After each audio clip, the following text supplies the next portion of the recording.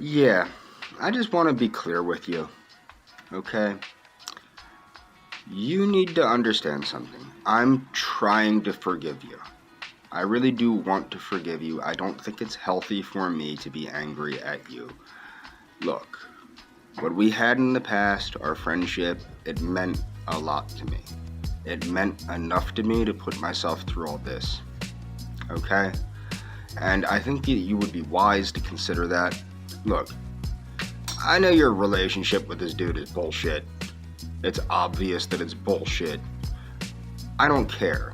As you know, whenever you were pretending to date somebody or whatever, I never tried to break you up with anyone. And even if you look in my community tab with Geraldo Perez, when Royce was trying to intimidate me by claiming all these crazy things about your family, I didn't try to break you up with the dude. In fact, I reached out to him and said, okay, be nice to her. Just be good to her, I've never tried to break you up with anybody or anything like that, even though they were all fake boyfriends. I've always been very considerate of you, and your safety and your well-being has always been my primary concern. It's you need to understand that it's very hard for me to forgive you when you keep adding fuel to the fire. By going on these shows, by helping them to rub things in my face that shouldn't be rubbed in my face, and by allowing them to talk about you the way that you do. That really bothers me, okay? And you have to understand that it's very hard for me to forgive somebody that keeps reopening the same wounds. Do you understand what I'm saying? I'm trying one more time. I'm not going to go after you anymore. I'm going to go after them for what they do. But you need to meet me halfway. You have to stop participating in what they're doing. You have to stop helping them to harass me. Okay? That's what you have to do.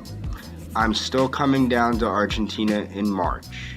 I do not plan on seeing you. You've been very adamant that you don't want to see me, and you know what? That makes it easier on me because I don't have to bring any of the presents I had planned to bring you. And I wasn't going to bring them anyway because you really irked me. But it makes it a lot easier for me. I can go down with one carry-on. I don't need to pack a whole bunch of crap or any of this stuff. And, it's the way that this turned out is very sad. Okay? It is very sad, but I can deal with it. Okay? I can deal with how things turned out. If you can agree to stop participating in their harassment of me. You need to do what you need to do to remove yourself from this situation if you want me to leave you alone. Okay? I'm not bothering you. I'm simply giving commentary on your harassment of me. That's what you're doing. You're harassing me. I'm sorry if you felt as though I was harassing you. You could have told me. Okay? You didn't tell me over a course of many years. Okay? In fact, what you did tell me was that you were single and childless and interrupted them, which made me think that you might want to be with me, and then when you didn't respond anymore, I was concerned that somebody might be keeping you from responding. But you gotta stay out of this. You have to keep yourself out of this if you want me to keep you out of it. Do you understand what I'm saying? And JJ today said that you're not afraid of me anymore. You never were afraid of me. Like, let's cut the shit. You never were afraid of me. You know as well as I do that I've never given you a reason to be afraid of me. I've always been extremely protective of you. And I'm just a very protective person when it comes to you. I considered you like my little sister. I really did.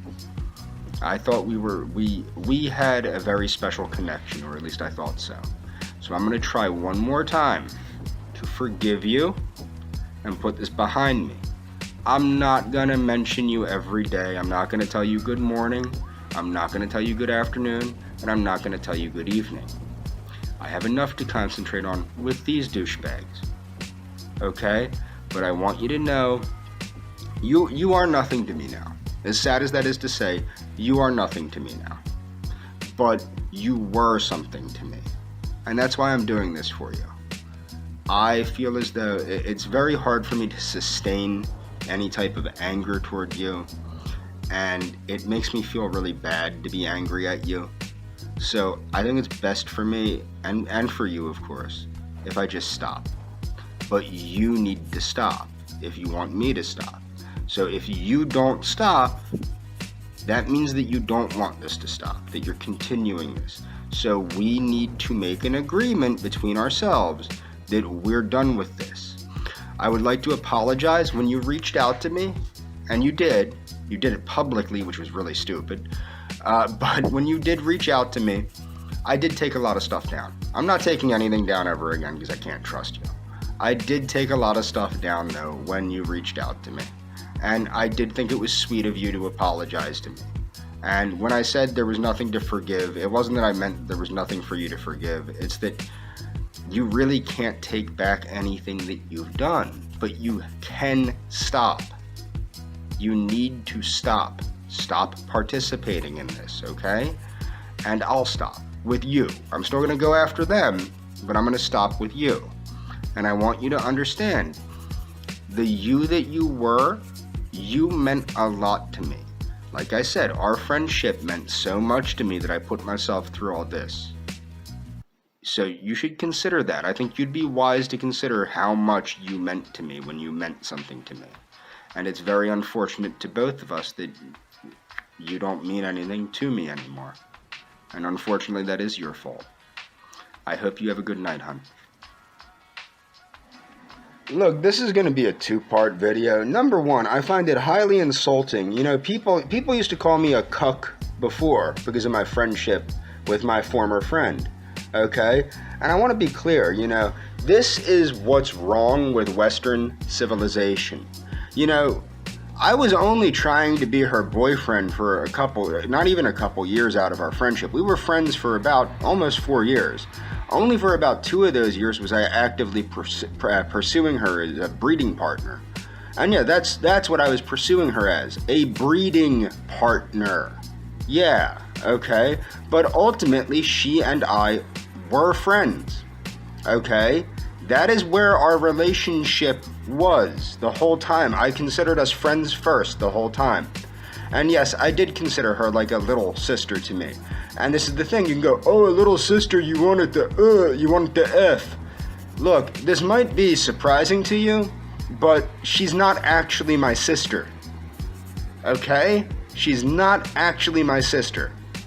She was my friend, and I can care about her as much as I want to care about her as my friend. And you know, this is the crap that we put up with on Facebook. People insulting me for being her friend.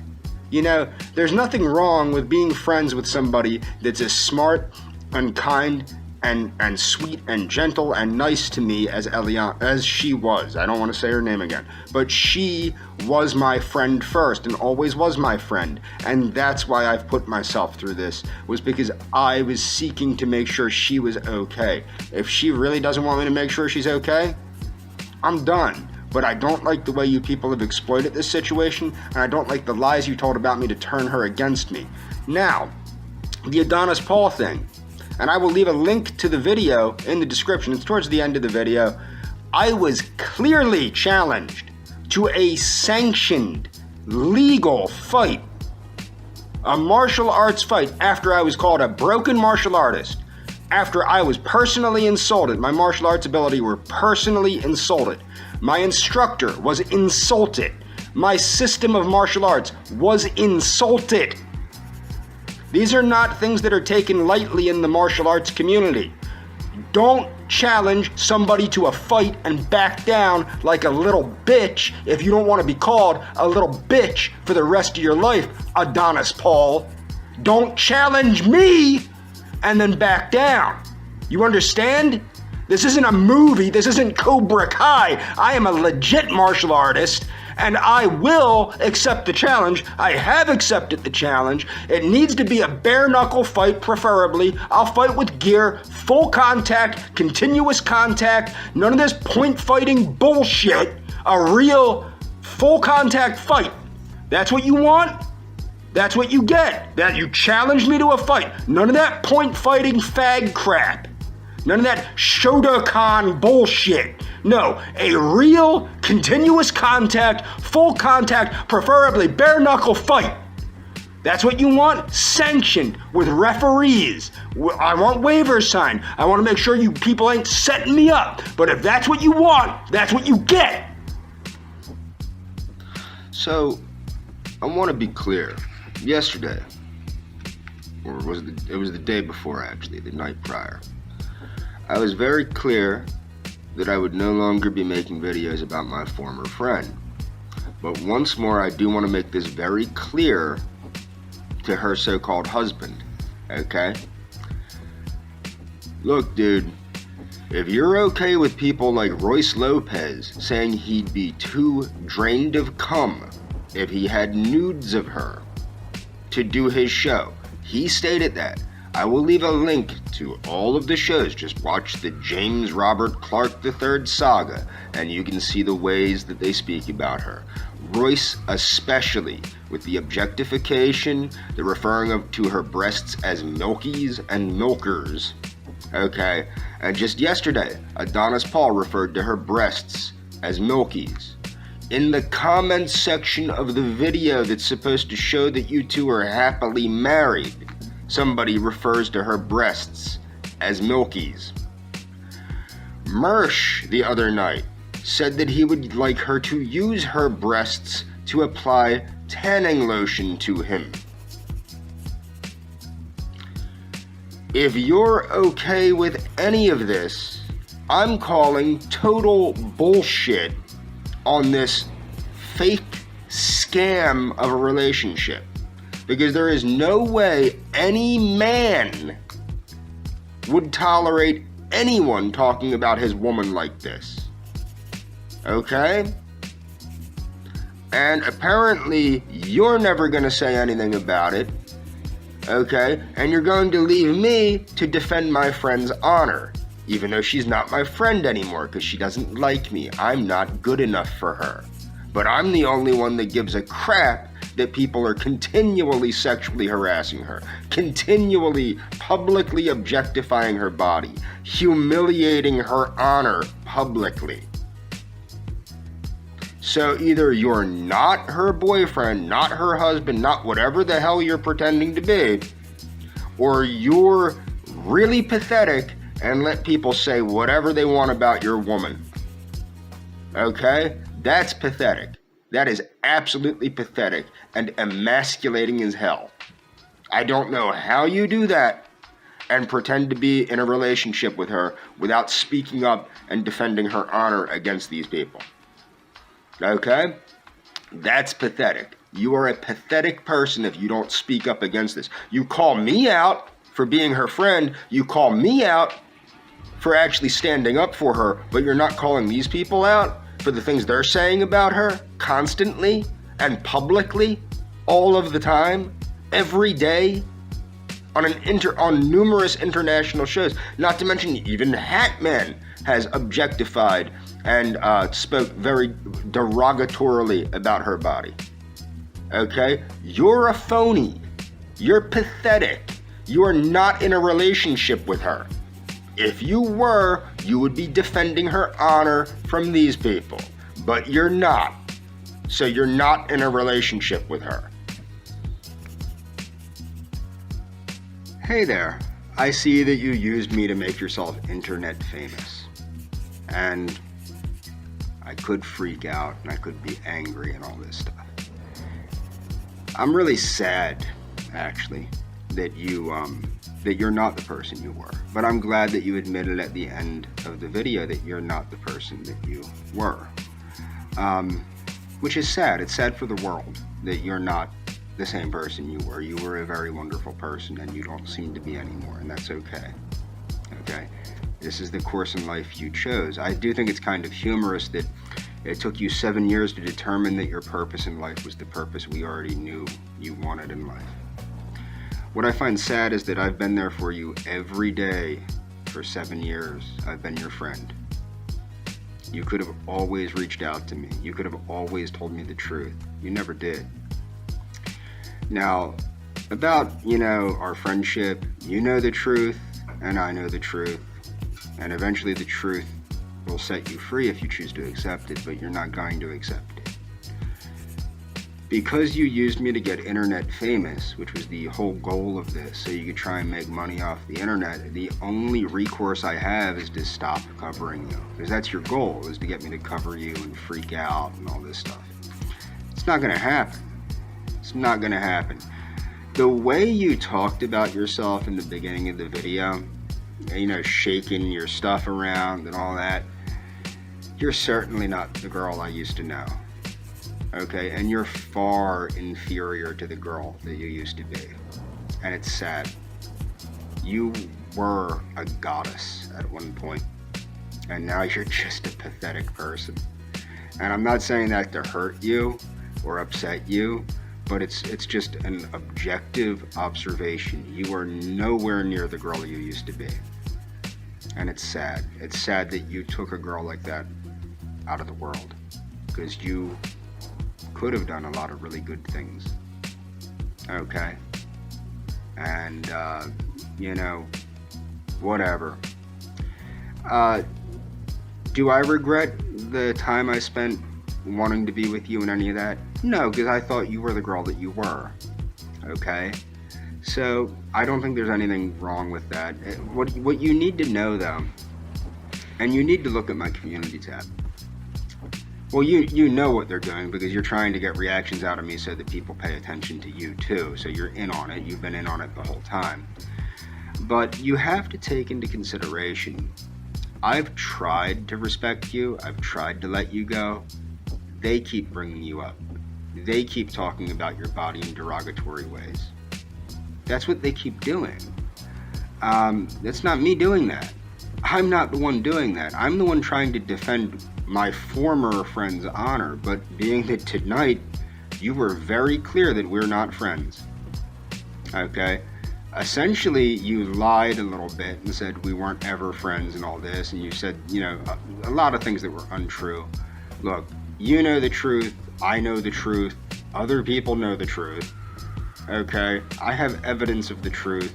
I'm not gonna blast you with all the, you know, screenshots and all that. This is obviously not going to court. The reason I kept those screenshots was in case you did something exactly like you did. And you're not the only one I have screenshots of. Whenever I would talk to a woman online, I always kept screenshots of our conversations because, well, with some exceptions, like my one friend, some of my friends from Russia, I never kept any screenshots because they were actually moral people. But I always had it in the back of my head that you were going to go batshit insane. That's why I kept screenshots, is because you were never really wrapped too tight. And I always had it in the back of my head that you might go off like this. And it's funny because you kept everything too. And when you say I only posted screenshots that helped my view or helped my narrative, you did the same thing. You hung on to everything too. You did the same thing. And, you know, when you were sucking up to white supremacists and all that stuff, I was the one telling you to respect yourself for who you are, not what you are. When you lost that beauty competition, do you remember who was there to console you? Me. Okay? When you were having a bad day and I posted the evidence of that, I heart reacted all of your photographs. And you loved it. Okay? You saw that. And, you know, I posted the screenshot showing that. Okay? I have been your friend. And this is what's so sad about this. What you don't understand, I wasn't trying to, you know, screw you. That wasn't the whole purpose of this. I wanted my friend back. That's what I wanted. That's why I wanted to pay you to teach me math. That's why I wanted that. Yeah, if you wanted to be with me, that was cool, but I really just wanted my friend back. Unfortunately, like you pointed out, that girl doesn't exist anymore, and that's a real shame. It's a real shame that that girl doesn't exist anymore, because she was an extremely sweet, gentle, courageous, and caring person. And you decided to take her out of the world. Now you're on a live stream shaking your tits for everybody to see. You are not the same girl. You used to be the girl that would do live streams to promote pro-life attitudes. You used to be the girl that believed that marriage was a partnership between two people. Okay, do you remember the conversations we used to have about marriage? Probably conveniently you don't. Okay. I think it's funny because I even, when you weren't talking to me, I actually wondered if you were a nun, if you remember, and you just wouldn't answer. I mean, that was prior to the Tig Manson thing where you interrupted Tig Manson and said that you were childless and single, which I still think you're lying about. But what's so humorous about that is I called it. I knew you were interested in joining the convent. I'm sure the convent probably said, you're too loopy to be in the convent. That's what I'm assuming. But yeah, I'm not here to bash you or anything. If anything, I want you to know how much I respected you when you were the girl that I used to know. You were perfect in every way. And I knew all about, your genetic disorder. That didn't bother me. I didn't care that you weren't white. Okay, you cared that you weren't white. That you were the one that cared about race. I didn't care about race. I was the one that you convinced me of your views. Or actually not even you. I've reached out to you to let you know that regardless of the fact that you weren't white, that didn't bother me while you were sucking up to white supremacists. I was telling you that you're perfect the way you are. You were, the girl that you used to be was perfect for me. The girl that you are now, you're perfect for nobody but some kind of really scummy person. Not me. You're not perfect for me anymore. And I'm glad that you clarified that at the end of your video. I feel very hurt that you exaggerated things and lied about things the way you did. I wish I could say that that was just your perspective, but it's not, because they were blatant lies. And you know they were blatant lies. I really wish I could just say this was your perspective and that we disagreed on the perspective of things, but you and I both know you were lying. And I find that very hurtful that you would lie about me to become internet famous, which is what you did, which is why I'm going to not cover you. I will concentrate on this so-called fight that, Royce Lopez wants to have with me, which is ridiculously unfair, being that the dude's like 500 frickin' pounds, 450 pounds. He's up there, because he's a little bit shorter than me, but he's like, I don't know, 4 of me wide.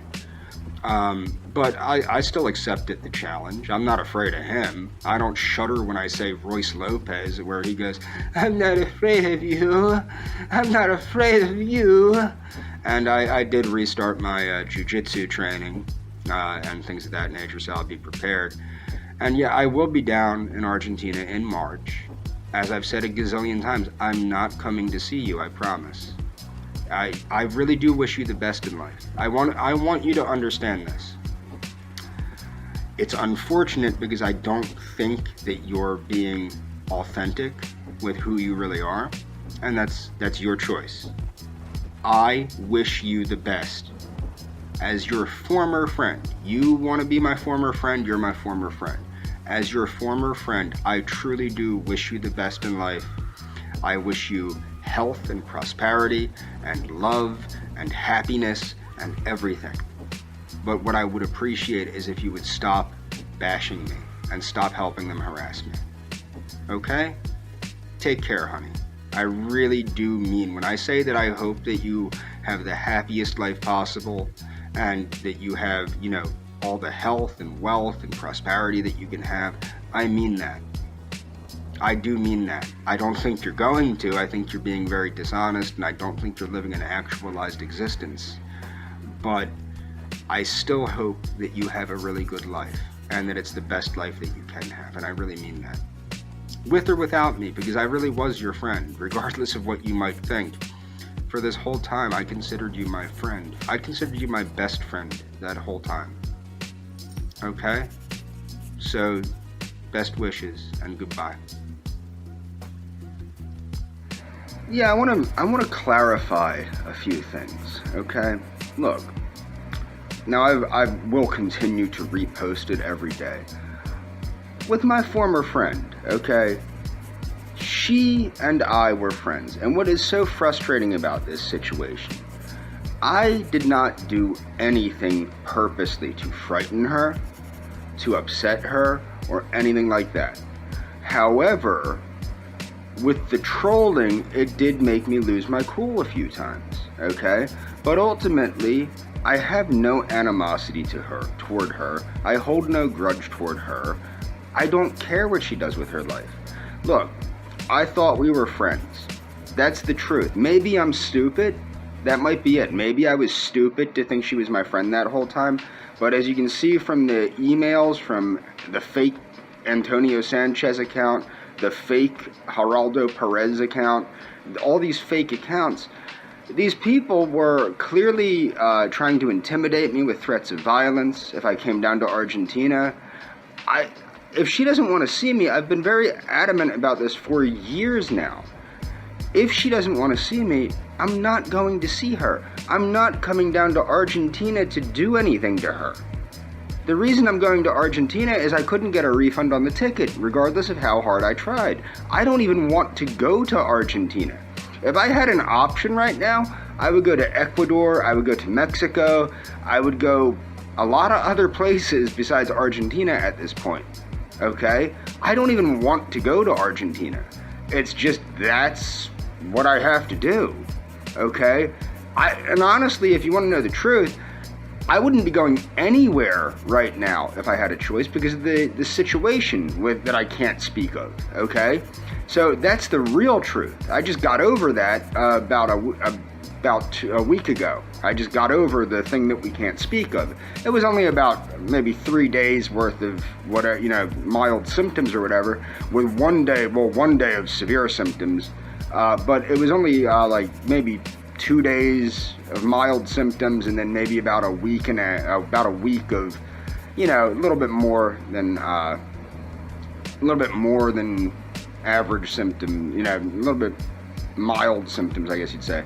But I've been over it now for about a week. But I was very very sick with that, and if it were up to me, I wouldn't be going anywhere. But the way that everything fell, this is just how things are with that stupid ticket.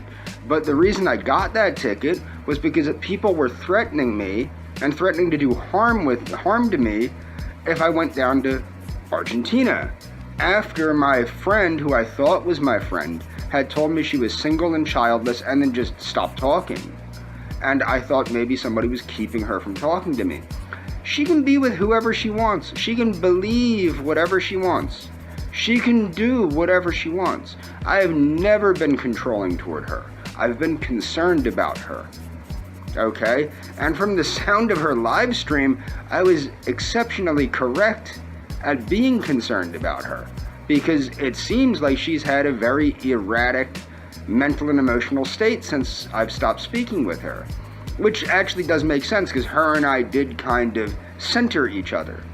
And it's not like what makes me so frustrated is this girl was my friend. Like, everybody's trying to make it out like I'm trying to screw this chick, or I would say some things to the trolls because the trolls would tell me all this crazy stuff about what they're doing to her, so I'd fire back with other crazy stuff. But I've never talked about her body in a derogatory way. I've never talked about her in a derogatory way until recently when she started trashing me. But I mean, the thing is, ultimately, I have no animosity towards this chick. I don't wish her any ill will. I wish her all the love and all the joy and all the prosperity that life has to offer her. That's all I want for her, is for her to be happy, with or without me in her life. And honestly, at this point, I don't want her in my life. I've told her flat out, please leave me the hell alone when I get to Buenos Aires. I don't want to see you, is what I told her. And the reason why is because she's been, as you can tell from the screenshots I've posted, she's been ridiculously untruthful with the way that she's caused this narrative to unfold. But I don't think it was her. I think she was led into this because at first she seemed to correct it when they said I was stalking her for 7 years. No, I was friends with her for almost 4 years. Okay? I was friends with her for almost 4 years, and we were extremely good friends. Now, in her live stream, she informed me that young lady doesn't exist anymore, that she is no longer the same person she was when I was her friend, and I believe her. I do believe her. I don't believe that she just forgot everything she knows about biometrics, neuroscience, anthropology, etc. I think she still knows that stuff, but I think she's knelt face first at the altar of social convention and political correctness. She has become, see, the thing is, and I'm not a mental health professional, but I have worked in mental health. I'm no longer, my certificates aren't up to date and stuff like that. But what I want to point out is she never had a strong sense of self, which was one of the reasons she would court the white supremacists and pretend to be white and things like this. With me, she didn't have to pretend to be anybody she wasn't, because I accepted her exactly as she was, for who she was, because I really liked who she was. That's the truth. But in no way have I ever meant to harm this girl. Never. And the thing is, over the course of many years, I would give her the opportunity in many of my videos, and thankfully somebody reposted my videos. I would give her the opportunity to please tell me what was going on so I knew. Okay? This is what's so ridiculous. The only reason she keeps coming up is because you people keep bringing her up to harass me. That's the only reason. I have no beef with her. In fact, I won't have any beef with her because I'm a vegan. But ultimately, what people need to understand is she and I were friends at one time. She took things way out of context to the point where they were blatant lies.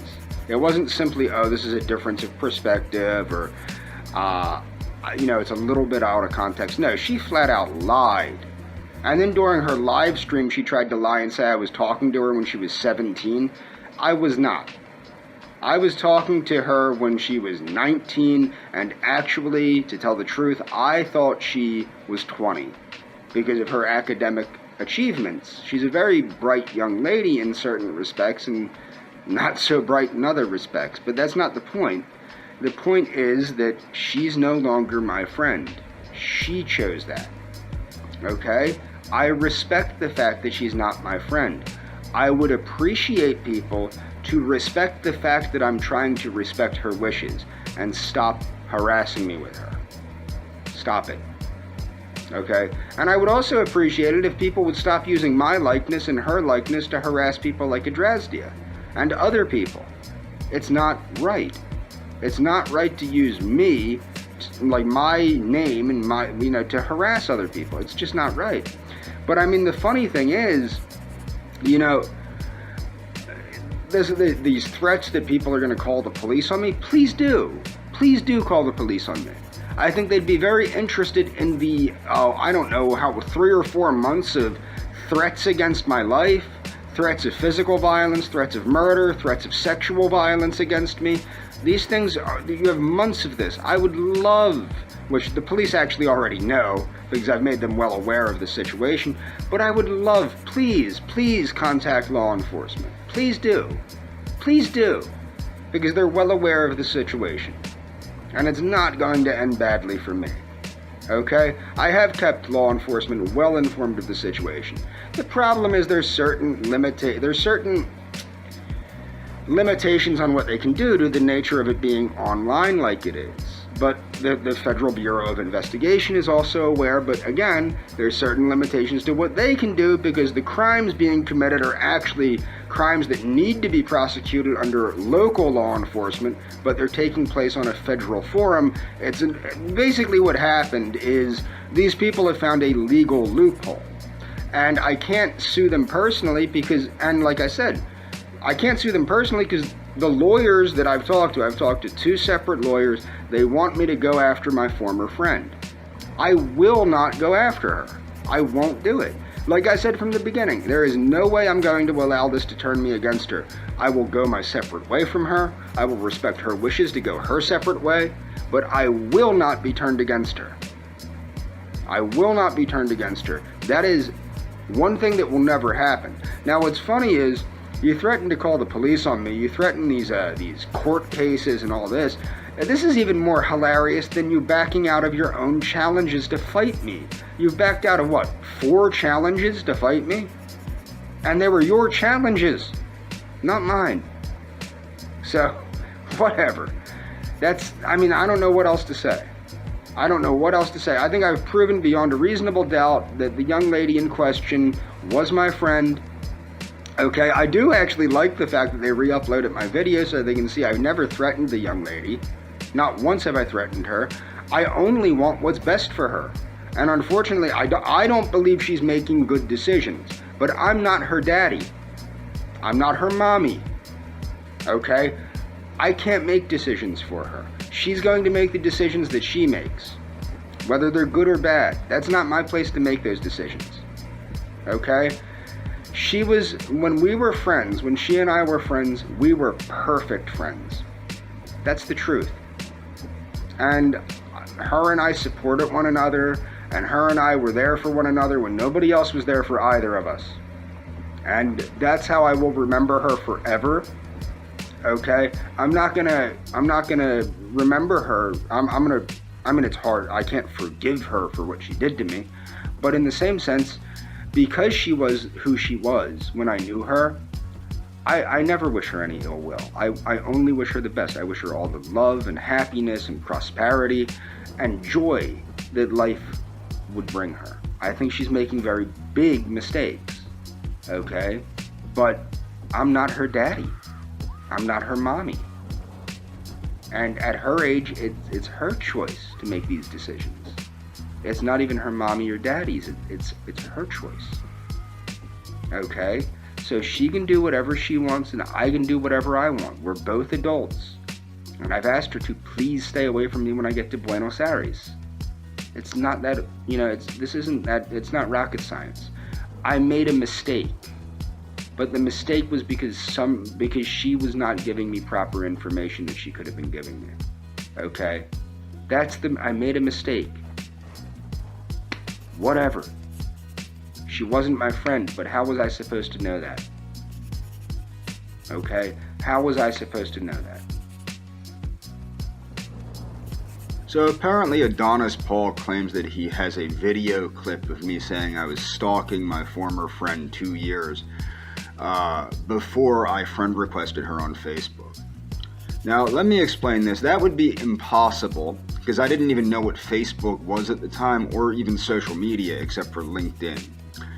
The whole reason I made my Facebook account was because a friend of mine, or I should say a former friend of mine because we haven't talked in a while, I don't want to make the same assumption that I did with Eliana, but my former friend, Maria Konovalenko, who is a PhD in biology, at the time was working at the Buck Institute on Aging and was doing research in gerontology, and I was linked in with her on LinkedIn. And I asked her what I could do to help her, and she explained to me that I could make a Facebook account and share her research, which I did. I didn't know that Eliana even existed 2 years before I knew about her. Like, 2 years before she was 19, I had no clue she existed. I didn't even know she was 19 when I found out she existed. As I said, I thought she was 20. Now, how did I find out that she existed? Now, people might not understand this. I had another friend that was confused like Eliana was, that was of Mexican descent. And Eliana came to her defense in a nationalist group that was full of white supremacist Trumpers. And I had thanked Eliana for coming to the young lady's defense. And after that, I looked at Eliana's Facebook profile. I'm not going to lie, this was at the earliest 2016, I think it was 2017, it might have been somewhere around there, and I liked what I saw on Eliana's profile, so I friend requested her. Or actually, no, I didn't initially friend request her. At the time, you could message people without friend requesting them on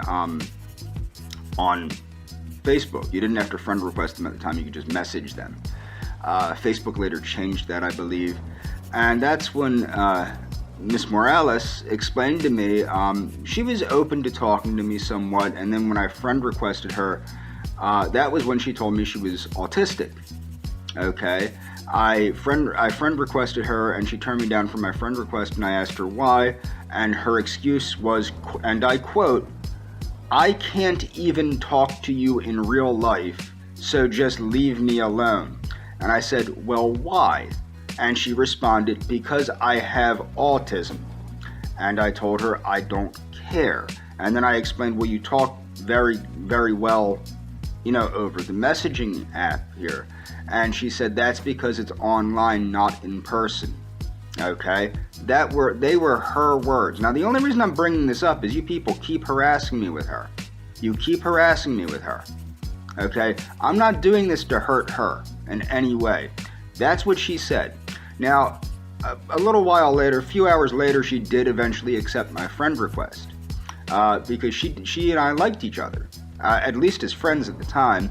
And then a few hours later, no, maybe a couple days later, was the conversation where she encouraged me to break up with my then girlfriend, who I didn't immediately break up with, but she wanted me to break up with my then girlfriend and to begin a relationship with her.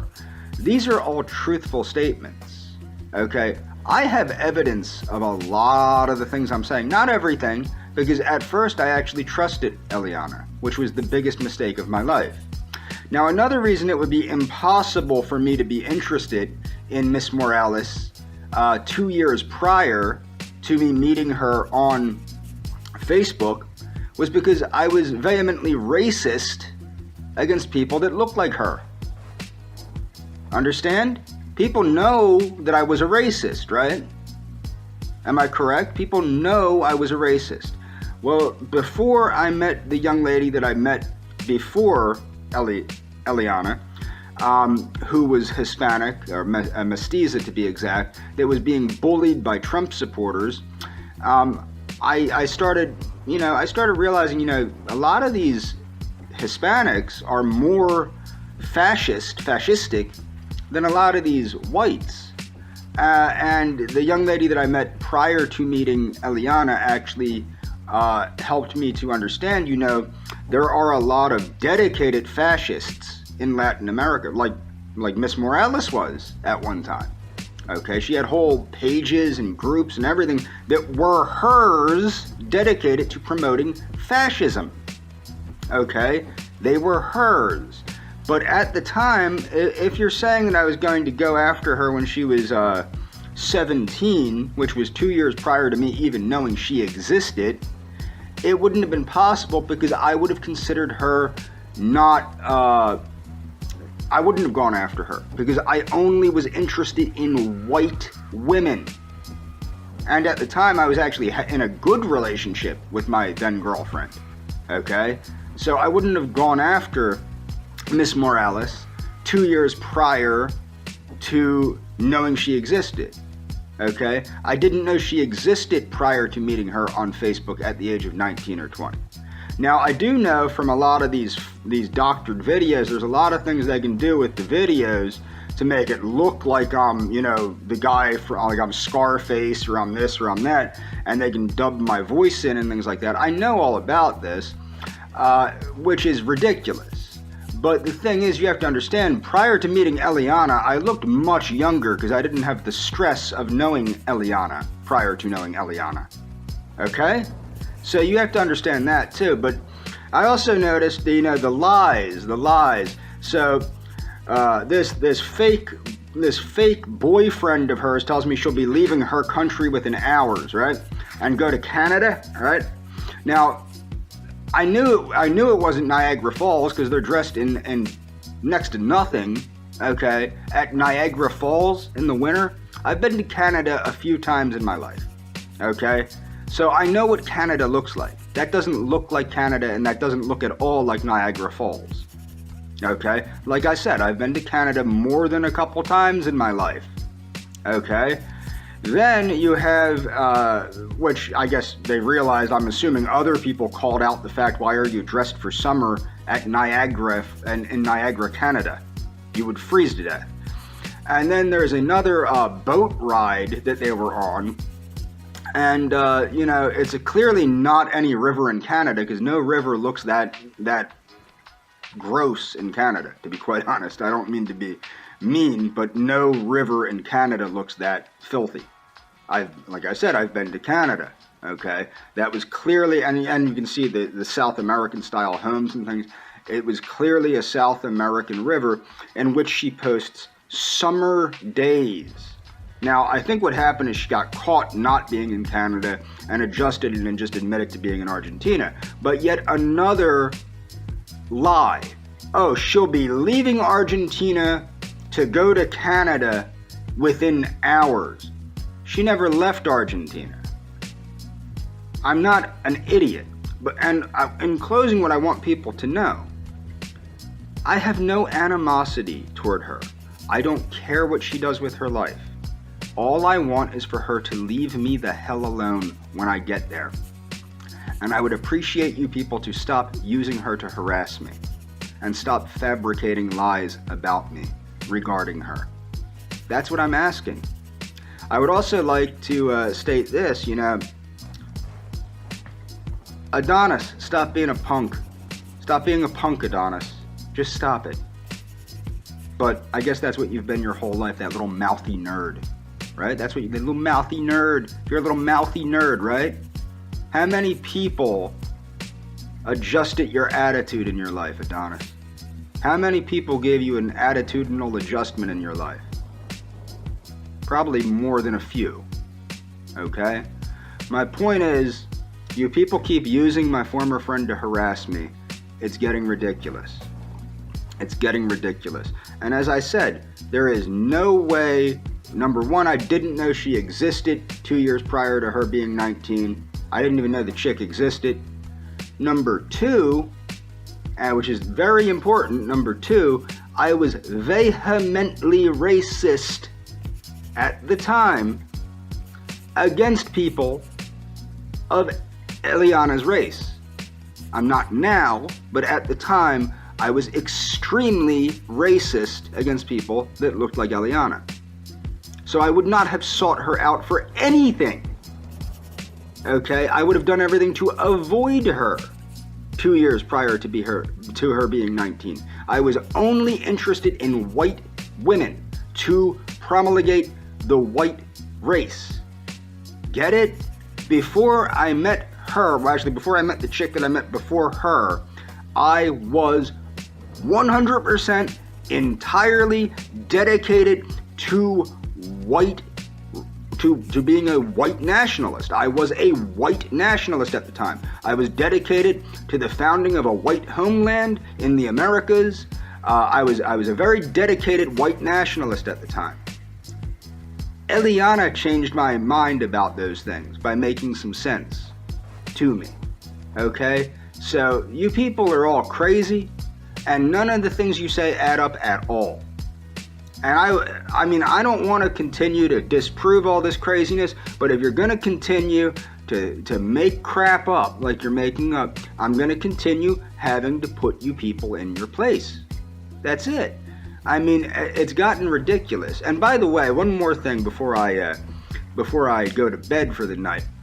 Look, what you need to understand is, despite the fact that I have obsessive compulsive disorder and PTSD and receive Social Security disability, I am still perfectly legally capable of fighting in a full contact karate match. I've been doing it for years.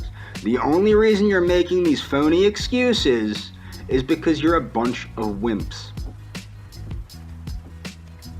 Acknowledge it. You're a bunch of wimps. You turn everybody down. You challenge people, all you people. You challenge everyone to a match, this match, that match, whatever, and then you wimp out. I won't ever let you forget that you're a puss, Adonis. I will constantly remind you every day that you're a puss. Do you understand that, Adonis? You're a puss.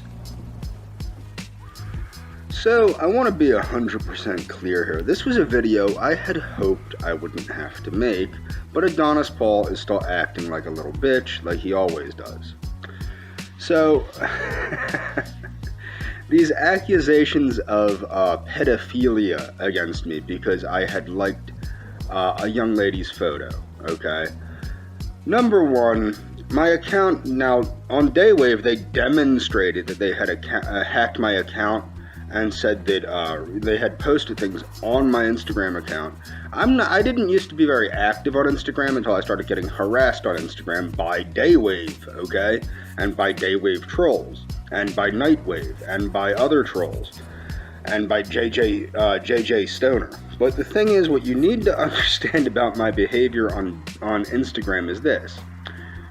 Okay, a lot of times somebody will follow me and I'll follow them back. I might like a few photos. I don't put any thought into what I'm doing. I just like some random photos. I'm sure a lot of people do this. I used to do this on Twitter. Okay, I used to do this. Twitter and Instagram I see is pretty similar. So people might ask, well, why did you like a young girl's photo? Well, the thing is, number one, I think that was a setup from a troll. Okay? So somebody follows me, and I followed. I actually don't know if I did. Well, I really don't know if I followed them back or not. I don't remember anything. I don't remember liking the photo. I liked the photo. People follow me. Usually, I'll throw a couple quick likes their way. Okay, just to cheer them up or whatever. I don't care. It's whatever. It's nothing to me. Then the young Indian girl, who clearly, which I've proven, is at least in her late teens. I actually hadn't liked any of her photos, but what happened is she clearly followed me, and then I followed her back. Now, a lot of times what happens is people will follow you, like a lot of these Instagram models or wannabe models or whatever. They'll follow you and then unfollow you to get noticed so that they have more followers, okay? I don't know if this young lady follows me or not. I didn't check. However, I actually did go back and like a few of her photos after it was brought to my attention that I was following her. But the thing is, number one, I never said anything inappropriate to this girl. And I'll get into this in a bit. I never said anything inappropriate to this girl or any other girl that was under the age of 18 on the internet. I haven't. It just hasn't happened. And what's funny is, what you will find out is, not only have I not said anything inappropriate to any girl on the internet, I have never propositioned anyone under the age of 18 for anything since I've been 18 years old. It hasn't happened. I've never propositioned anybody for any type of relationship or any kind of sex act or anything like that. When I was in the skinhead movement, I was approached by young ladies that I then turned down because I found out they were underage. And that's going back many, many years. You're talking 20 years ago. I haven't had any situation like that, obviously, within, the past 18 years or so, 19 years, maybe 17, 18, 19, 20 years, somewhere in there. I haven't associated with any active National Socialist group in person, so that problem has not presented itself. But again, I would turn them down, and I've been in relations with women older than me. There are women that have broken the law with me when I was like 15, 16, 17, 18 years old, but the reverse has not happened. Now, furthermore, what you'll find is you're not going to find any of this unless you manufacture the evidence. I know my account has been hacked. I keep trying to change the password, blah, blah, blah, blah, blah. But I know for a fact my Instagram account has been hacked because it was demonstrated on Daywave Radio that it was hacked. My point is you're not going, and this is another thing I would like to point out real quickly.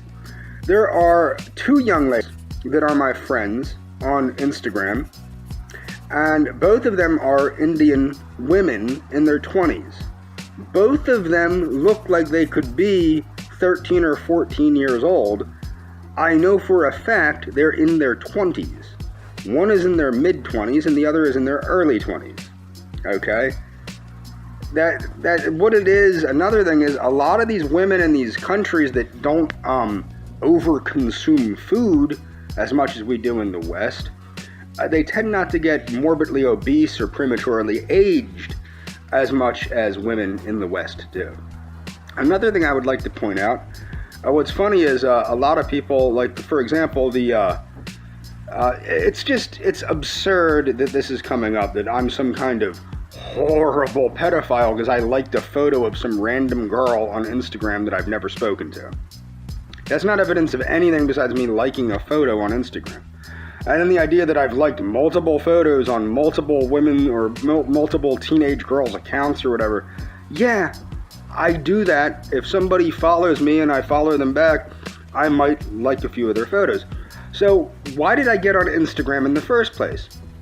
It was another medium where my former friend and I could communicate. In fact, Instagram is the medium in which she reached out to me, because I was banned on Facebook at the time, to tell me to read The Cosmic Race by Jose Vasconcelos. Okay? Why did I stay on Instagram after I stopped being friends with Miss Morales? Well, the reason why is because actually a good number, but not a lot. See, I had well over 2,000 friends that were scientists from all around the world. A good number of my friends on Facebook followed me over to Instagram, and I retained those friends, and that's why I've stayed on Instagram. Instagram is, to me, it's not a platform that I prefer, because you have to post a photo to say anything, and I don't really prefer that type of a platform.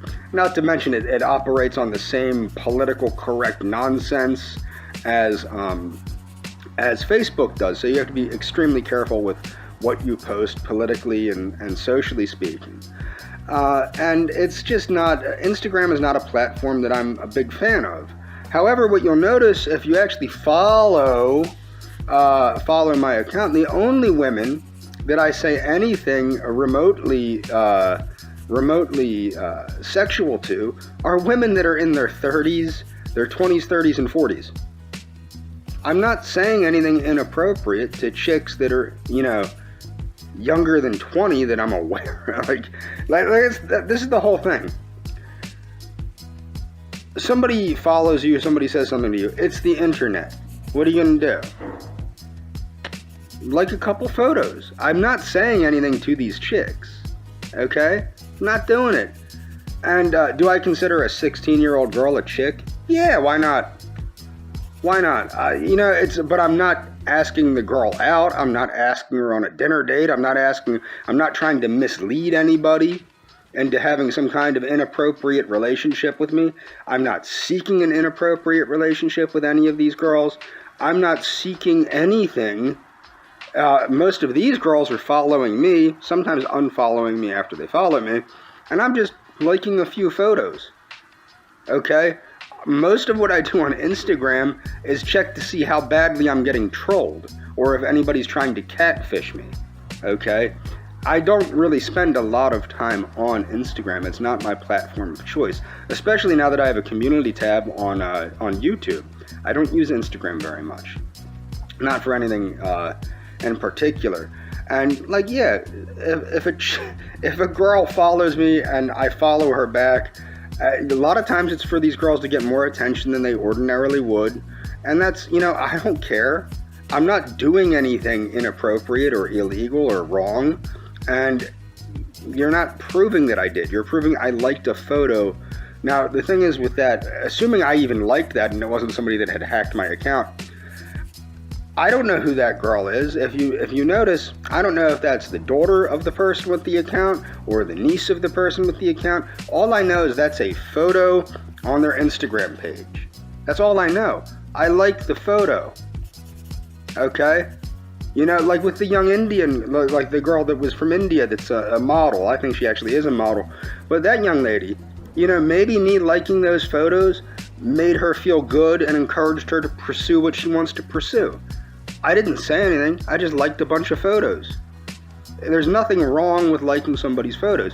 You people have your minds so twisted into thinking the worst of everything and promoting the worst of everything and promoting these scenarios that are absolutely ridiculous, that this is what you think.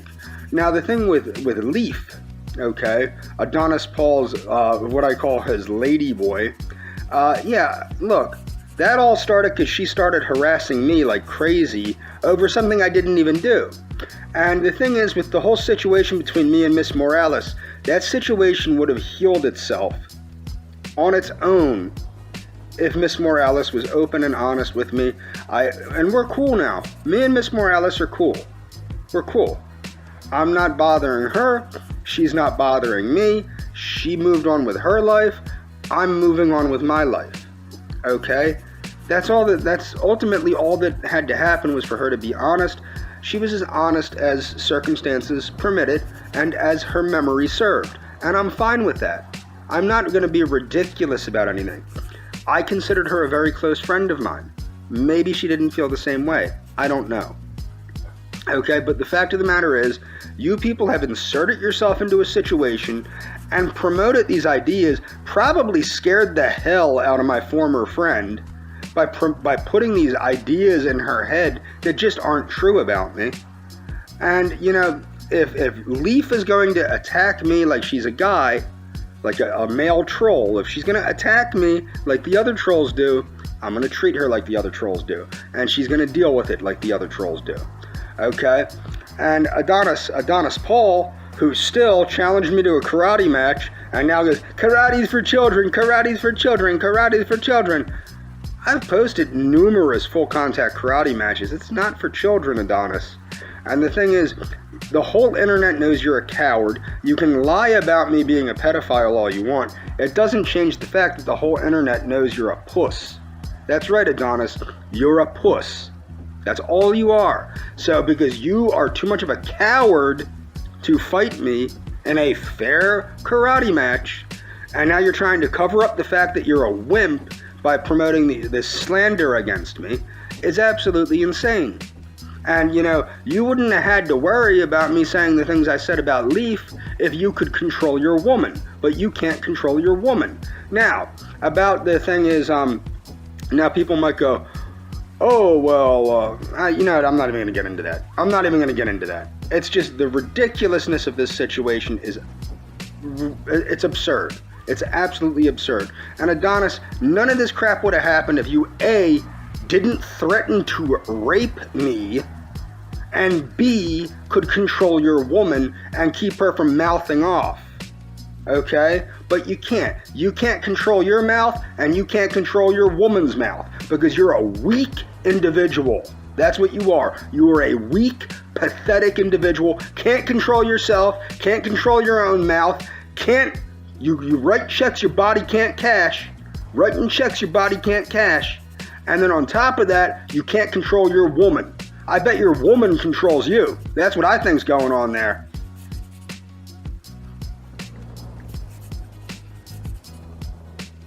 Hey, I hope this will be the last video I ever make you, and it probably will, because even if you do, you know, speak badly about me on Adonis Paul's little whatever, I'm not gonna bash you or anything like that. As far as I'm concerned, we're cool. Okay? Now, the thing is, what I want you to understand, if you talk about my behavior with you online, I would highly appreciate it if you were honest. Okay? Be honest. You know, be fair. Okay? You know, they're going to say a lot of crap, you know, screenshots don't lie. Well, if screenshots don't lie, they don't lie on my side either. As you can see, I've posted a lot of screenshots that show what you truly felt years back. Okay? And, look, that's all in the past. We can leave it in the past. And Adonis Paul's like, or else. What am I going to do to you? I'm not going to do anything to you. I've never wanted to hurt you in any way. They've put these thoughts in your head. The only thing I wanted with you was my friend back. And I realized that I can't have her back. And I realize you, for whatever reason, you choose to be someone you're not. And I can't help that. Okay? But that we can still be who we are separately. And respect each other. Not talking to each other, and apart from one another. It's not difficult, you know.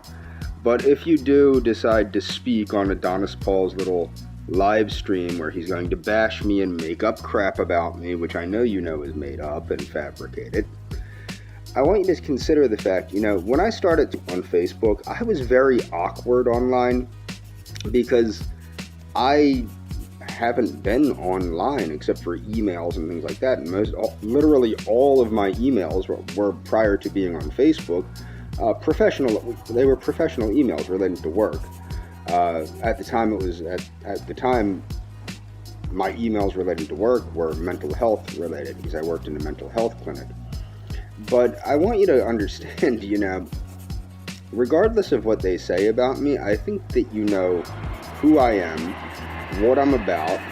I think that if you really reflect, I was a little weird. Don't get me wrong. I know I was weird. If you remember, I kept asking you if I weirded you out. But I also have proof, like with the where I heart reacted all your photos. You enjoyed that. It made you feel good to know that somebody cared enough about you to do that. I'm not a monster. I don't know how they convinced you the stuff they convinced you of, but you know who I am. You know who I am. I have no idea how they convinced you of any of the stuff they convinced you of. You know who I am. You know how much I cared about you and how much I showed you I cared about you. And it's really wrong for you to treat me the way that you have. And I thought we were done with this, and I accepted, it wasn't an apology, but I accepted, okay, it's time for us to just leave this in the past. But if you're going to bring it into the present along with them, there's not really anything I'm going to do to you. I could post more screenshots that prove that you share the same views I do, and an anthropological and biological and a medical outlook on certain people. But is that even going to do anything? No, because if you're going to continue to treat me poorly, despite the fact that I've gone out of my way to do the right thing the whole time, that's not going to do anything. You need to look inside yourself and see who you are and ask yourself, am I treating James the way that I would want to be treated or the way that he's treated me? And you'll find no. I've been nothing but caring and loving and kind. I've been a good friend to you despite all this. And I hope that you understand that, even though we're not friends anymore, even though we're not talking anymore, it might be advantageous to, just stop. Okay? Just stop. You don't have to help them harass me. Okay? You're not obliged to help them harass me. And it would be in our best interest, I think, from a mental and emotional health standpoint, to just leave this alone and leave it in the past. Now, if you do decide to go on, be honest. Be honest about the fun we used to have online, how much we used to enjoy talking to each other online. Be honest about who we were online. And you can't go wrong if you're honest. However, if you're honest and omit certain things on purpose, that's not being honest. Okay? I understand I was awkward with the way I talked to you, and a lot of my beliefs are very bizarre to the general public, but so are a lot of your beliefs. So let's try and be fair to one another. I've tried to be fair to you. I hope that you'll try to be fair to me, at least in the future. And I think that this would be best if we just left it in the past. Let them mess with me. Let them be who they are. But you should be who you are, and you used to be a caring, loving person. And at this point, being a caring, loving person is just letting everything alone and letting everything be the way it was. I thought we were cool. I'm cool with you. Okay? I'm cool with you. Even if you do go on there and say a bunch of ridiculous nonsense, I'm still cool with you. I never wanted to be uncool with you. I always considered you my best friend. And that's all, So you take care, you have a good night, and, think before you speak. I'm just putting it out there. Don't say a bunch of crazy crap that you can't take back. Think before you speak. Understand that, I've been very kind to you. I've been a very good friend to you. Yeah, I've lost my temper a few times here and there. And I'm going to get this out of the way, because you seem to be scared. Like you said, you hope you get out of Argentina in March. You don't have to worry about me in March. I promise you. I'm not going to see you. I'm not going to see you. I'm not going to try and see you. I do know what town you live in unless you moved, but I won't come to that town, okay, or neighborhood, or I don't know how Buenos Aires is really partitioned up. But I'm not going to bother you in any way. One of the reasons I wanted you to know where I was staying was due to the fact that I wanted to give you the ability to not go to that part of town, which is a good distance away from where you live. I'm talking like really like an hour away. And, that's, I was trying to be as nice as possible and make sure we didn't accidentally bump into each other. As I've said for years, I have no desire to see you if you don't want to see me. It's just the way it is. I don't want you to feel uncomfortable. I never did. And I'm sorry about the way things turned out on here. So take care, have a good night, and I don't know, just remember who I was when you knew me. Try to remember who I was, and not who they tried to make you think I was and who they're still trying to make people think I am. You know who I am. Okay, over and out. I'm pretty sure this will be the last video I make you. Take care of yourself. Honestly, I still do care about you. And that's why I'm making this video, so that you understand I do care about you. And I'm not going to put you in any weird situations when I come down to Argentina. And you have nothing to fear from me. I'm not going to see you. You don't want to see me. You've been adamant of that regarding that. So, the way I consider it, we're cool. We're not friends. You don't want to be my friend. We're not friends. But we're cool. We don't have to cause problems for one another. Okay? So, take care of yourself. So, I will clarify some things a little more because people have not dropped it.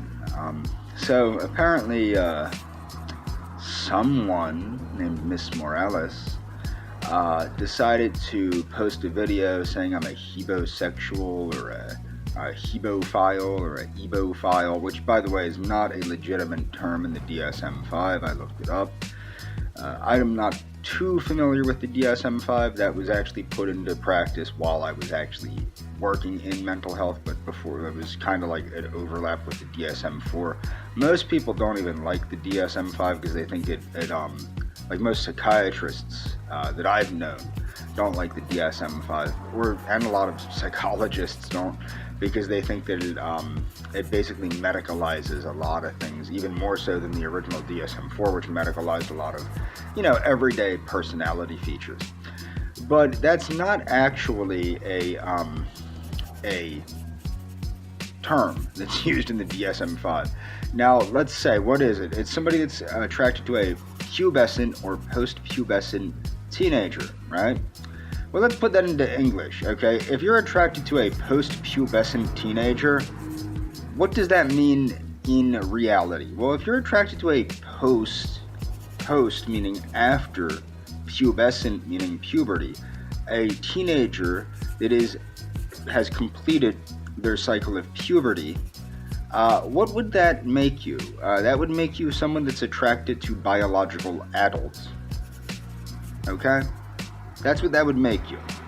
So, yeah, perhaps I am. I don't know. The other thing I would like to point out is I was accused by, I think, Daniel. I don't think it was Miss Morales that wrote the description, unless she's gone completely wackadoodle and just started using Britishisms like crazy. But I was accused of posting the screenshots of the things that Miss Morales said as a means of harming her or destroying her life. Now, number one, I would like to point this out. I wasn't going to post anything, and didn't post anything, until someone gave to Royce Lopez and Daywave Radio private things that I sent her. I wonder who that was. Okay?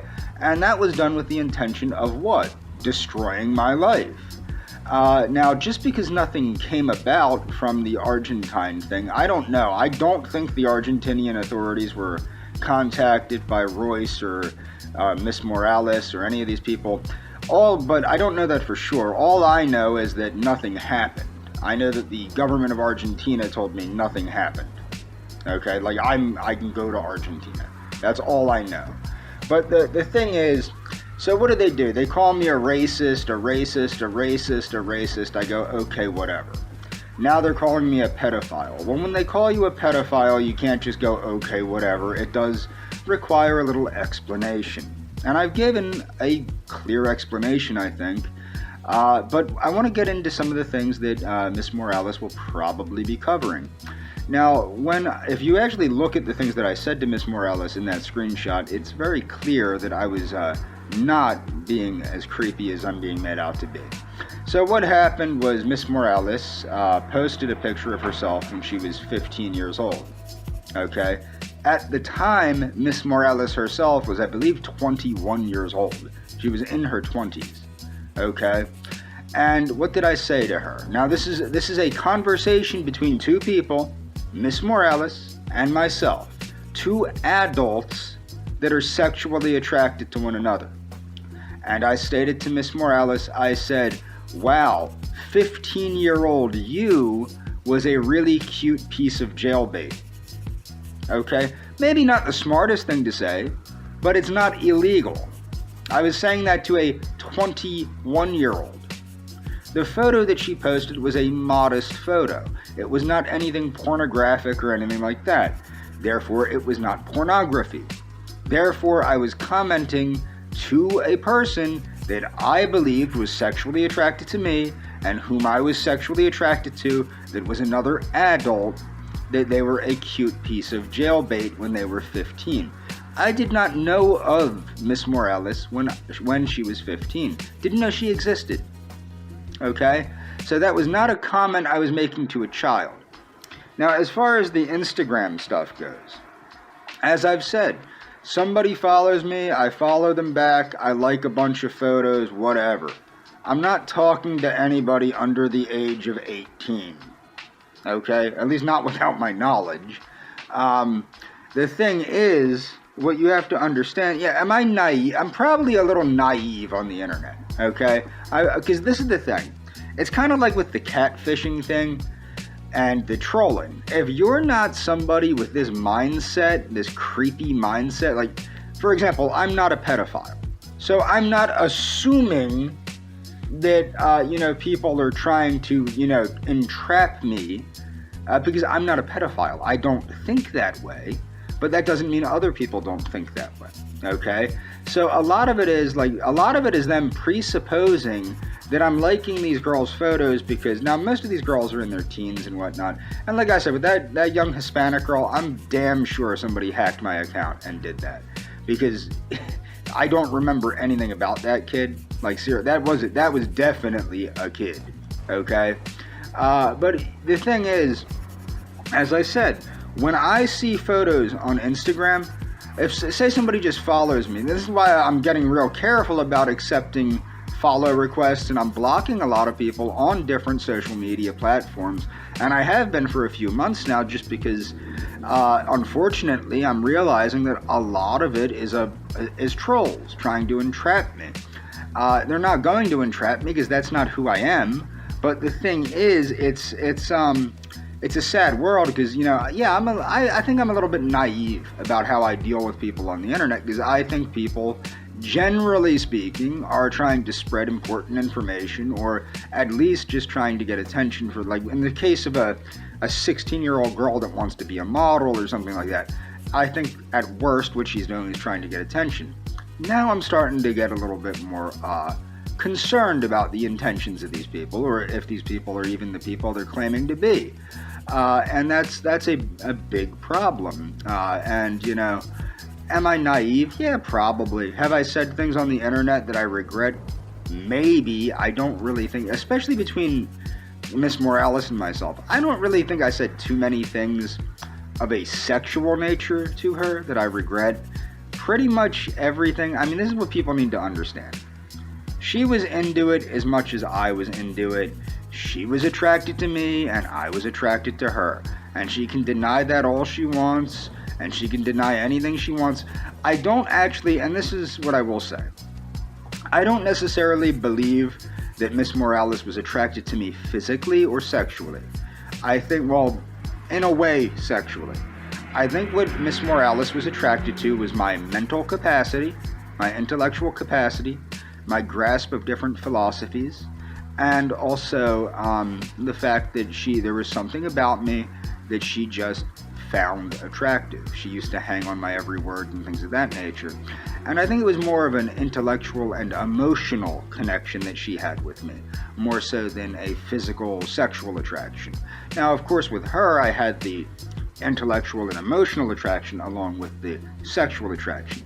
I honestly don't believe that Miss Morales was ever sexually attracted to me, as far as like my physical appearance. I don't think she was. She doesn't like guys that look like me. She likes girly looking guys, honestly. The guys that look like girls from like NSYNC and stuff. And, that's just her thing. That's why I find it doubtful that she was ever with this dude. But maybe her tastes have changed. I don't know. Maybe she's trying to reinvent herself. But the problem is when you reinvent yourself as somebody you're not, you're doomed to fail. And that's a situation that's sad to see. As for her video tonight, I will not be watching it. I have unsubscribed to her channel. I'm done. Like, what's actually sad about this, and I haven't tried to destroy her life. If anything, she's tried repeatedly to destroy my life, and I've repeatedly forgiven her. And I honestly have no animosity toward her. I'm not angry at her. I do wish her the best in life. I hope that she stops screwing with me. And, she can do whatever she wants to do. I mean, the thing that gets me mad is that she's purposely attacked me and purposely taken things out of context and purposely released our private conversations to the public without letting me know prior to it. She's done a lot of things to me that, weren't necessarily the kindest things to do, and I've forgiven her for all that. And people might go, well, you contacted the Canadian authorities about her views on racial realism and fascism. Well, you know what? She probably contacted the Argentinian authorities about me. And what's funny with these people that live on the internet, whether it be Miss Morales, who spends way too much time on the internet and always has, or whether it's Royce Lopez or JJ Stoner or Mersh or any of these people, they're on the internet so much that they believe that these police and stuff are their own, like, troll squads. And they're not.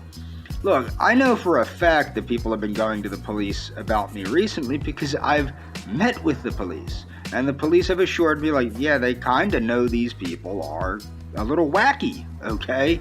And they have, told me, just be careful with what you're doing online, okay?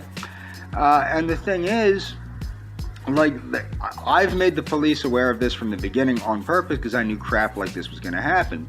But the thing is, what people don't understand, the police can't just go around arresting people. So why are they trying to catfish me more and set me up more recently? Well, the reason why is because I would guarantee what the police told them. I went to school to be a police officer. I'm aware of how police operations work. The police probably said, look, you're saying all this stuff about this guy. Show us something that proves beyond a reasonable doubt, something that's actionable, something we can do something about, that he's stalking anyone, that he's harassing anyone unprovoked, because you have to remember, this isn't unprovoked harassment by me. This is me defending myself in the public arena because people are harassing me and making up stories about me. So it's not unprovoked harassment. I'm not just harassing people out of the blue. People are harassing me and I'm defending myself in the arena of public opinion. So that's not harassment. So the police were probably like, show us that he's actually stalking somebody. Show us that he's actually harassing somebody. And then they're going to claim they go from racism to pedophilia. And then the police are saying, okay, well, show us some proof that this guy is what you say he is. The thing is, they don't have any proof, and they're not going to get any proof unless they make it up that says that, because I'm not that kind of person, regardless of how much they want to believe that.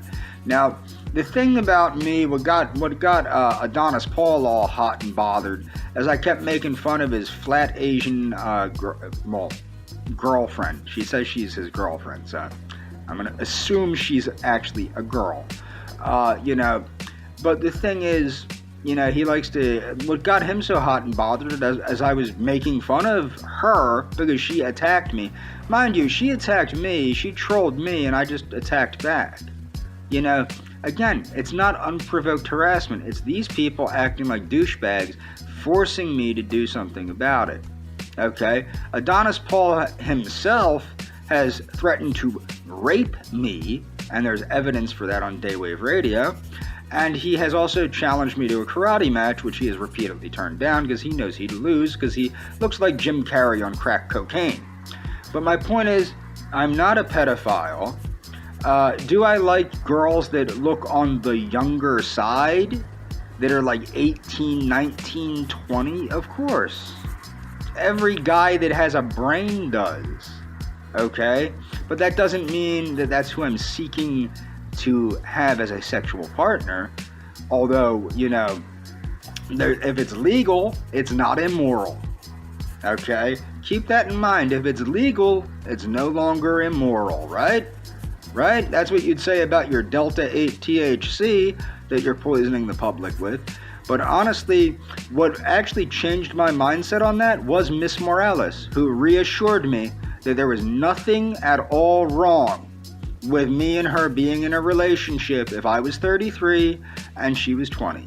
There was nothing wrong about that it was perfectly normal and natural, especially in Latin America and especially in Argentina, that there was nothing abnormal about a 33-year-old and a 20-year-old being together. Okay? And I believe that, and that changed my mind. For a while, I wouldn't date anybody. When I was in my 30s, I wouldn't date anybody that was younger than, say, 25. Until I met Miss Morales, who enlightened me to the fact, why should I care? It's just the public's opinion. It doesn't matter. It's not illegal and it's not wrong. And that's fine. So that's all for this video. I don't know what else to say. I will be going back to my usual content. I just figured I'd throw this out there before she drops her idiotic live stream. Hopefully she'll cover what's in my community tab. And that's all for this video. So, Hat Man accused me of bullying women, right? Okay. Now I want to be clear about something. Now, I don't go on her live streams anymore because I realize, look, she told me that if I quit making videos about her, she'll quit covering me. I don't care if she covers me, okay? And I'm not purposely making this video about her. I'm making this in response to Hatman's allegation that I bullied her. Look, I truly do believe that what her and I had was a misunderstanding, okay? And it happened, we did have good communication, and then the communication broke down. I don't know why the communication broke down. I had assumed it was because I started getting more sexual with the nature of the things I was saying as it was getting closer to the time that I was going to get to Argentina. Okay, I assumed that's what it was. She is obviously picking and choosing certain things. Obviously from the screenshots that I shared, people can see that we also had different conversations also. I do have other screenshots. I don't have a reason to disprove anything she's saying at this point because I don't care. I don't know what she's sharing. As I said, I didn't watch the live stream. Some people have told me that I actually look pretty good, that she actually made me look pretty good, and that, friends of mine that are therapists and former therapists, well, former co-workers of mine, they're still therapists. I don't work in mental health anymore. But they told me that I looked very good, and that it was clear that, it's a misunderstanding, and that I genuinely, they can tell I genuinely cared about her and things of that nature. And I think that, I think there's only so much you can take something out of context before it becomes a blatant lie. And I don't think she's truly blatantly, well, that's not true because she has lied about me, but that's not important. The important thing is that I've given up. I know that there's nothing I can do to get through to her. on a person-to-person basis. She's not going to believe me that it was a misunderstanding. She's not going to believe me that the reason I was freaking out is because I had people attacking me, claiming to be her boyfriend, claiming to be her friends, claiming to be her father, claiming to be her mother, claiming to be her sister. She's not going to believe any of that. It's the truth, but she doesn't believe any of it. And she doesn't care what evidence I show her to the contrary, like that I show her proving my point. She doesn't care. So she's a lost cause. It doesn't mean I didn't love her. It doesn't mean that I don't still consider her a wonderful person. It doesn't mean that when I loved her from the bottom of my heart. I really did. And she knows that. Okay? She knows how much I truly loved her.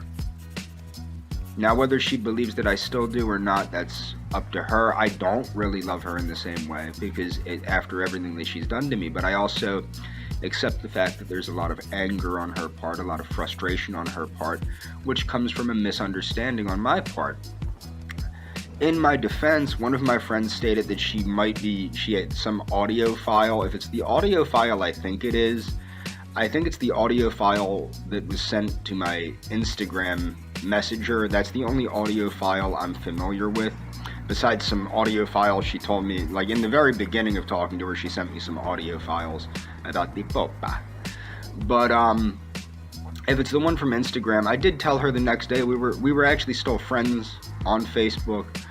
I didn't listen to those audio files. I have no idea what's on them because every time I tried to play them, my ex-girlfriend was all up in my biznatch. So I couldn't listen to them, and I told her that.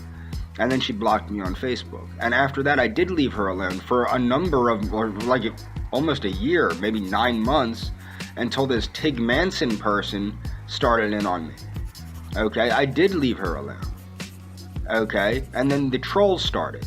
And that's what got me going, is I thought that she was being kept from speaking to me. Now, that's not what's important. I'm only putting this out there because I don't like being accused of bullying women, or anyone else for that matter. I don't bully anyone. I don't bully men. I don't bully women. I don't bully children. I don't bully anybody. I don't bully anyone. Okay? I am not a bully. Okay? But the way that people are treating Mary is absolutely disgusting. And to claim that I don't care about her. Okay? Let me put something out there. I have a history with 4 years of homelessness. Mary was homeless. When I worked in mental health, and not even when I worked in mental health, I worked with a lot of drug addicts in mental health. I actually personally have a lot of disdain for drug addicts. But I'm going to get to this, and I'm going to explain this. When I was homeless, I've never had a drug problem in my life. I've never had an alcohol problem in my life. I've never had a problem with substances besides nicotine in my life, which I consider no better. And I used to tell that to my clients when I worked in mental health. My nicotine addiction was no better than their heroin addiction. It's just a different substance, okay? I didn't get all high and mighty. At the time I was chewing tobacco again, that doesn't make me a better person than a heroin addict just because my substance is a different substance. What makes me a better person is I'm not robbing people to get my tobacco. But my point is, the way that people are treating Mary is disgusting. The woman is clearly, visibly, mentally and emotionally disturbed. She has clearly been homeless. She has clearly had a rough life. And the way that you people do not let up on her, okay? You do not stop harassing her. You do not stop messing with her, knowing that she has a severe mental impairment. Schizophrenia is a severe mental health issue. In fact, some people consider it the most severe, quote, mental illness that there is. And she admits to having schizophrenia. Look, I don't know what happened with whatever happened. This is the thing. People accuse me they falsely accuse me of being a pedophile. I'm not a pedophile. Okay? People are probably falsely accusing her, because I wouldn't doubt if, like me, they've been trolling her for years, and this was all a situation where they were getting photos of her to use against her now. I don't even think it was a kid. I could be wrong. I could be stone cold wrong. But I know you lie about me. I know you lie about her. Okay?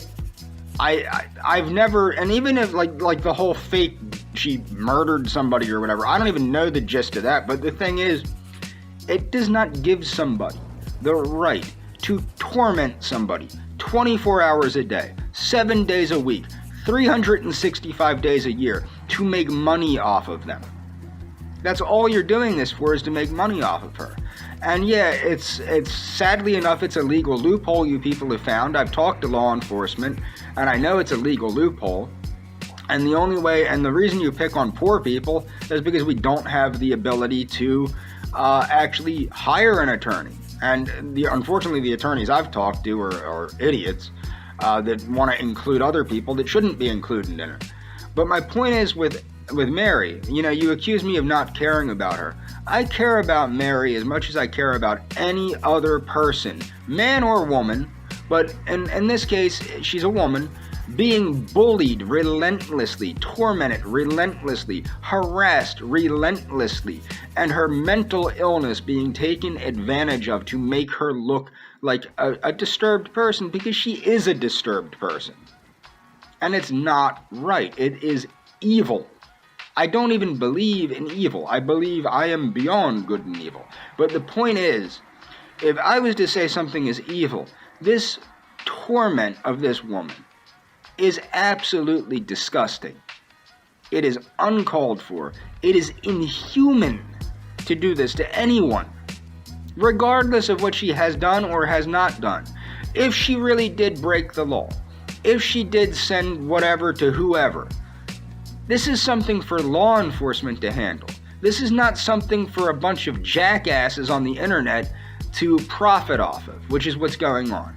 And you're tormenting this woman. What are you going to do if something bad happens to her? What are you going to do if she, I don't know, actually does kill herself like you people are trying to get her to do? It doesn't matter to you people. That'll just be a documentary supercut thing about her killing herself. Because you people are extremely sick people. You're horrible people. Just terrible freaking people. I don't understand. Now, there was a time when I was like, yeah, AP seems like a decent guy, whatever, blah, blah, blah. It's all a setup. He goes from being a decent guy to threatening he wants to take me out in a karate match, and then chickens out of the karate match because he's a puss. And then he accepts the karate match and states that he's going to sexually assault me and rape me during the karate match. These are the people that we're dealing with. Adrasdia and I. These are the people we're dealing with. And people are going, now I feel much worse for her. Like with me, I have obsessive compulsive disorder and I have post-traumatic stress disorder. With me, you might need to get to know me to know that there's something going on under the surface. With her, she is visibly disturbed. To pick on somebody with a mental illness that is this visible is so disgusting and so wrong that it is just, it's beyond words how disgusting this is. It's just the worst possible shit people could be doing to somebody. And this is the thing, like I said, when I got on the internet, and I'm still pretty naive on the internet, okay, I am, like, I don't understand, if somebody follows me on Instagram, okay, I follow them back and like some of their photos. I don't assume that people are going to take that as anything more than I liked somebody's photos. I don't assume that, because I'll admit, I'm a little bit naive when it comes to the internet. Okay, that's how I got catfished the one time. But I didn't fall for it again, now did I? And I'm not going to. Okay? So the thing, I do learn pretty quick. But the thing is with Adrasdia is, I think that people are taking advantage of the fact that she has a severe mental illness. She is severely disturbed. She has stated that she's severely disturbed. She has stated that you people are driving her to suicide, but you don't stop. You just keep it up and keep it up and keep it up to make money. And this is just, this is the most disgusting thing I've ever seen. I've never seen anything this disgusting taking place on the internet before this. I just haven't. And I'm fairly sure that what happened with with Mary is the exact same thing that happened with me. It's, you've been trolling me for years. You've been waiting until the fruit was ripe to fall from the tree, and then you spring into action. And that's what happened with me. Okay, you harassed me for years. You used the one thing that mattered to me, and you know that was the one thing that mattered to me. You had to figure out what it was. For a while, you were pretending to be former co-workers of mine, but you found what really mattered to me. You know what really mattered to me, and you tried to destroy my life by turning that thing against me. Well, you know what? It doesn't matter to me, because you can't turn me against that thing. And whatever happens, I'm still me. I accept everything exactly the way it is. I accept that this is not a situation that I have control over. Okay? It's not something I have control over, so I'm gonna let it go. Let it be. You know, there's nothing I can do besides that. But with a Drasdia, there is something I can do about it, and that's the right thing. I can speak up. And I would wish other people would speak up and say, this is not proper behavior. This is not proper behavior to treat a woman like this, and certainly not proper behavior to treat somebody that is this severely mentally disturbed like this, that has said she's mentally disturbed, that has repeatedly asked people, please stop this, you're trying to get me to kill myself. And then you have people in her comments section telling her to get a rope, telling her to, the same things they tell me. You know, this is not proper behavior for people. And then you want to tell me I'm this and I'm that. No, you people are disgusting. Absolutely disgusting, inhuman vermin. You do not belong in human society. You are disgusting, pathetic, wicked people. So I wanted to make this video to hopefully make sure that somebody doesn't involve themselves in something that actually does not involve them, okay? And you know who you are, or you will know who you are by the end of this video. I also want to let it known that I am once more, I started a few days ago attempting to acquire a refund for my ticket to Argentina, okay? And it's not that, not ROTC, that's not the reason that I decided to again apply for a refund. I have to wait another 10 days to get to know whether or not I get the refund. I've tried very diligently to get that refund for quite a while now. Ever since I knew that somebody didn't want to see me, I tried to get the refund because I didn't think it was worth putting them through the stress of me going down there. And then it turned into a pissing contest between me and Royce because I couldn't get my refund. I was going to let the ticket die. And then it turned into a pissing contest between me and Royce, but ultimately, it's not worth, number one, putting her through the stress of me coming down, which I'm perplexed as to how she's stressed by me. Okay, but that's not, that's neither here nor there. And she can feel free to react to this video any way she chooses, but I have always tried to do the right thing when it came to her. Why am I posting so much about ROTC? Well, because they didn't stop harassing me. My assumption is that somebody told them, look, leave him alone, let him calm down, and, maybe he'll be quiet. And, I will, and I'm sorry that I involved that person as I did, but the problem is they're intertwined with ROTC, but they never stopped harassing me. In fact, immediately, they sent me an email as Antonio Sanchez, and it sucks because I had years worth of Antonio Sanchez emails that I wish I did not get rid of, but I didn't know this was going to turn into all this, 3 years ago, or 4 years ago when this all started. It really started 7 years ago, but the attacks in my email and things like that started like 4 years ago. But I didn't know it was going to turn into all this, but I have a lot of emails from Antonio Sanchez. Many of them, I had ones going back many years, 4 years, but I deleted them years back because I saw no reason to keep them because I just thought it was some lunatic harassing me. And then eventually I fell for the thing and thought it was, someone's family and blah, blah, blah, blah, blah. But that was after years of aggressive, threats to murder me if I came down and things like that. I'm not afraid to come down. I just don't see any reason to. The other reason is, she obviously doesn't want anything to do with me. That's clear.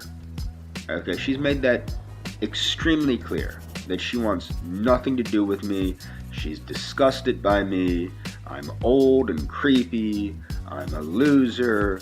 I'm no good. I'm this. I'm that. Da da da da da. How she believes any of this when she sure as hell didn't before, I don't know. But I do have a friend that does want to see me in another country.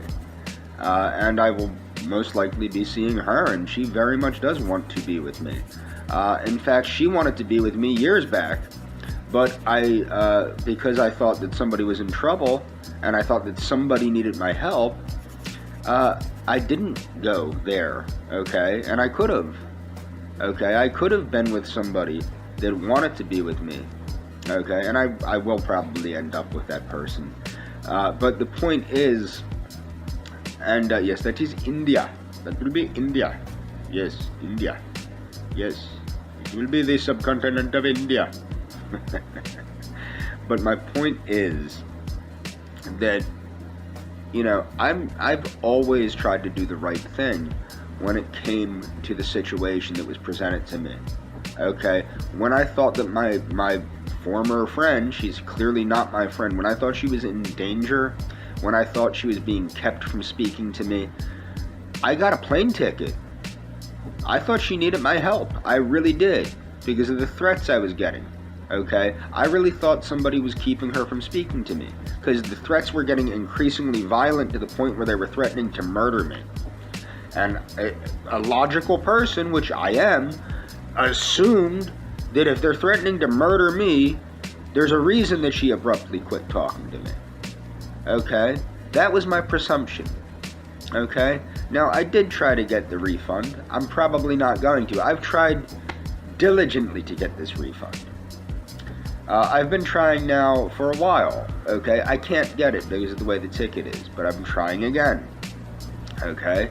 So, it's very sad that everything turned out the way it did, because I truly loved that person, and they know that, or at least they should know that. And if they don't know that, they're not thinking with their full brain. They're not thinking properly if they don't know that I loved them. And they might ask, why did I love them? Well, this is the thing. Why did I not give up in 7 years? Okay, number one, they only stopped talking to me like 3 years ago. Number one, well, now 4 years ago, I guess. But number two, it should be considered by that person, maybe, just maybe, I thought she was special, and that she deserved me not to give up on her. Maybe that might be something worth considering for her. But she's not going to consider that. Okay? And the fact of the matter is, I don't have any desire to be with somebody that doesn't want to be with me as much as she doesn't want to be with me. That's the truth. Somebody else really wants to be with me. Somebody else will be with me. But, yeah, and I'm not saying who that is, because I don't need these idiots going and bothering that person. All I can say is that they are, no, I'm not even going to say that. I'm not even going to say anything like that, because I don't need these idiots harassing her now. My point is, you know, I thought my friend was in trouble, that's why I got the ticket. My point is, the reason I'm doing these things, the reason I'm posting like I'm posting, is because they've continued to harass me. And why did they continue to harass me, you might ask? Because I came out in defense of their abuse of Mary, of Adresdia. I came out in defense of their abuse of this poor woman that is clearly mentally deranged. Clearly mentally deranged. Okay? And, you know, and then they're trying to say I'm obsessed with her. I'm not obsessed with her. I wasn't even obsessed. Like, this is what's funny. Some idiot in my comment section trying to get me to comment was saying that I'm obsessed with my former friend. I was not obsessed with her. I loved her. I saw something there that could grow. It could have been a happy marriage. Okay? That's what I saw. I thought it was worth working for. Okay? Clearly, she thought otherwise. and just decided not to tell me that. But my point is, and this is the thing, they're saying that it hurt my psyche. Do you have any idea the things that I've survived? I've damn near frozen to death. I've fallen off a 30-foot ladder at work at one of my jobs as a roofer, and like, I don't even know, 120 pounds of roofing shingles fell on me. I've survived quite a bit. Hypothermia, hyperthermia, all sorts of stuff. Some little girl saying she doesn't want to be with me doesn't hurt my psyche. This is the thing that people don't understand. And I think it's because they are so narcissistic. I don't have a need to be the center of attention. I don't have a need to, I like to be left alone. People that know me know that I like to be left alone. The reason I make these videos is because I have ideas that I want to spread out there. And hopefully somebody else will take them and do something with them. Because clearly me doing it did nothing. But my point is that I don't have any ego. I really don't. My idea was to be with her, be left alone with her, and then do what, needs to be done to have a happy relationship. But that was not a possibility because she didn't want that, and she chose not to tell me that. And that's fine. That's fine. Anyway, I applied once more for the refund. I hopefully will get the refund, but I probably won't, so I'm probably stuck coming down, and I'm cutting it really close to when I would be coming down, and I'm going to take a hit on the apartment I rented simply to make somebody happy because she doesn't want to see me, okay? And yeah, I mean, ultimately what you have to understand is the harassment that I receive is because I've tried to do the right thing. I tried to do the right thing with her. I tried to do the right thing with Adrazdia, okay? And the right thing is different with both of them. But ultimately, what people need to understand is these people, the people that harass people, are not the good guys.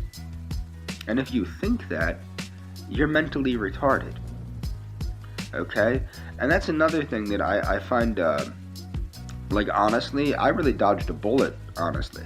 If that person is stupid enough to think that Royce is a good person, or that Hatman is a good person, or that Randolph Vance is a good person. And the other thing that made it very easy for me, when I saw that somebody was doing this to get sponsors from CBDX, when I saw that, and I have proof of that, I realized, maybe it wasn't me at all. Maybe she just wanted some quick cash. And that's probably what it was in the whole long run, was she wanted some quick cash, so she tried to make me look a certain way. Clearly Daniel is a flamboyant homosexual. You take one look at that dude, you can tell he's flamboyant and homosexual. Very gay. He is an extremely gay person. I mean, that you can just see that looking at the guy. That goes without saying. And they're both narcissistic as hell. I mean, so that's what's actually kind of humorous. But, I mean, clearly, you take one look at that dude, you realize that he's a flamboyant homosexual. There's no way those two are together, and I don't care. Even if they were together, I don't care. But, it doesn't bother me. What bothers me is the fact that I've tried to do the right thing, and the only thing that happens to me is I get thrown under the bus for doing the right thing. And ultimately, I think it was just because somebody wanted some quick cash. And they thought, oh, I can just throw this guy that really cares about me under the bus and make him look like crap to try and get some quick cash from CBDX. And, that's basically what happened. But yeah, I did. I applied for the refund again, and I'm probably not going to get it again, and I'm probably stuck coming down again. But the fact of the matter is, I've always tried to do the right thing when it came to that person. And she can respond to this video any way she wishes. Because I know she's going to spurge out and act like a lunatic. Or maybe she'll have a stroke of common sense and go, you know what? Maybe James has tried to do the right thing the whole time. Maybe I have been very hard on somebody that cared about me a whole lot. Maybe I should consider the fact that when he thought somebody was hurting me, he decided to go spend $800 on a plane ticket to come down and make sure I wasn't getting hurt. Maybe she'll consider all that, but I strongly doubt it. And that's all for this video. So it's been a while since I did a video about gang stalking, but I thought it was about time because I'm very proud of Adrastia, or Mary.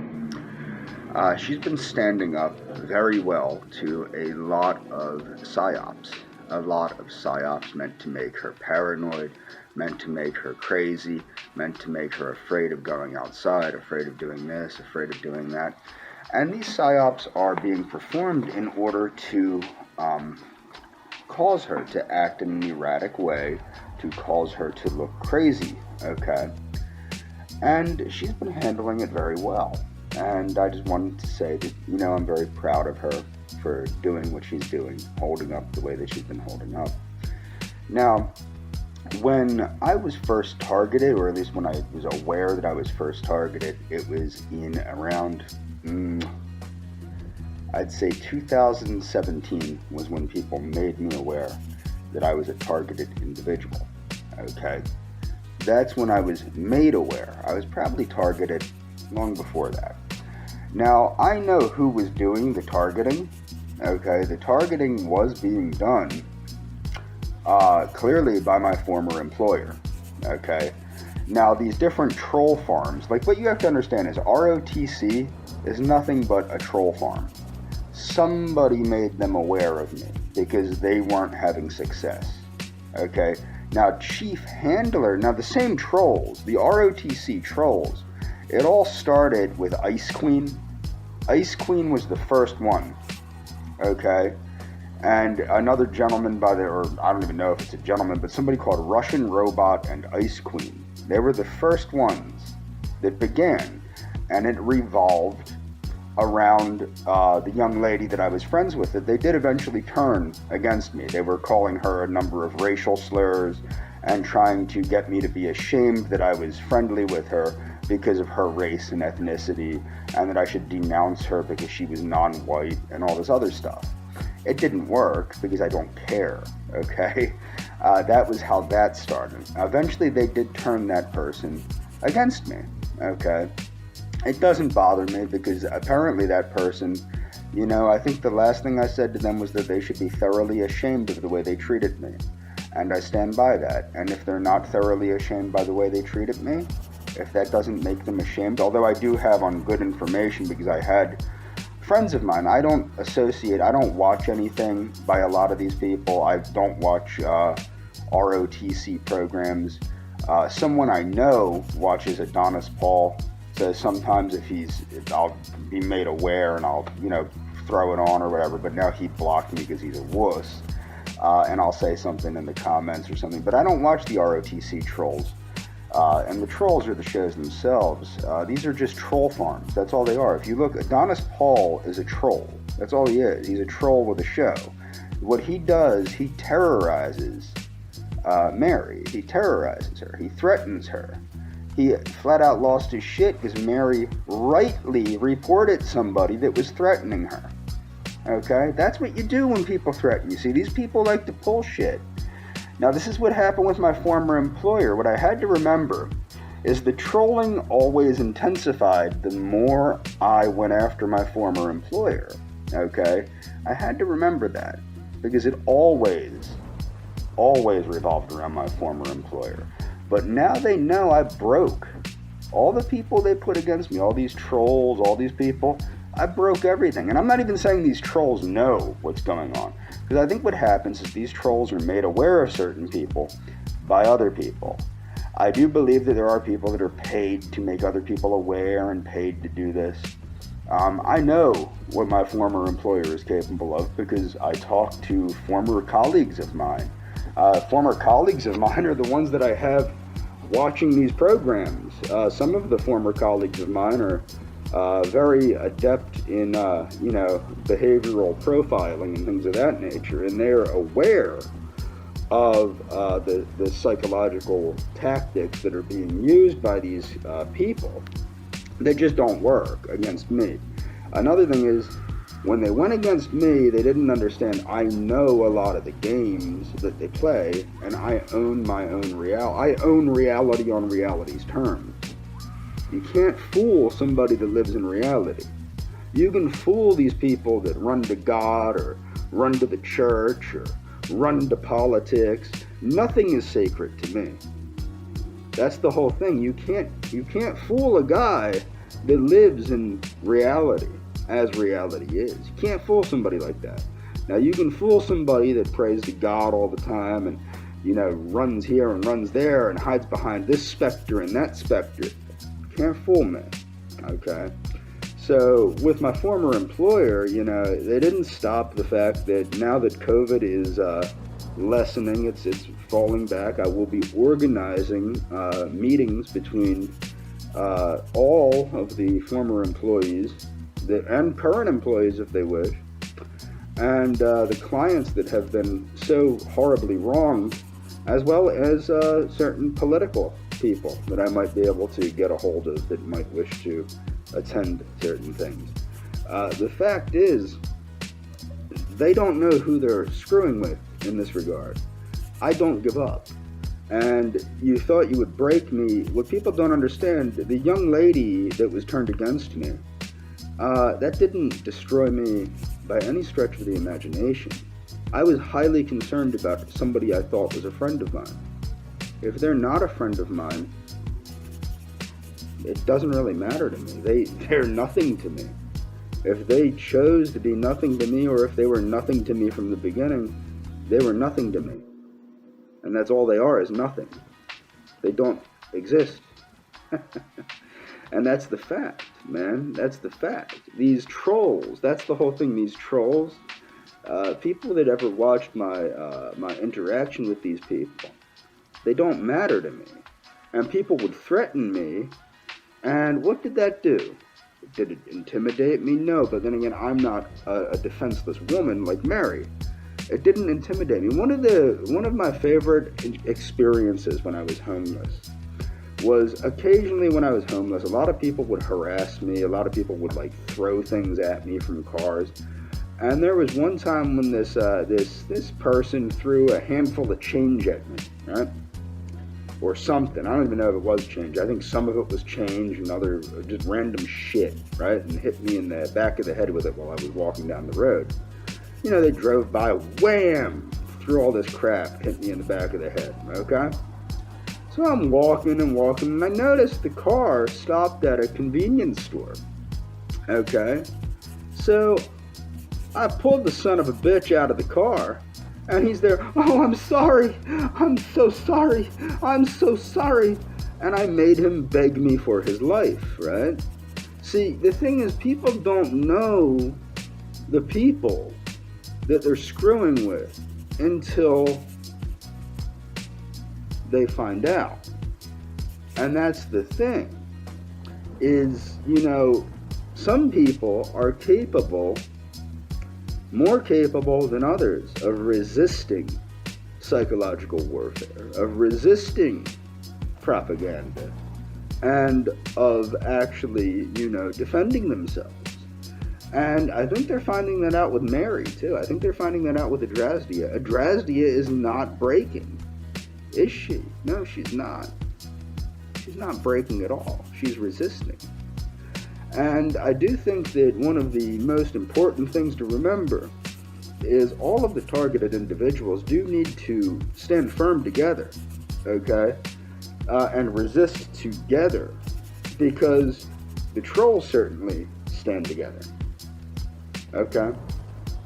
And that's all for this video. So I wanted to do a video about projection and narcissism and how this relates to the ROTC family of shows, particularly Adonis Paul, simply because he's the one spurging out like a maniac, because what do you know? Mary can stand up for herself. Isn't that something? When people actually show her that there are people that understand that she didn't do anything wrong, and And people can look up that case. I'm going to leave links in the description like I did before, and links in my community tab like I did before. Adrastia didn't do anything. Okay? And they can't prove that she did, and they haven't proved that she did. Quite like me, they just make up rumors. But I want to get this on about the projection, okay? So a lot of the things that they've projected about me, for example, pedophilia. Now, as noted, for example, I said that there are girls. The only thing they got on me is there was a couple girls on Instagram that followed me. I followed them back. One of them, I liked a couple of their photos. The other one, the young Southeast Asian girl, I liked a couple of her photos after they even brought to my attention I was following her.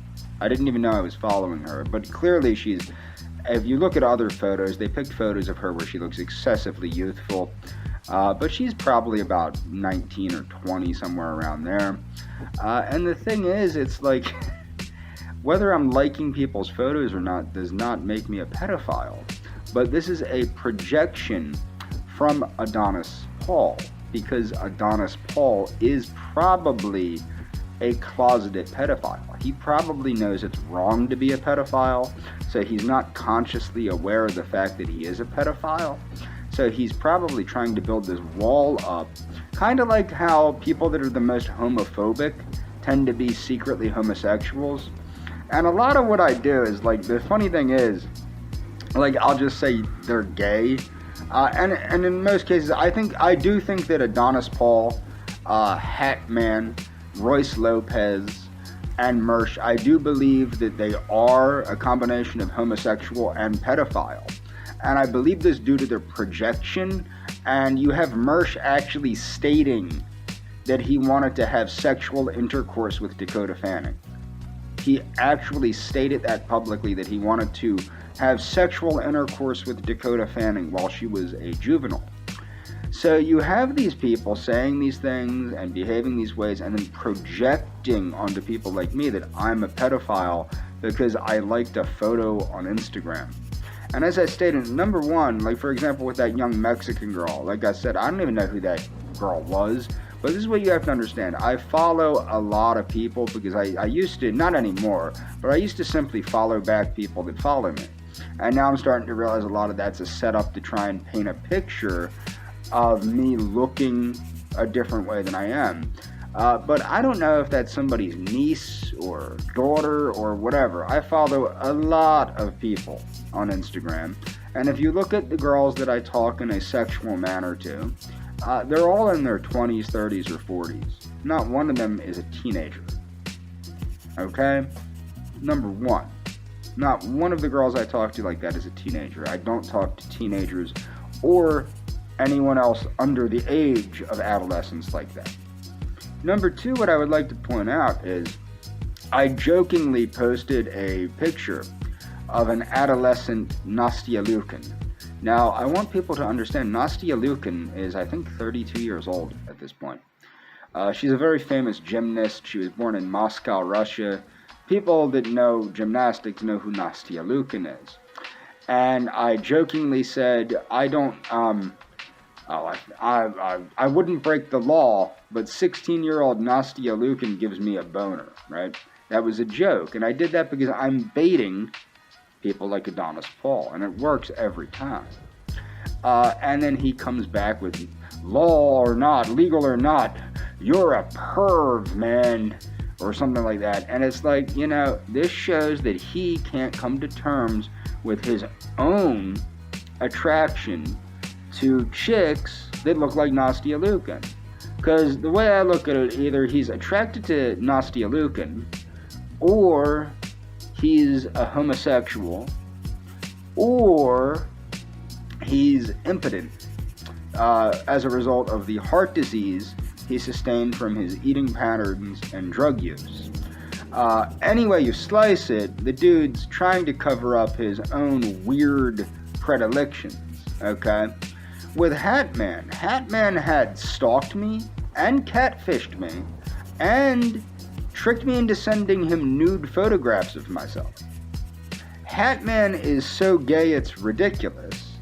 I would assume that Hatman probably masturbates, he pleasures himself probably, to my videos, to my voice, to my photos, He is hardcore gay for me, okay? Does that bother me? No, not really. It's just he's a creep, man. He's a sick dude, okay?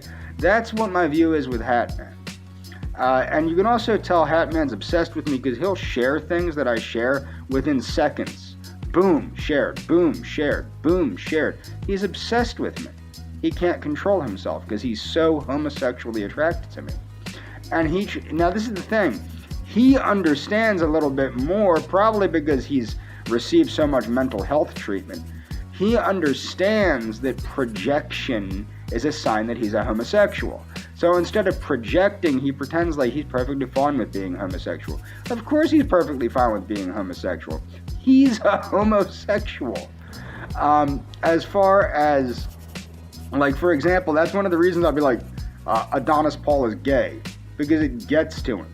See, that's the thing with narcissists, is you have to find out what gets under their skin and repeat it and repeat it and repeat it and repeat it. And then you get people like Adonis Paul spurging out like he was last night on his live stream. And really the best thing you can do is ignore the hell out of them, which is very easy to do. I have no problem doing it. Like I said, I do have a friend that unfortunately watches Adonis Paul, so occasionally he'll let me know what's going on Adonis Paul, or if I'm hanging out with him, he'll be watching Adonis Paul. There's not a day that goes by he doesn't tell me if Adonis is talking about me or something like that. But I don't purposely watch anything. I didn't watch any of these shows. I quit watching them as soon as they started to chill, but then they started picking it up in my inbox and things like that. And that's when I was like, you know what? It's time for me to say something, and I need to attack back, and I need to attack back the same way they would attack. I'm very proud of Adrasdia, or Mary, for standing up for herself as well as she is. She's doing a good job. I think I've proved beyond a shadow of a doubt that Kathy is working with Hatman and with these other programs to make Mary appear to be mentally imbalanced. And what I would like to point out, now, mind you, I'm not a mental health professional, although I did work in the field of mental health. I'm not currently a mental health professional. But what I want to be certain that people understand, I had a similar situation as to what I believe Mary is going through. When I was a young person, my father committed suicide. I stated that. So my mother and my brother tried to have me seem mentally imbalanced. They would have me committed to mental institutions. They lied about symptomology. And what people don't understand about the mental health field is a lot of times they go with what the family says and they discount what the patient said. So it was determined, they tried to have me determined to be mentally unstable, mentally unwell. And when you're younger, when you're like 13, 14, 15, you don't play ball. You're resistant, okay? So when you're resistant to people bullying you and trying to convince you of things, you get aggressive, okay? So when I was in some of these places, I got aggressive. And that only makes you look worse, okay? But you don't think about that when you're 13 or 14 years old, okay?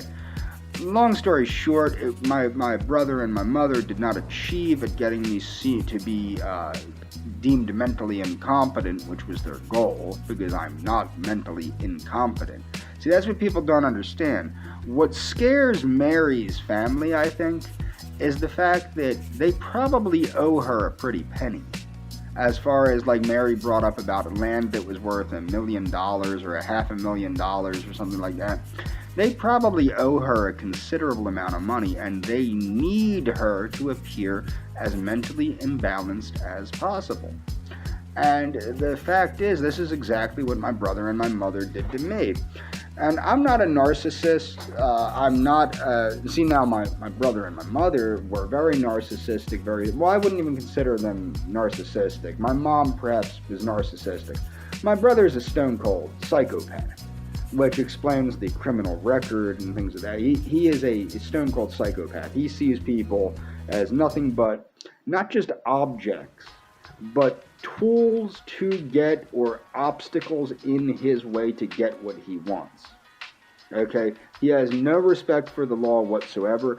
He doesn't even have enough respect for the law to say, if I do this, I'll get in trouble. Like, he doesn't even have that, and he's not a stupid person. He actually has a very high IQ. He just has no impulse control and no sense of delayed gratification. That's just how he is. That's how he's always been. Very intelligent, very poor in his ability to delay gratification, and very bad social skills. He has an inability to see people, as emotional beings and things of that nature. He just sees people as a means to get what he wants, and that's all they are to him. And this is no different than the ROTC folks, or in Mary's case, the situation she has with Kathy, her aunt. And I think what you see, now this is the thing, what threw me off is I started trying to understand narcissism because of the trolling and how narcissistic abuse and trolling go hand in hand. Links will be in the description. I encourage people to check out the links in the description. There will also be links about homosexual projection, how people that project homosexuality usually are pretty gay. And if you notice, Adonis Paul is he's not just anti-homo. Like me, I'm morally against homosexuality. I'm morally against homosexuality based on a societal evolutionary idea, okay, of what fits Western society the best. Adonis Paul is violently anti-gay. He wants violence to be committed against homosexuals, as you can see in his streams. I don't really care. I don't care what two adults do. If they start involving children, that's a different story. I don't agree with touching children in ways that they shouldn't be touched, because they can't consent. Now, Adonis Paul's, his pearl clutching over the fact that I posted a 16-year-old Nastya Lukin. What he doesn't understand is the age of consent in a majority, I don't know if it's a majority, but in a large quantity of the individual United States, and I believe the state of Texas is even lower than Pennsylvania, but a bunch of the states in the United States, the legal age of consent is below the age of 18. The magic number 18. For the majority of human civilization, it would not be uncommon for someone in my age group to be dating someone that's, 16, 17 years old. Not saying that I look for girls that are 16 or 17 years old. I would probably, right now I'm single, but I would probably look for a girl that's probably 20, 21, 22, somewhere in there. And the reason why is because, of course, I wouldn't want somebody that emotionally immature. But some, it depends on where you're at, what the laws are. But Adonis Paul's projection of this is so morally wrong, oh my Lord Jesus. I think what's going on with Adonis Paul has stated that he does have a daughter. I think that Adonis Paul is hyper sexually attracted to his daughter. And what he does is he thinks that everybody else is a pedophile because he's projecting his own pedophilic urges onto every man around to cover up, because that's his way of externalizing his own pedophilia. Just like his hatred of homosexuals is his way of hating the homosexual inside him and trying to eliminate the homosexual by externalizing it onto other people. Okay, I think Adonis Paul is a very sick person, very sick, mentally sick, a big danger to society. He admitted to being on Zoloft, on Daywave. He admitted to having firearms. We all know that antidepressants, and I'm going to leave a link in the description, antidepressants and mass shootings go hand in hand. Very terrible, very terrible. These drugs are probably a big factor in mass shootings, and these things need to be looked at. Okay, you have the same problem with Mersh being a drug addict and an alcoholic and a pedophile that has stated that he wants to have sexual intercourse with a juvenile. publicly stated that he wanted to have sexual intercourse with a juvenile. And I'm not talking a 16-year-old or 17-year-old or 18-year-old. I'm talking about a 9-year-old, Dakota Fanning, when she was like 9 years old. He stated that. You dig what I'm saying? The guy is a stone-cold pedophile, a stone-cold pervert. And these are the kind of people that people are like, oh, well, James made a joke. Like, for example, I made a joke that I knew up on good authority that that Adonis Paul was a, quote, big fat poopy head. And the good authority was my girlfriend that I was getting back from a date at Chuck E. Cheese's, which was a joke. And why do I do that? Because it gets under their skin. As I said, with narcissists, you have to find out what gets under their skin.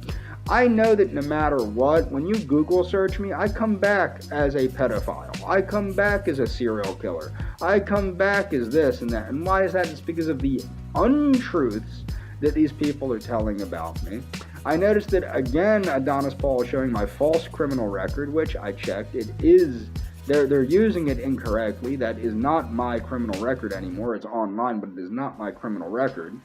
I checked to make sure. I took care of that. Not mine. It is my brother's. And they're trying to make it appear as though it's mine because that's what they found on the internet. And they're making it, but legally it's not mine. Which is probably why I didn't have any trouble with Argentina. Okay, that's probably the reason why. Now, my point is these people have completely destroyed my life. Based on what? Based on the fact that they thought they could get away with it. Well, they're not going to get away with it. They've destroyed my reputation. I'll never work in the martial arts field again. I'll never work as a personal trainer ever again. And why is this? Because people that Google me are going to think I'm a pedophile or a rapist or a womanizer or a stalker, and none of these things are true. And why is this? Because people like Adonis Paul, Royce Lopez, Mersh, J.J. Stoner, these people have put these false things out there about me, just like they did about Adrasdia, claiming that Adrasdia was a murderer. Adrasdia is not a murderer. She was not found guilty in a court of law, okay? She's not a murderer. There's no evidence that she committed any murder. There's no evidence that she participated in it in any way. These are the facts, man. But you can deny the facts and fabricate and bend truth and everything you want to do. That's fine. But it's not true. You're just distorting the truth to make Adrasdia appear mentally imbalanced. My presumption is that you're either being paid by Aunt Kathy, Adrasdia's Aunt Kathy, or you're simply doing it because Aunt Kathy, Adrasdia's Aunt Kathy, made you aware of it, and the result is that you're making money off of it. And that's what's going on. And, you know, the projection of the pedophilia, the projection of the homosexuality, one of the things that I think is funny, what people need to understand, what don't I get mad about? You can call me a homosexual all day, you can call me whatever you want all day, you can call me a pedophile all day. It doesn't get me mad. Why? Because I don't care. I'm not a homosexual, and I'm not a pedophile. So I don't care. I'll laugh it off, I'll make jokes about it. I don't really care. Okay? Now, people will say, oh, well, you got so angry over your former friend and the accusations that were made about your former friend, so that means you must have did everything that she... No. What that means is I actually cared about my former friend, and I really did. I genuinely cared about her. But even if, like, say, for example, by some miracle, if they got her to think that what she did wasn't wrong, because I'm pretty sure that's what happened. I think that she started actually reading a lot of the messages I sent her, and she started understanding, oh my God, James really does care about me. That's probably what happened. Unfortunately, I don't care about her anymore because of the way she treated me. I would never be mean to her. I would never hurt her in any way. I'm not even angry at her. I'm really hurt by what she did, and I can't trust her again, and I can't ever be friends with her again. But I'm not really angry at her. I think she was misled, deeply misled, and I think she was hurt, and I think she was angry. I do think she was angry, and I think that she had a misunderstanding, and she was thinking with rage instead of with reason. And I forgive her for everything. I really do. She's forgiven for everything. I don't care who she's dating or not dating or anything else. I never did.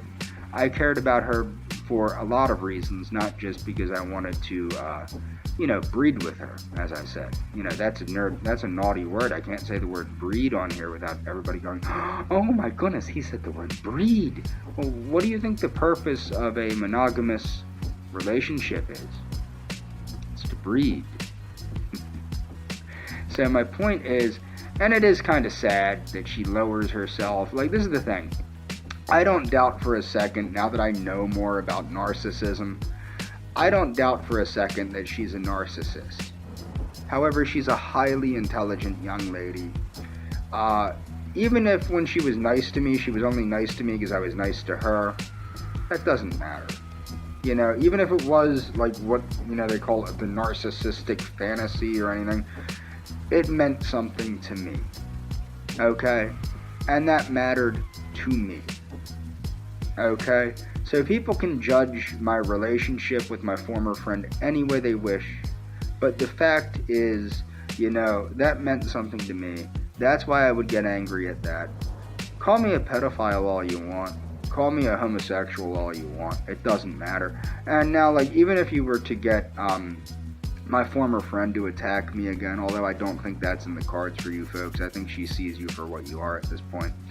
But even if you were to get her to attack me again, it wouldn't matter, because nothing she says matters to me at this point, because I see that it was motivated by rage, misplaced rage, and also by profit, because she was being offered money and sponsorship by CBDX through Randolph Vance.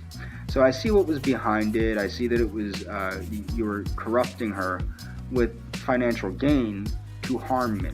And I think after she looked through everything that I said, and that I meant everything that I said, and then I wasn't trying to have, I wasn't going down there to have sex with her or to hurt her in any way. I wanted to make sure she was okay, and I think she understood that. And I think that's why she stopped. But you people with your projection, you ruined my life. But that doesn't mean that I'm going to forget about you folks. And this idea that I'm playing right into your hands by defending Mary, no. I'm defending Mary because it's the right thing to do. I've been defending Mary since I found out about this. It's just once you find out more and more and more and more the levels of ferocity. You people are so ferocious to a defenseless woman. And that's what you're saying. This is what you have to understand. This is what I want people to understand. Now, because my former friend looked the way my former friend looked, everybody wanted to defend her from this big, bad meanie, right? When really all I did was love her, okay? Because Adrastia isn't what society would consider attractive, nobody cares what people do to her. They hurt her. They're very nasty to her. The only person I know that stands up for her, besides Donovan, I think Donovan Schultes stands up for her here and there, is a woman. You people know who she is because you harassed her, and Niece Wolf harassed her. But not too many men are willing to stand up for Mary. And the thing is, it's because they lack the ability, they lack the empathy. I worked with a lot of crazy people, okay? I'm going to say it just like that, a lot of crazy people. I worked with a lot of homosexuals too, which is why Hatman and Adonis strike me as very, very, very, very, very homosexual. But the thing is, imagine having problems understanding reality from fantasy or reality from threats, and then having people constantly threatening you 24 hours a day, 7 days a week, 365 days a year over YouTube, over other means of social media, Facebook, email. I know that it bothered me to an extent back when I cared, but you have to understand see, I only have post-traumatic stress disorder. I have post-traumatic stress disorder. Sometimes I do have what's called depersonalization, which is it's very hard to describe depersonalization so people can understand it. But I'm not a complete, this is the thing. Depersonalization is almost kind of like delusion, but to have a true delusional thinking patterns like Mary probably has to be diagnosed with schizoaffective disorder, that's scary. And you people scare her and torment her and try and make her life as much of a hell as you possibly can. Okay? And these are the people that are trying to have me deemed a horrible, rotten person. And really, the trolling with me, it did stop. My assumption is that my former friend said, you stop bothering him right now.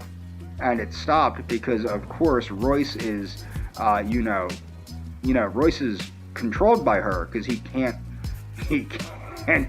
under the control of her because he can't believe that somebody that adorable and that beautiful even said hola to him, because he's such a fat, disgusting, useless, smelly piece of crap. And he's just amazed that somebody that looks like that even said hello, that he does whatever she says, and she probably said, leave him alone. And they left me alone. I don't know how she said it, but that's probably what happened. And then you people picked up again through the emails and other formats. Most of it's catfishing attempts on Instagram every 15 frickin' seconds, basically. But you tried and you tried and you tried, because I started defending Mary. I started defending Andrazdia. And you know what? If you're going to try and harass me, you're going to get it back. You're going to get it back. And I think what the thing is with me is you thought I was just some, stupid son of a bitch or something like that. No, you don't know me. You don't know me. And, my pretend karate master, I gave you his name. I gave you the school that he currently owns. That's not the school I went to. No, my Dan certification is real. The fact that I've taught martial arts for years is real. The fact that I've taught women's self-defense is real. The fact that I've taught law enforcement is real. Okay, the fact that I've been a security guard is real. Why the hell would anybody make that up? There's a lot of facts that you just don't understand about me that you refuse to believe, or you might want to contort to make it look. I've never claimed to be anything I'm not. You people like to try and say I've done that, but I haven't. Okay? And to think that you people, see, the thing is, you can't physically intimidate me. You can try to. It ain't gonna work. I'm not easily intimidated in the real world. You can try and do it online. You can even try and intimidate me with law enforcement, but it doesn't work because, like I said, I went to school to be a police officer. I majored in criminal justice. I know how police operations work, and I know nothing's going to happen to me because I didn't do anything. Even if I'm unlucky enough that they're stupid enough to believe the stuff, which they're not, but if they were and they arrested me and I went to court, nothing will happen because there's no proof unless the proof is fabricated. And if it ever gets to that, they'll know it's fabricated. Plus, I have proof in the opposite. I have so much proof in the opposite, it's ridiculous. Okay? So it's like, keep it up. Keep it up. Whatever. You're not going to physically intimidate me. You're not going to intimidate me over the internet. One of the best things to do is just not watch anything, which is what I was doing. And you people are just human garbage. Totally human garbage. The fact that you would treat somebody like Andrazdia the way that you treat Andrazdia is just disgusting. And I'm not going anywhere. So there's a couple things I want to clarify regarding Adonis Paul's hit piece that he did on me. Number one, my mother did not die when I was 15. My mother would regularly overdose on pills. I don't even know how they found out her medical information, but yeah, she would regularly overdose on pills. She did not die when I was 15. She died when I was I don't even know. It was in 2016 is when she died. She died right before Donald J. Trump got elected, okay? She was a big Donald J. Trump supporter. Now, we actually don't know how she died. My presumption is actually... See, I had run out. I hadn't been talking to my mother due to her drug behavior. She was with this gentleman that my brother had hooked her up with when I was 16. And they were it was like a drug-oriented relationship. My mom got into like crack cocaine and shit like that, and I don't dig drugs. I don't dig drug addicts. I don't dig drugs, period. So my mom would constantly borrow money. Like if she was talking to me, it was to borrow $20 or $100 or blah blah blah.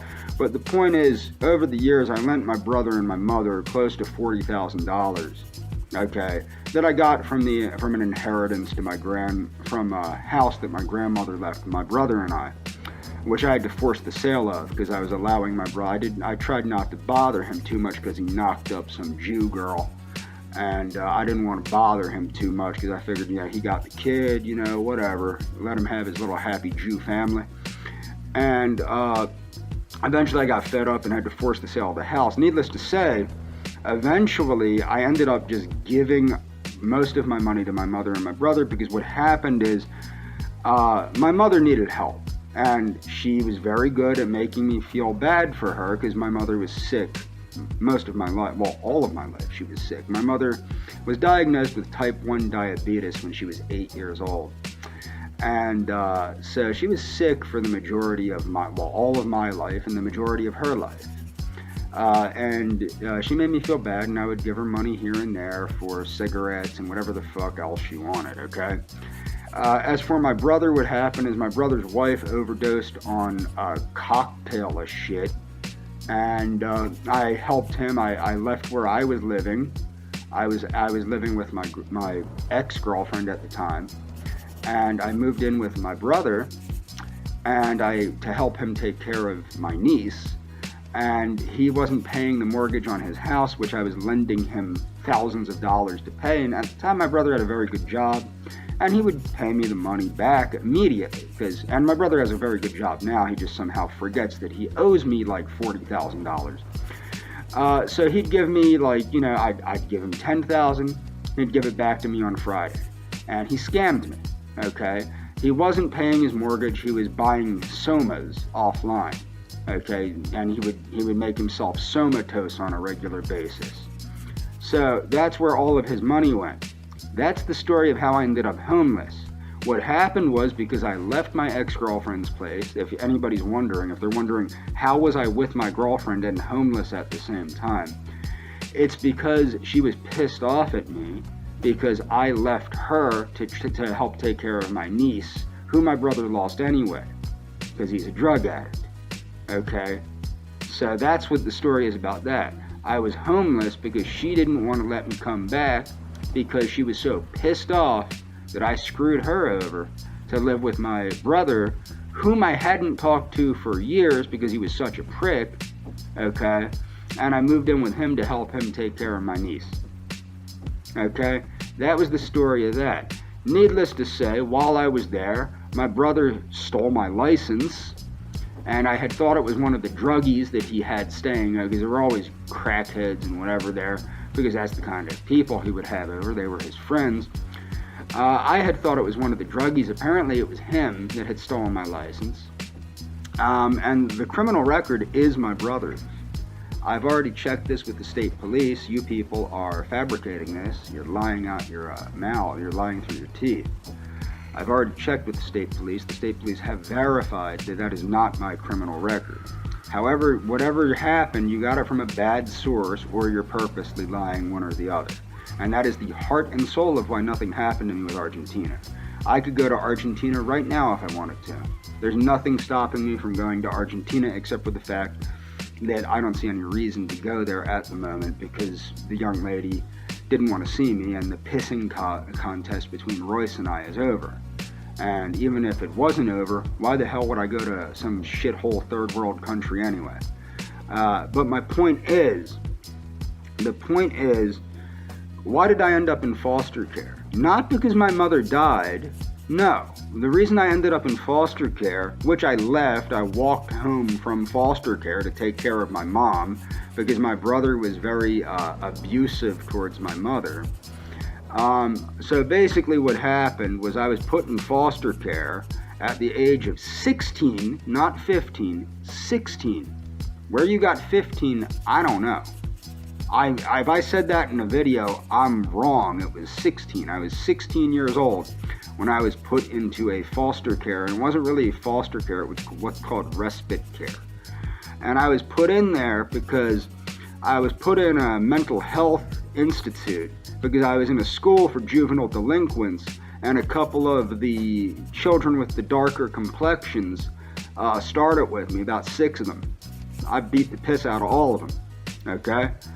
And what happened is I put a couple of them in the hospital, and what happened is they said, look, you're too freaking crazy to be in this school. That's how, if people are wondering, that's how I went from school for crazier people to crazier people to crazier people.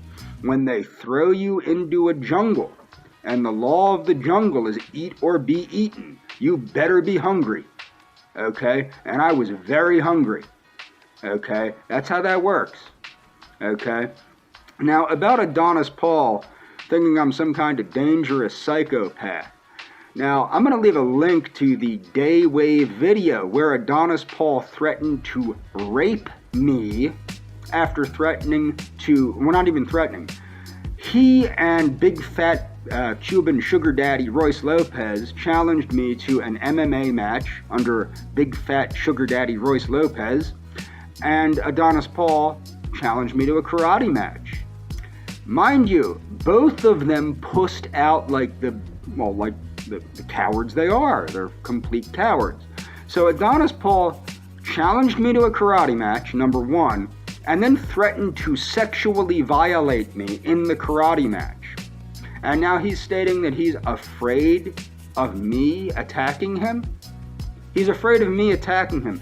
Now, needless to say, in a karate match, I would have to attack him in the context of a karate match, because if I didn't, that would be what's known as stalling. It's not allowed. I would lose the fight if I didn't continually attack. Tora, tora, tora! Yes, that's what the Japanese say. Ha ha ha ha! Because Adonis Paul, Raika the Japanese, he Reiki, wrong Asian men. Yes, he do. He Reiki, wrong Asian men.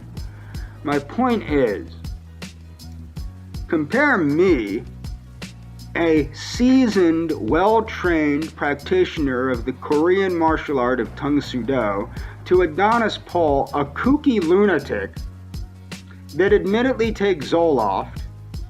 He's on Zoloft, admittedly stockpiles firearms, admittedly takes his adolescent teenage daughter shooting just to expose her to firearms. Okay? Just to expose his teenage daughter to firearms.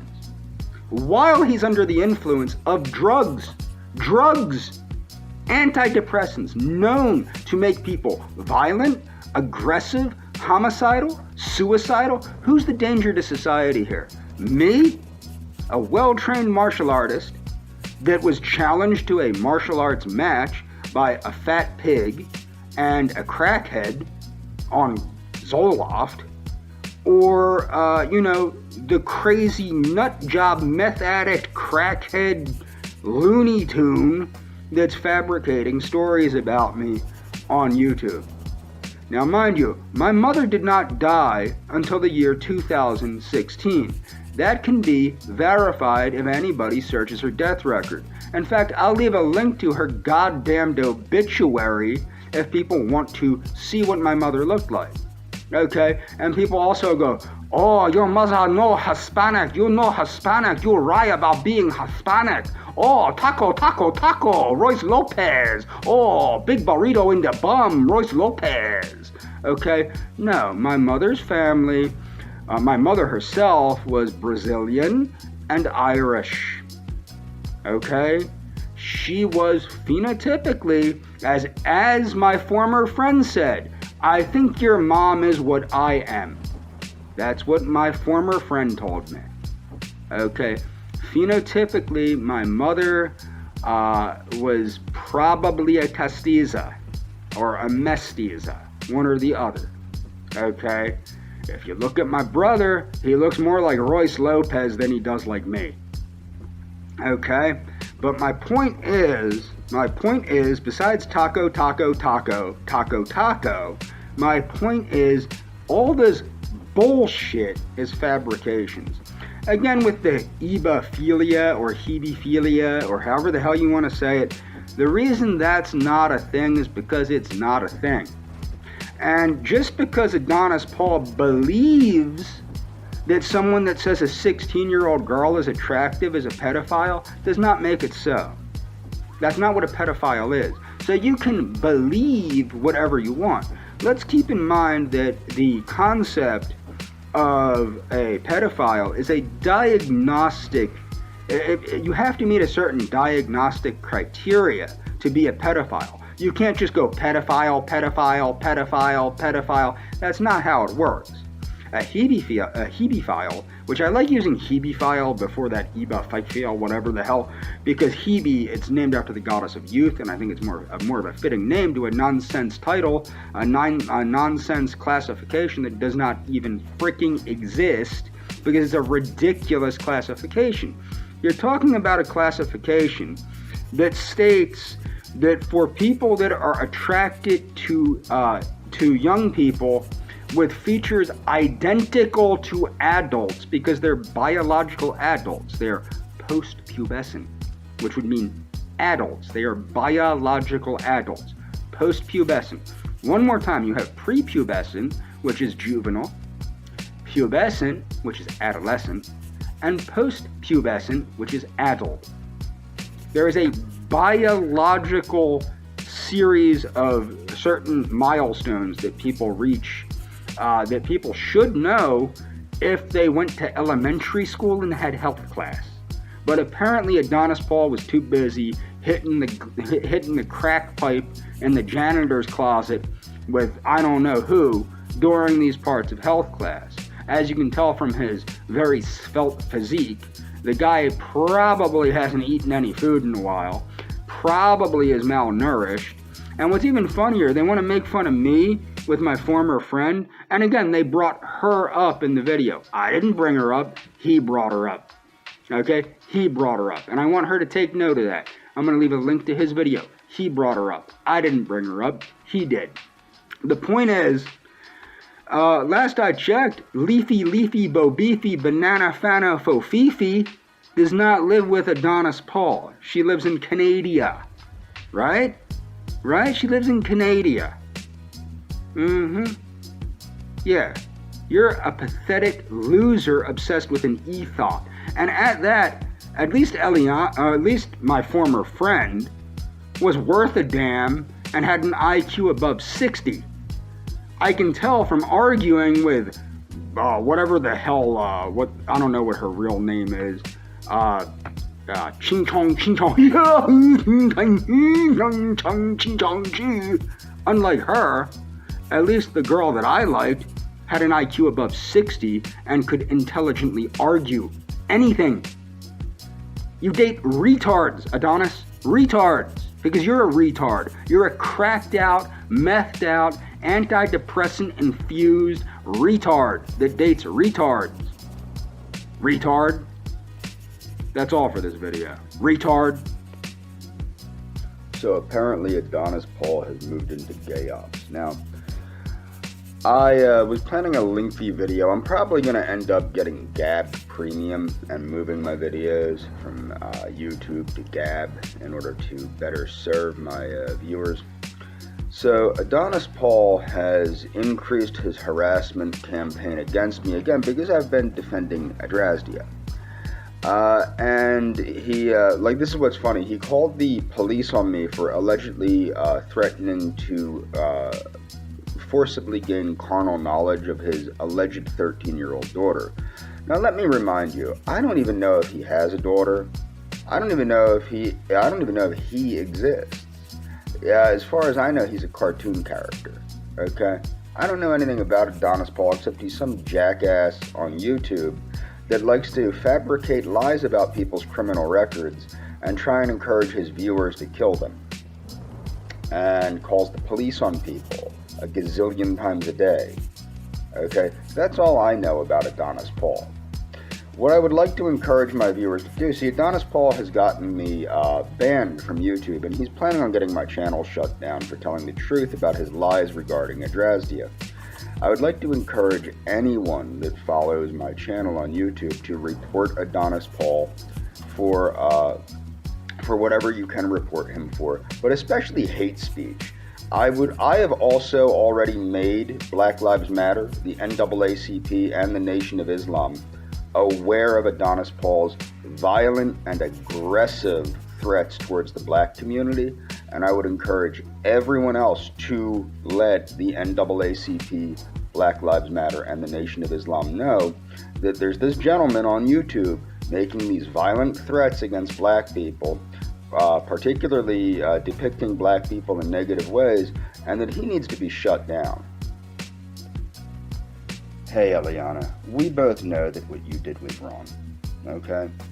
I'm making this video for you because, look, I think enough time has gone by that you should realize that I know what you did was wrong, you know what you did was wrong, and you know that you received money or the promise of money to defame me and lie about our friendship, which unfortunately turned into the situation that's currently happening. Now, I understand that we can never be friends again, but that's not because of anything I did. It's because of everything you chose to do. Okay? We both made a lot of mistakes, don't get me wrong, but my mistakes are very small compared to the mistakes you did. You truly betrayed my friendship with you, you truly betrayed my trust in you, and you truly betrayed the way I thought about you. You know that to me, you were a moral, I thought you were a very moral and good person. I see now that every person does have their price, and I'm assuming for you it wasn't very expensive. And it saddens me that that was the case. But the truth is, like, now that I have proof that you were paid to defame me and lie about me, nothing you say will bother me, okay? And I do have evidence of the ongoing harassment. So what needs to be understood thoroughly is that this is ridiculous. You didn't take it to this level. Let me put it to you this way. The reason I don't get mad at you, and the reason I will never get mad at you again, is because that was misplaced anger. I was misplacing my anger at you because they were putting you out there as the face of it, and you were allowing them to do that because you thought it was, you were getting paid to. And I know that it eventually got to you, and that's why you stopped. Okay? I understand that. And we were buddies. Okay? I know we were friends. You told me we were friends. And I believe you when you said we were friends. I have a lot of friends in my real life that told me you were catfishing me at the time and are telling me now that you're fake. You were fake the whole time. Everything about our friendship was fake. I don't believe that. Okay? I don't believe that. I think that the problem that you had was more recent. I think that maybe you didn't know how to tell me you weren't interested in me. So what you did is you said, okay, I just won't talk to him. And then what happened is Royce came along and offered you money to appear on, well, first he offered you money to give him our private conversations. And that's the thing that I want you to understand. You get mad at me for the things that I posted about you, that you said. I would have never posted those things if you didn't give up our private conversations, the things that I said to you. And you know I really did care about you. I loved you with all my heart. You know that regardless of any challenges you had, financial challenges or otherwise, I was always there for you, and I would always have been there for you. Okay? I would have. I can't do that now because of all this. I can't be there for you as a friend. I can't be there for you as more than a friend. And I think the issue was that you didn't want me as more than a friend. And you just didn't know how to tell me that, so you just ignored me. And I'm sorry. I'm sorry that I didn't catch on, but you have to understand, with the trolling, when people are telling me not to come to Argentina or they're going to murder me and things of this nature, which I have evidence of course, it makes me think the worst for you. You live in a country where women are regularly beaten to death by their boyfriends and husbands. And that's what it seemed like to me. So when I have people telling me that you're pregnant or you had a baby or you're living with your boyfriend, and then I have you saying, but I'm not pregnant, I don't have a baby, and I'm single, and then you just stop talking to me, it leads me to think the worst, okay? And that's why a lot of this happened. I do want you to know, look, I'll always care about you, okay? I will always care about you as the person that you were, or at least who I thought you were before I realized that somebody can just pay you to do whatever, okay? But I don't think I can stop caring about you. But the one thing I have to stop doing is giving a crap. I cannot believe, if you look at these people that you associate with, that constantly aggravate me and do everything they can to aggravate me and harass Mary, a mentally deranged woman. They harass her to the point trying to encourage her to commit suicide all the time. These are the kind of people you consider your friends now. At a time you considered me your friend. I miss those times. I always will. Okay? Take care of yourself. I'm not mad at you regardless of who you're dating or who you're not dating. I don't think you're dating that dude. I think that you were paid because it's the one. What's the one thing that would get me the most angry? You dating a black British guy. It's also probably the thing that would make your father the most angry. But the point is, I strongly doubt that. That's a scam to make me angry. Clearly these people have lots of money and would be able to move him to Argentina or you to England. I don't believe that you were in England. I believe that video was fabricated. It's too well put together. And then the other video, you're not even in the frame. You know what I mean? You're not even in the frame of that video, which tells me that it's baloney. Okay? I know when I'm being had anymore. But the point is, look, I'll always care about you. I can't be your friend ever again because of how you treated me. If anything happens, I hope you know that I hope you'll do the right thing. And you do remember our friendship. I know you do. And you do know that I care about you regardless of anything. I can't stop caring about you. Okay? Best wishes. I'm going to make something 100% clear for my former friend Eliana. Adonis Paul is saying I dragged you back into this. That's not true. These trolls have been bringing you up by name for months now. Randolph Vance has been bringing you up by name for months now. Adonis Paul put you in his video to try and say I'm a pedophile. And the other thing is, last I checked, when I was flirting with Eliana was 21 years old. Okay? I didn't know when she was 19, but she was 20 and 21 when I was flirting with her. She wasn't even. She was 21 and 22, because I wasn't even trying to get with her before she was 21. Okay? I was just her friend. So this is a bunch of bullcrap. The person that sucked Eliana back into this was Randolph Vance and Adonis Paul, and Eliana herself by trying to post things to aggravate me low-key. Okay? So that's who sucked Eliana back into it. As for this alleged stuff with my former boss, Elodie Witkowski, go for it. Because the second you do that, she will become 100% unemployable in the state of Pennsylvania and probably in the whole United States and probably anywhere else. There are certain laws that she has to obey and certain rules that she has to obey, standards that she must be held to. And it's not just me that wants to fry her. I have friends in the Senate, I have friends at the county level, and I have friends at the local level that want her to fry for what she's done to the mental health community, the mental health industry in this area. She will fry if she does if she says anything about me, it's on, and it's gonna be hilarious. It will be absolutely hilarious. Let her open her trap. So Adonis Paul wants to threaten me with an interview with Eliana, okay? What I want to make sure, number one, Eliana has no credibility. She never did. Inside the ROTC echo chamber, she has credibility.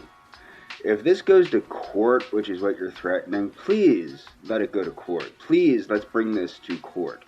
Which it won't. Which is why you didn't call the police on me, because you're an idiot.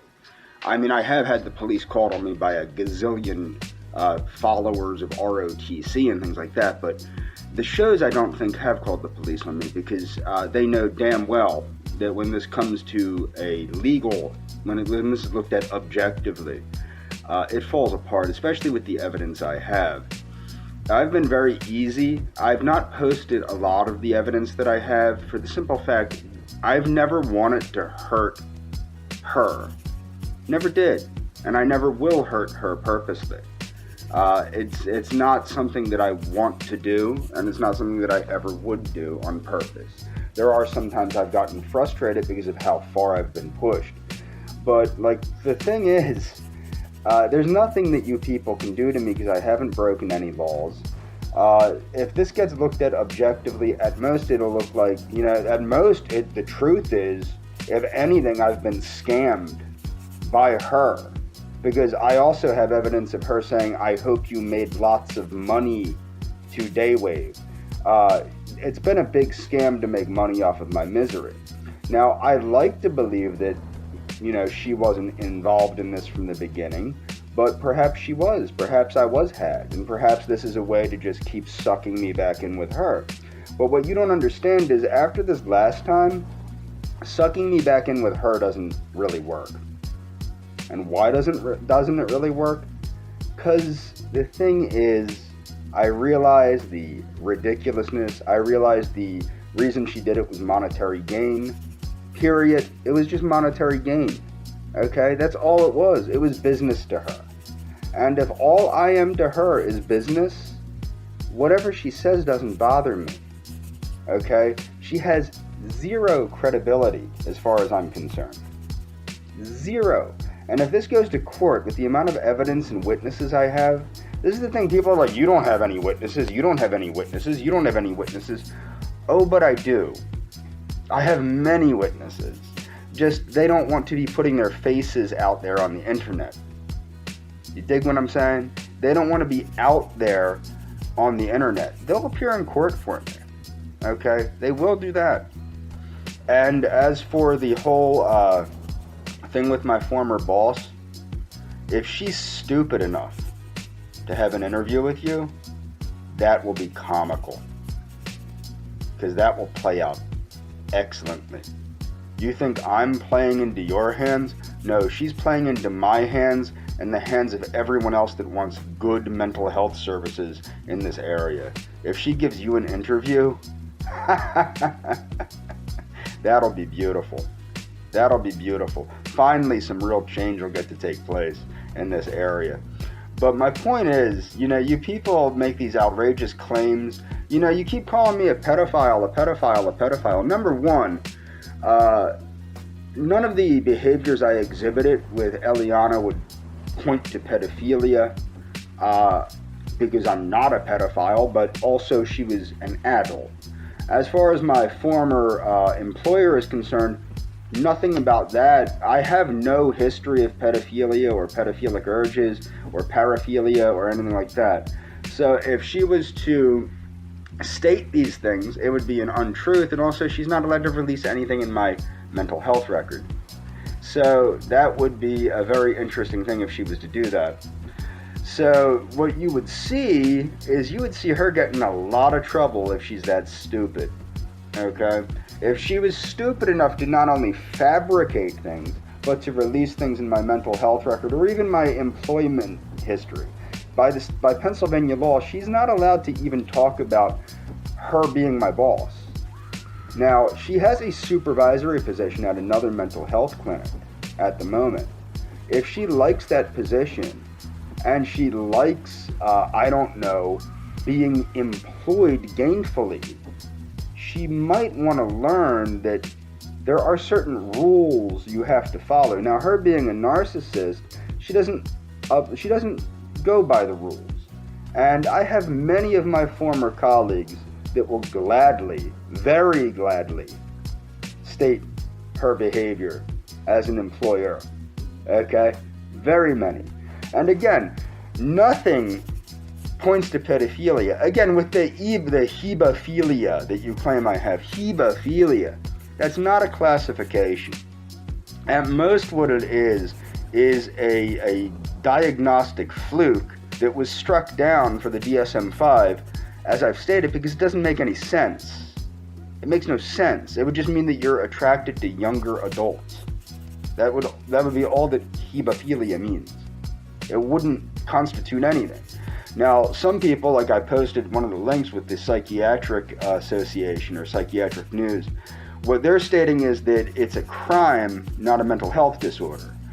One of the things that's important to understand, for example, with the Catholic, the quote pedophile priests, now there is some hardcore pedophilia going on in the Catholic Church, but a lot of that, I don't even know if it was most of it, I would actually have to look at the stuff to see, but a lot of the pedophilia priests, it wasn't pedophilia, it was inappropriate homosexuality, is what it was. And the reason it was inappropriate isn't even necessarily the age difference. Like if somebody's 17 and they're being molested by, say, I don't know, a 30-year-old priest, the age difference is not exactly what makes that inappropriate. It's the position of power the priest is in and his exploitation of the juvenile, well, not even the juvenile, of the young adult. Actually, by law, it would be a young adult. So my point is you see the same thing with teachers, where teachers are held to a higher standard than the general public, and this is because they just are. Now, I've long argued, like when I was going to school for criminal justice, in my business ethics class, we had business ethics geared toward criminal justice. I long argued with these teachers that would sleep with their 18-year-old students. I would long argue that, a 23-year-old woman, I was a 23-year-old math teacher that had an orgy with a bunch of 18-year-old boys. And my point was, what she did was wrong and somewhat weird. But the point is, it wasn't technically illegal, but she did jail time for it. And the reason was because of the position that she was in as a teacher versus the student, but everyone participating in the sex orgy was 18 years of age or over. So it was kind of like, what the hell? So my opinion is that she should have lost her job, but not done jail time, because she didn't technically break the law. She didn't technically take advantage of anybody that was under the age of consent. So that's how that works. I mean, and the thing is, these people, they think they're proving all this stuff. I posted some funny things on YouTube and called Adonis Paul a child rapist. Hey, I have as much proof that Adonis Paul is a child rapist as Adonis Paul has that Mary is a murderer. So why don't we go to court, Adonis? Why don't we go to court and I can explain the stalking of Mary to the authorities. I can explain what you do to Mary to the authorities. And I can also explain how I have as much evidence that you're a child rapist as you do that Mary is a murderer. Because as far as I'm concerned, Adonis, you're a child rapist. And I have just as much evidence as you do that Mary is a murderer. So keep calling Mary a murderer, and I'll keep calling you a child rapist. You child rapist. So, I realized what's going on. So, my former friend, Hatman states that I'm still stalking my former friend. The only person stalking anyone here, there's a couple people stalking me, like Hatman, the homosexual who catfished me and tricked me into sending him nude photos of myself by pretending to be a 20-year-old gymnast that was attracted to me, which was all baloney, okay? Now, it wasn't just him. There were other people involved in it as well. But my point is, this is the mentality of the people that are screwing with me, okay? Now, he's stating that I'm stalking my former friend. No, what's going on is people are making me aware. Now I know what's going on. These people that are claiming to be on my side, that have an in with Daywave and all that, What they're doing is they're making me aware of things that she posts to try and get under my skin. Well, you know what? I see what's going on because they want to make it so that they can trick her into harassing me again because she quit. They want her to say that I'm using her name and I'm doing this. I'm not using her name. The people using her name are Adonis Paul, Hatman, and these other people are using her name. And they shouldn't be using her name, period. Okay? Now, she might not have told them that, but I'm not the one using her name. The other thing is, as I said, the stalking, and if this goes to court, I will prove it. The stalking comes from Hatman. The stalking comes from Adonis Paul. The misinformation comes from Adonis Paul. The lies come from Adonis Paul. The harassment comes from Adonis Paul. This comes from the Daywave community. It originated with J.J. Stoner and Royce Lopez. Okay? That's where it originated. Now, it seemed to me like my former friend dropped it. And then it picks back up because they're making me aware of things that she posts. Now, look, I have no problem with my former friend. I've forgiven her for everything. And I stand by that. I forgive her for everything. I understand that she was angry. She was thinking from a place of rage, what have you. I'm not mad at her. I want her to understand. Look, I care about her. I probably always will care about her, and she knows why. She knows that her and I were friends, and she knows that, at least to me, our friendship was important to me. Okay? It might not have been important to her. That's not part of that doesn't matter.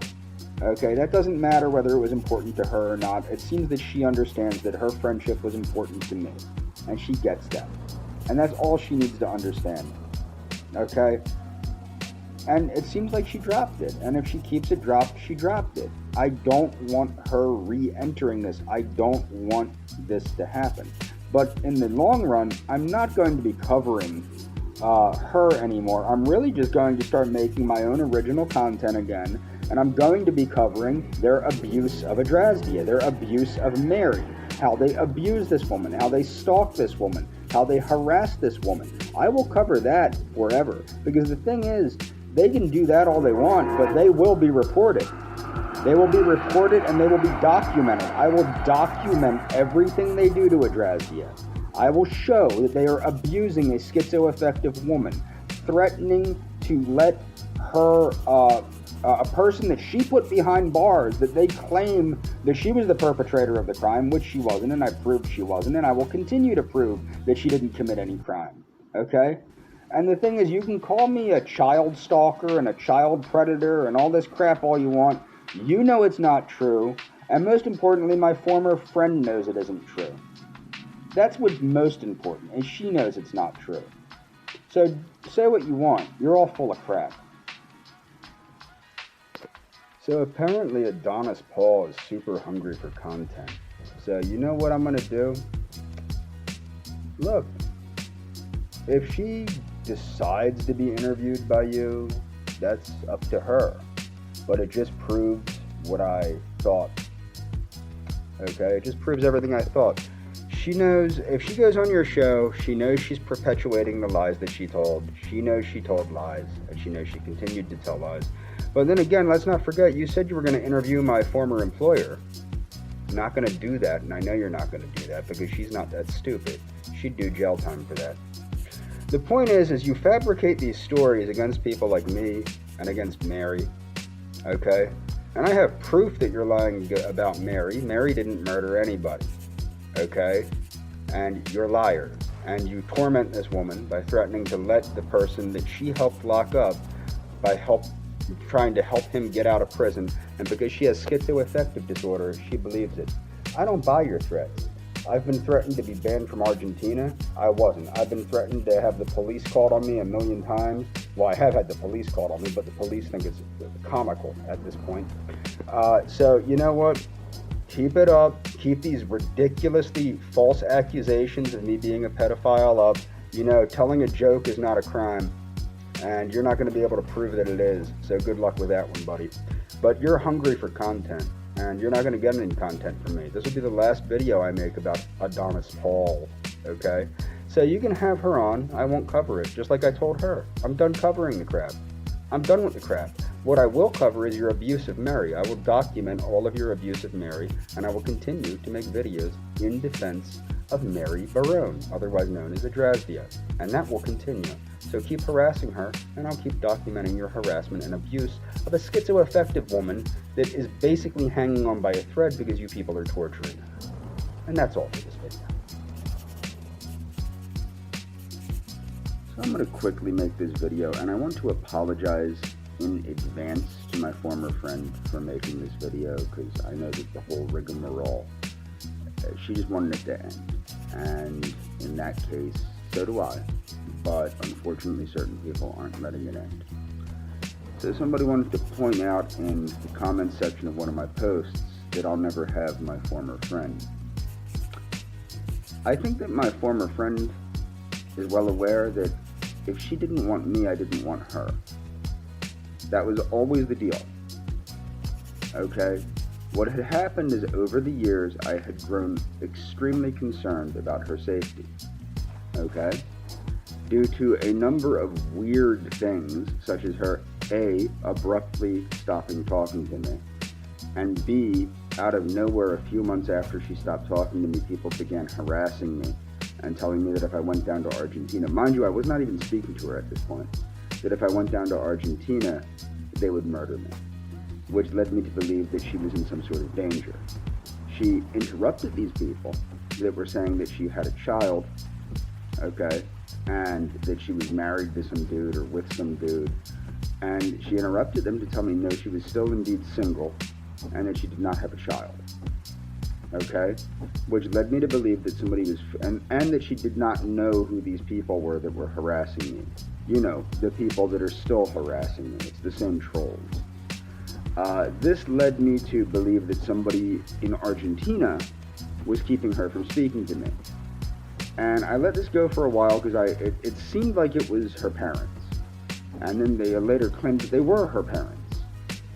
Or maybe a family member of hers. I know she has two older brothers. Well, I think she has an older brother and a younger brother. My point is, I had assumed that it was just her family, so I kept letting it go and letting it go and letting it go. And then they started really insulting my race, insulting me on racialistic terms, calling me a gringo, making fun of me because I was white.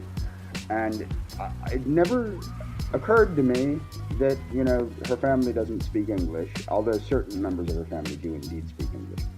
But it didn't occur to me that her family would not be aggressively attacking some guy they don't even know about, probably.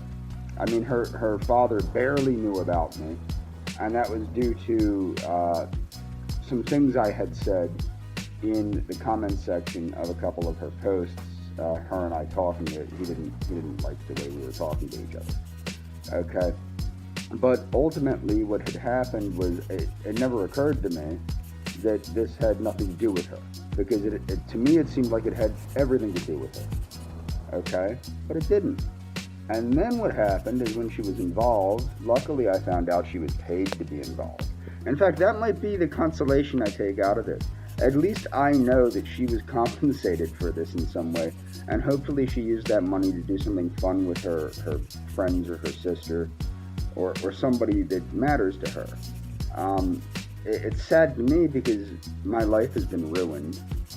Due to this, I'll never have a girlfriend again, probably.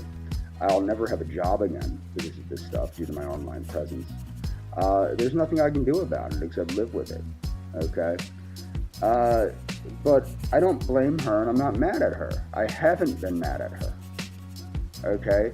Even at the height of this, I defended her, okay? And I think she came to the conclusion.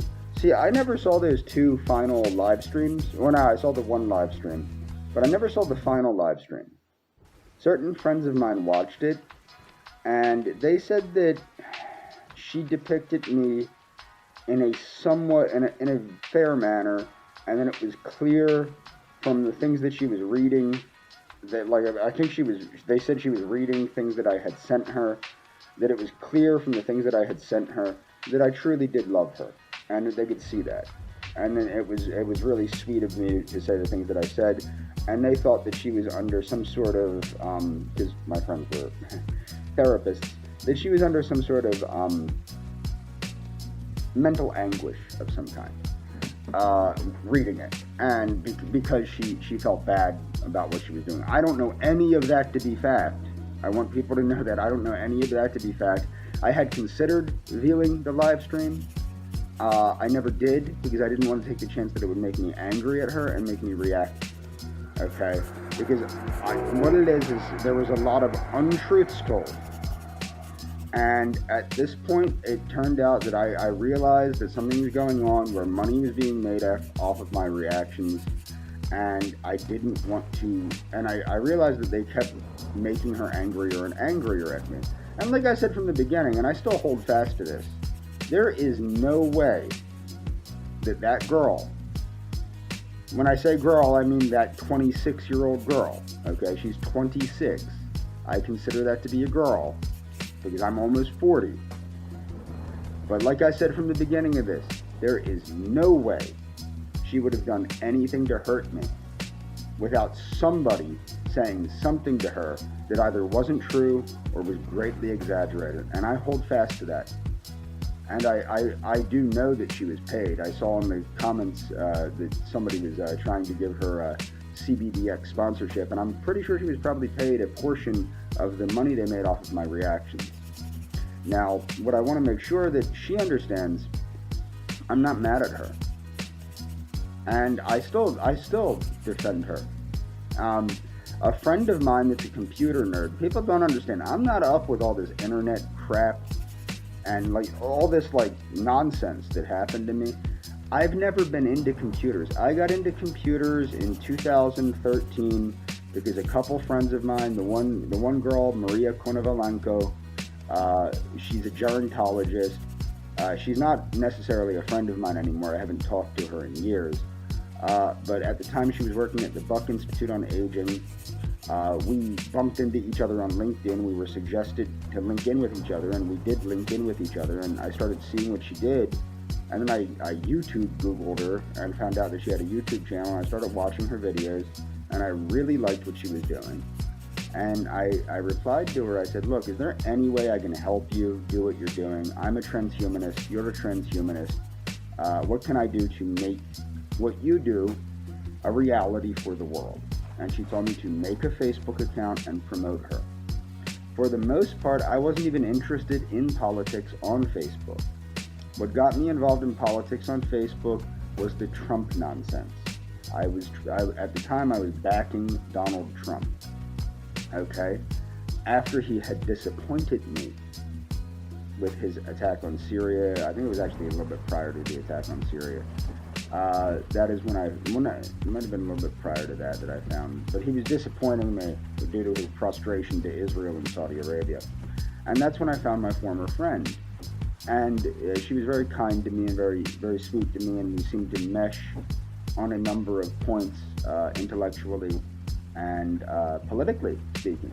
And that's when I realized the third positionism in South America was far more pure and accurate than the neo-Nazism in the United States, which I find to be unpalatable. I'll just put it that way. I think it's a little bit unpalatable compared to Peronism. I don't like the way that people behave up here versus the Peronist ideas. And I found that we meshed well. To be quite honest, she was never hard and fast one way or the other with us being together or not being together, in my opinion. And I want to make sure that people understand that's my opinion. I'm being honest. Okay? In my opinion, she was never one way or the other with that. And I think that the reason why is, like I said from the beginning, I don't think she wanted to lose me as a friend until she had no other choice to, because I was coming down. And look, the way this ended with me losing my friend really sucks. It really sucks. And it's something that I just have to deal with. Okay? And I think that she knows now that she meant quite a great deal to me. I didn't think I would ever find another person that seemed to understand me, just like she had stated in that one screenshot I had shared. I understood her, and she understood me. And it didn't seem to me like her or I would ever find anyone else that would understand us the way that we understood each other, which was one of the reasons I did pursue her as much as I did. But when I felt like she was unsafe, that's what led me to buy a plane ticket. Okay? I quit the whole going to Argentina thing until people started threatening me on YouTube and saying they were going to kill me if I came down to Argentina. When that started happening, that's when I decided to get a plane ticket, and then COVID happened. Now, remind you, I can't just go get a plane ticket to Argentina.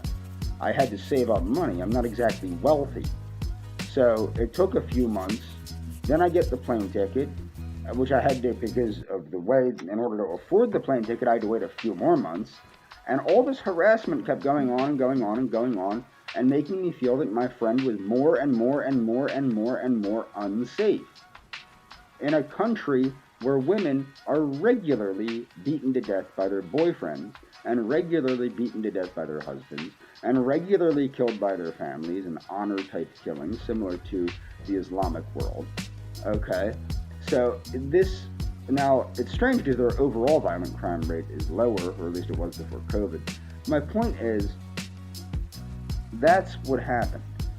Now, the fact that she participated in defaming me and lying about things and all that, and she'll never admit that, and I'm not even asking her to admit that, because I think at this point it would be, it's a moot point. I don't even care.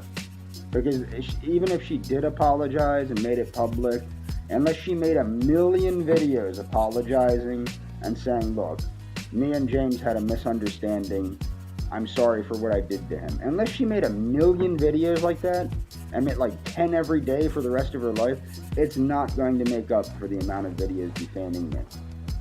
Okay? So that's why I don't care. There's no way to make up for this. There's no way to take it back, and I just have to deal with it. But it doesn't mean, look, when she was my friend, she was really my best friend.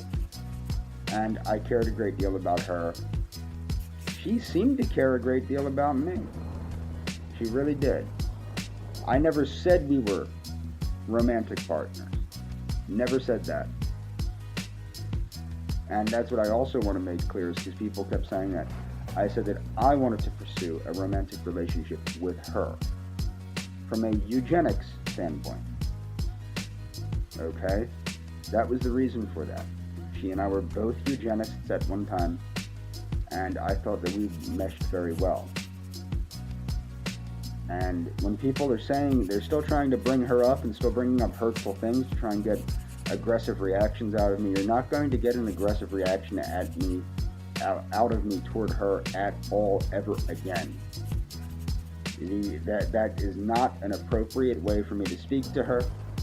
And all that did was allow her to feel like whatever the nonsense was that you people were telling her, that it might have been true. And it's not true. I have never wished her any ill will. I have never wanted any harm to come to her, ever. I really cared about her. The whole point of me going down to Argentina, if I went, which I didn't, but the whole point of me going down to Argentina was to make sure that her well-being was secure and that she was safe. It was not even to have sex with her. I didn't know if she wanted me like that. She, as I said, she was never 100% one way or the other. She kind of just let me think whatever I wanted in my own head, because I think that she wanted me as a friend, and I think she was too afraid that if she was honest with me, I would have stopped talking to her. And she didn't, it's not so much that she enjoyed me talking to her per se. I think she enjoyed knowing that there was somebody that cared about her. And honestly, look, I cannot stop caring about her. She meant a lot to me. Okay? That's the truth. And if I could, I would love to consider her my friend still, but I can't. And that's what's so sad about it. After what she did to me, the unfortunate truth is I cannot even consider her my friend. I can't go, oh, well, that's just my friend that doesn't talk to me. I have to go, no, she really screwed me over. But you know what? That's what happened, you know? That's what happened. It doesn't mean, and in closing, I never wanted to be with her if she did not want to be with me. My primary concern was her well-being and her safety. And I'm getting really tired of people taking everything out of context in regards to her. I don't care if you take my jokes out of context and all that crap. You're going to do that. You're going to do that because that's what you do. Stop taking my friendship with her out of context. Okay, third time's a charm. I have an issue with my phone. Keeps not recording the video for some reason. I want you to understand something. Look, if you're really with that dude, I wish you both the best. I wish you, seriously, I wish that you're happy. I wish that you have a prosperous life. I wish that everything in your life is the best. Now that I'm not being harassed about you 24/7, I can actually say things that sound intelligent instead of like a slobbering maniac. What I would like, I have one plea. I beg of you, and I don't expect you to follow through with it. And if you don't, you don't. You know what I mean? I'm not gonna harass. I'm not gonna like say anything or bother you about it. I'm just going to say this once. If you could publicly state that we had a misunderstanding, which I think you understand we did, just once, I would greatly appreciate it. Okay? I would greatly appreciate it. I think that I know the only reason they initially stopped harassing me was because you told them to. Okay? I know that. And the only reason they brought you back up was because they know that you're the only thing that gets them twisted, but it don't get me twisted like it used to. I've moved on. And I know that you know that there was a misunderstanding, and I know that you know that your safety and your well-being was always my prime concern. I was never thinking dirty things or seeking dirty things. And anyway, that's the gist of this video. I don't want to not record this one now. You have a good night, or I guess it would be a good morning, okay? So, JJ Puffin stuff, or McGruffin, or Drug Stoner McGruffin, or whatever the heck the one troll's name is, it's obviously JJ Stoner, wanted to let me know that, you know, I have an obsession with any woman that will talk to me. This is not true. I actually don't get obsessed with really any women. I was uniquely concerned about a certain woman, okay? And unfortunately what happened there is it turned out to be I was getting scammed, and I'm starting to believe my computer nerd friend that says she was catfishing me from the beginning, and maybe she never was my friend. I mean, after all, she stated a gazillion times, regardless of how much evidence I have, regardless of how much mutual friends of mine say that we were friends, she stated we were never friends. So I guess we never were friends. That must be what it was the whole time. She was catfishing me for these people the whole time, and the whole trolling effort, she was the one either orchestrating it or involved in it from the beginning. But no, I'm not obsessed with women. Not any woman that will talk to me. Many women talk to me. Every day, women talk to me. I'm not attracted to most women. I do have a geek fetish. I have a fetish for nerdy girls. When I find a nerdy girl that's interested in longevity, oh my god, that's excellent. Or interested in nutrition, or interested in medicine, or interested in biology, that's my thing. And then what I do is I do whatever I can to make sure that that young lady knows that I'm interested in them, and hopefully they understand that some things are worth risks in life. Sometimes it's worth a little bit of a risk to find somebody that really cares about you, or to start something that could blossom into something that matters. Or even just to have a very good friendship. Friendships aren't very good anymore in this day and age. So even just to have a very good friendship, sometimes it's worth the time to take a little bit of a risk. So yeah, I mean, as what I'm doing weird, only by today's standards. Only by today's standards. 20 years ago, I would be seen as a romantic person. Now I'm seen as a freak. So that's about what it boils down to with this. So, no, I'm not concerned about what people think. Why am I explaining this? Well, just in case a certain someone subscribed to my channel, I want them to know, you know, however they decide, because obviously I don't think that they're getting a hold of me at this point in time. And that's fine. I understand that there's certain risks, and especially with this level of trolling, and as I had told them, you know, once they saw what my internet presence looks like, they're not going to want to talk to me. But I assure them that my internet presence is not me, and I have people that can verify who I am and what I am and what I'm about. And it's not what's on the internet. I promise them that. And some things are worth taking risks, and sometimes having a little bit of lunch or brunch might be the best thing the doctor ordered. No, I'm just joking. But, regardless, sometimes a friendship is worth taking risks for. And look, if you're watching, I found you very, very, very interesting. I thought you were extremely interesting. I find it very interesting that you even know. I mean, you said it's because your dad knew about Dr. Hoffer and the treatment of schizophrenia with niacin and things like that, but you know a lot too. And like I said, the only reason I know more than you is I'm twice your age. So I'm interested in you, at least as a friend, if not more, and I would love to do something with you. And I'm sure you'll like my card. Nice leather seat. Come on, nice leather seat. Beautiful leather seat. Anyway, some things in life are worth taking risks for. And if you really want somebody to talk to that can understand where you're coming from, I know that with me, when I have someone that can understand what I'm saying and where I'm coming from and what I mean when I speak, it is fantastic. It's the most amazing thing ever, because people that can understand anything on an adult level anymore seem to be very rare. And that's all for this video. So I wanted to explain this one more time about the Argentinian situation. Okay, that was a very complex situation based in a very complex relationship between two people. Okay, and everybody likes to say there's two sides to every story. There's two sides to every story. Apparently there's two sides to every story but my side. And my side has the evidence, and my side has the consistency, and my side has the witnesses. Unfortunately, nobody cares what my side is.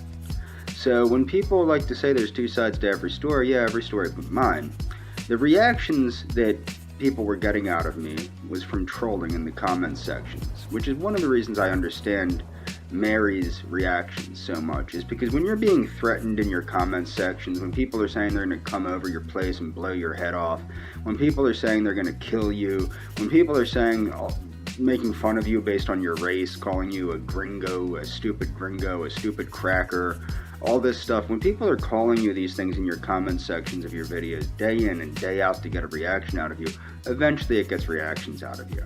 And when they're trying to blame someone else's family for it, it's distorted. It causes a distorted reality. Now, I'm going to leave a link in the description about putting the Argentinian thing back into context, because it needs to be put back into context. Now, nobody cares what my side of the story is because I'm a guy. Okay? Nobody cares that. This is the thing. The beauty of the situation is that that person has been removed. I don't care about. I don't have the 3 years of friendship and the 3 years of shared interests and the 3 years of mutually shared support between two people that person and I had to make me care about anyone to react the way I did. About anyone the way I did about that young lady who turned out stabbing me in the back and lying all over the internet about me for some money. Okay? That's what happened. That's what happened. And I've given her plenty of opportunities to fix that. She's taken none of them. Not one opportunity.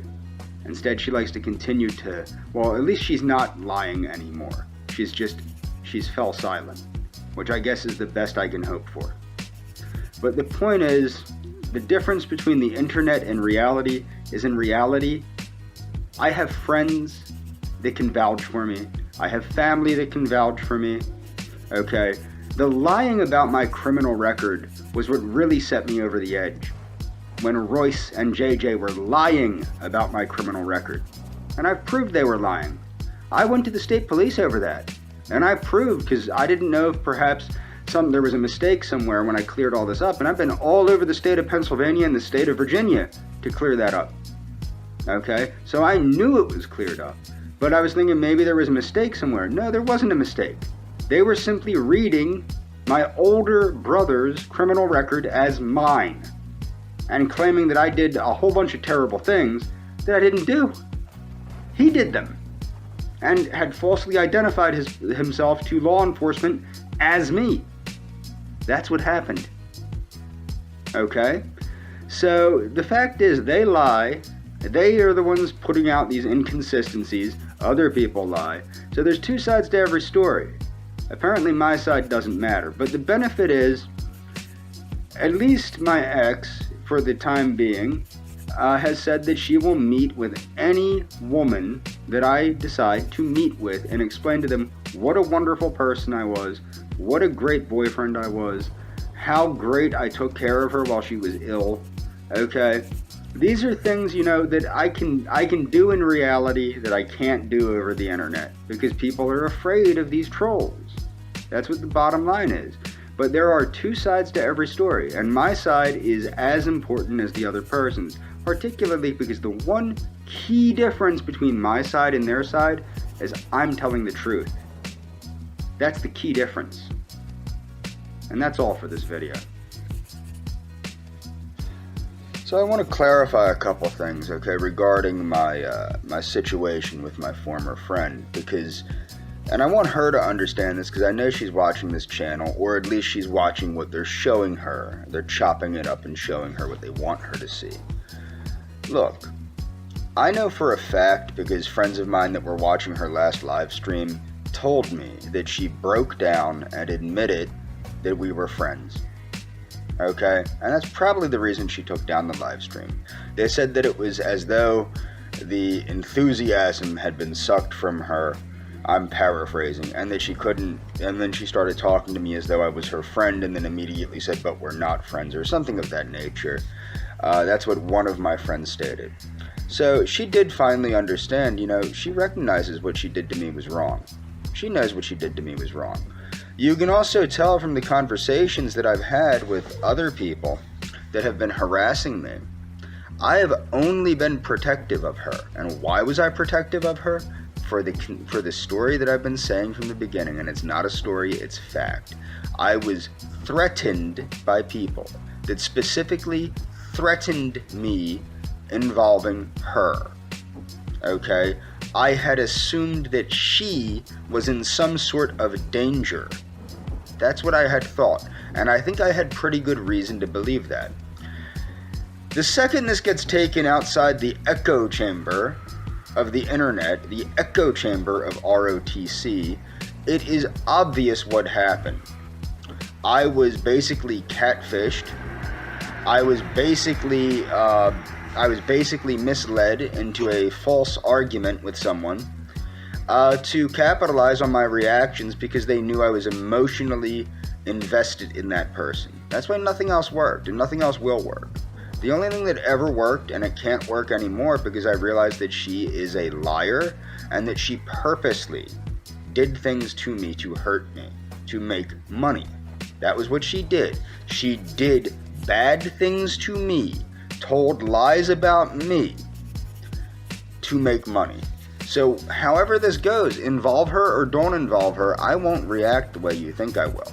The reason I'm reacting like this is because it is unfair that you people can lie about my criminal record and can lie about everything and make it look as though I'm some kind of danger to women when I am not a danger to women. I've never been a danger to women, and she knows that I have never been a danger to her.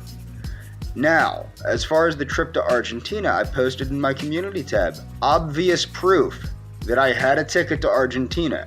Not only did I have a ticket to Argentina, I had already rented an apartment in Buenos Aires. The reason I decided not to go was honestly, as I said previously, I was going to let the ticket die. Okay?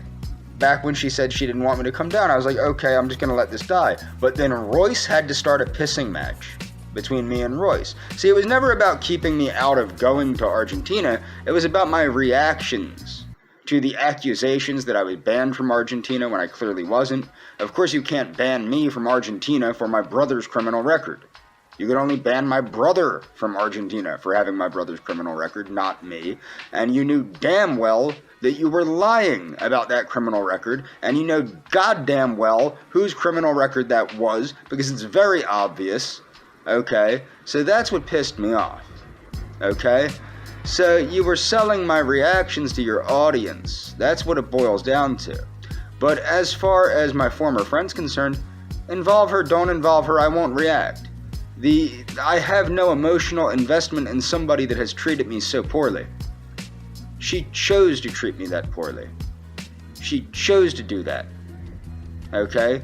She chose to lie about me. She chose to misrepresent certain conversations we had. She chose everything she did, and I've given her opportunity after opportunity after opportunity to either just rectify it or even just stop, and she wouldn't stop.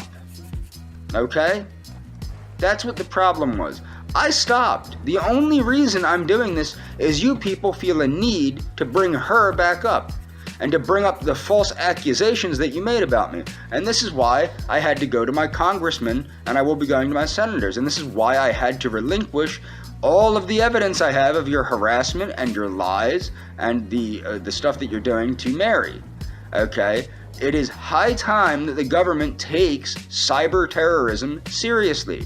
International cyber terrorism involving people from Great Britain, involving people from Argentina, involving people from Australia, involving people from the United States of America. It is an international cyber terrorism ring. Look at how you've tried to extort money out of Mary with emails, threatening emails, over and over again, trying to extort money from a schizoaffective woman. Okay? Committing fraud with her PayPal account. Okay? This needs to be looked at. This needs to be brought to the attention of the legislative body, and there needs to be something done about what is going on.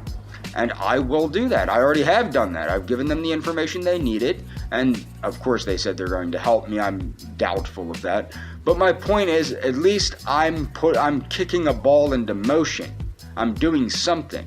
But the level of lies and dishonesty to try and paint me as somebody I'm clearly not. I don't have a criminal record. You're liars.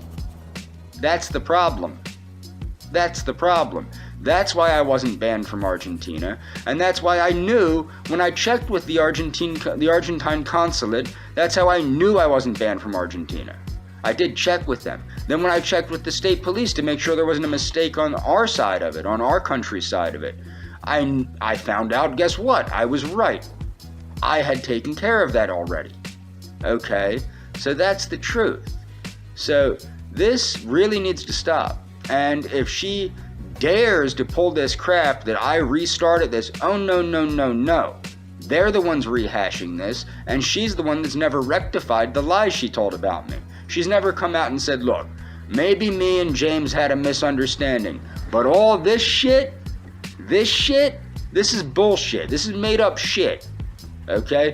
She has had the opportunity to do that for about a year now. She's not done that. In fact, she's participated in agitating me.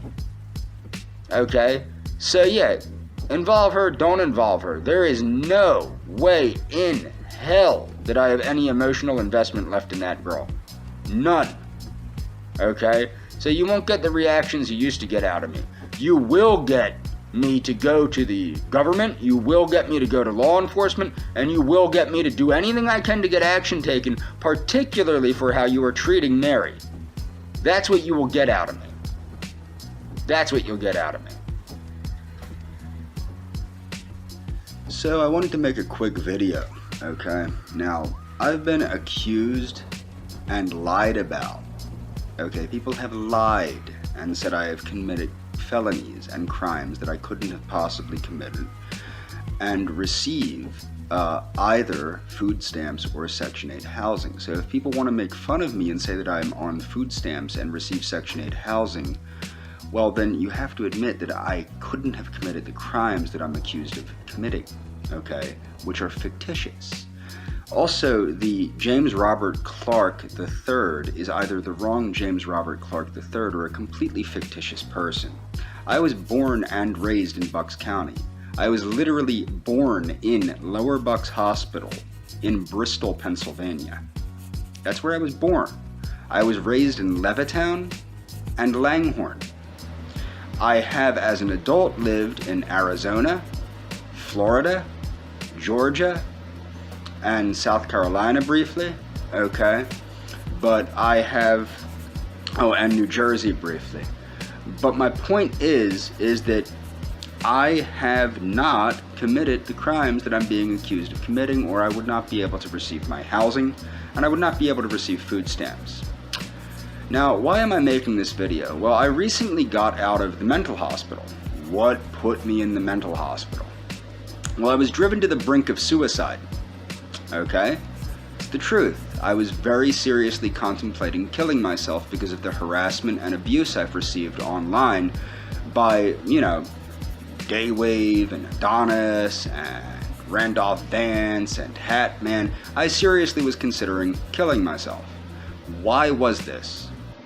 Well, this was because the young lady that was so adamant in getting a hold of me didn't get a hold of me. And it's not her fault, I wouldn't blame her. But part of our conversation, I had told her and I had warned her that there were things online that made me look quite bad. And to remember that none of this is actually true, this is online, and that if you do and this is true to anyone, anybody that wants to do a criminal background check on me through the state police or the Federal Bureau of Investigation will find quite quickly that I didn't do any of these alleged crimes. I have a clean criminal history. Period. Okay? I do. I'm not a criminal.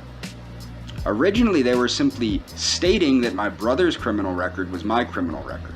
Now they have created a fictitious person and have attached my brother's criminal record to this fictitious person. I'm 100% sure that James Robert Clark III is fictitious. You also must remember that James Robert Clark III is a very common name.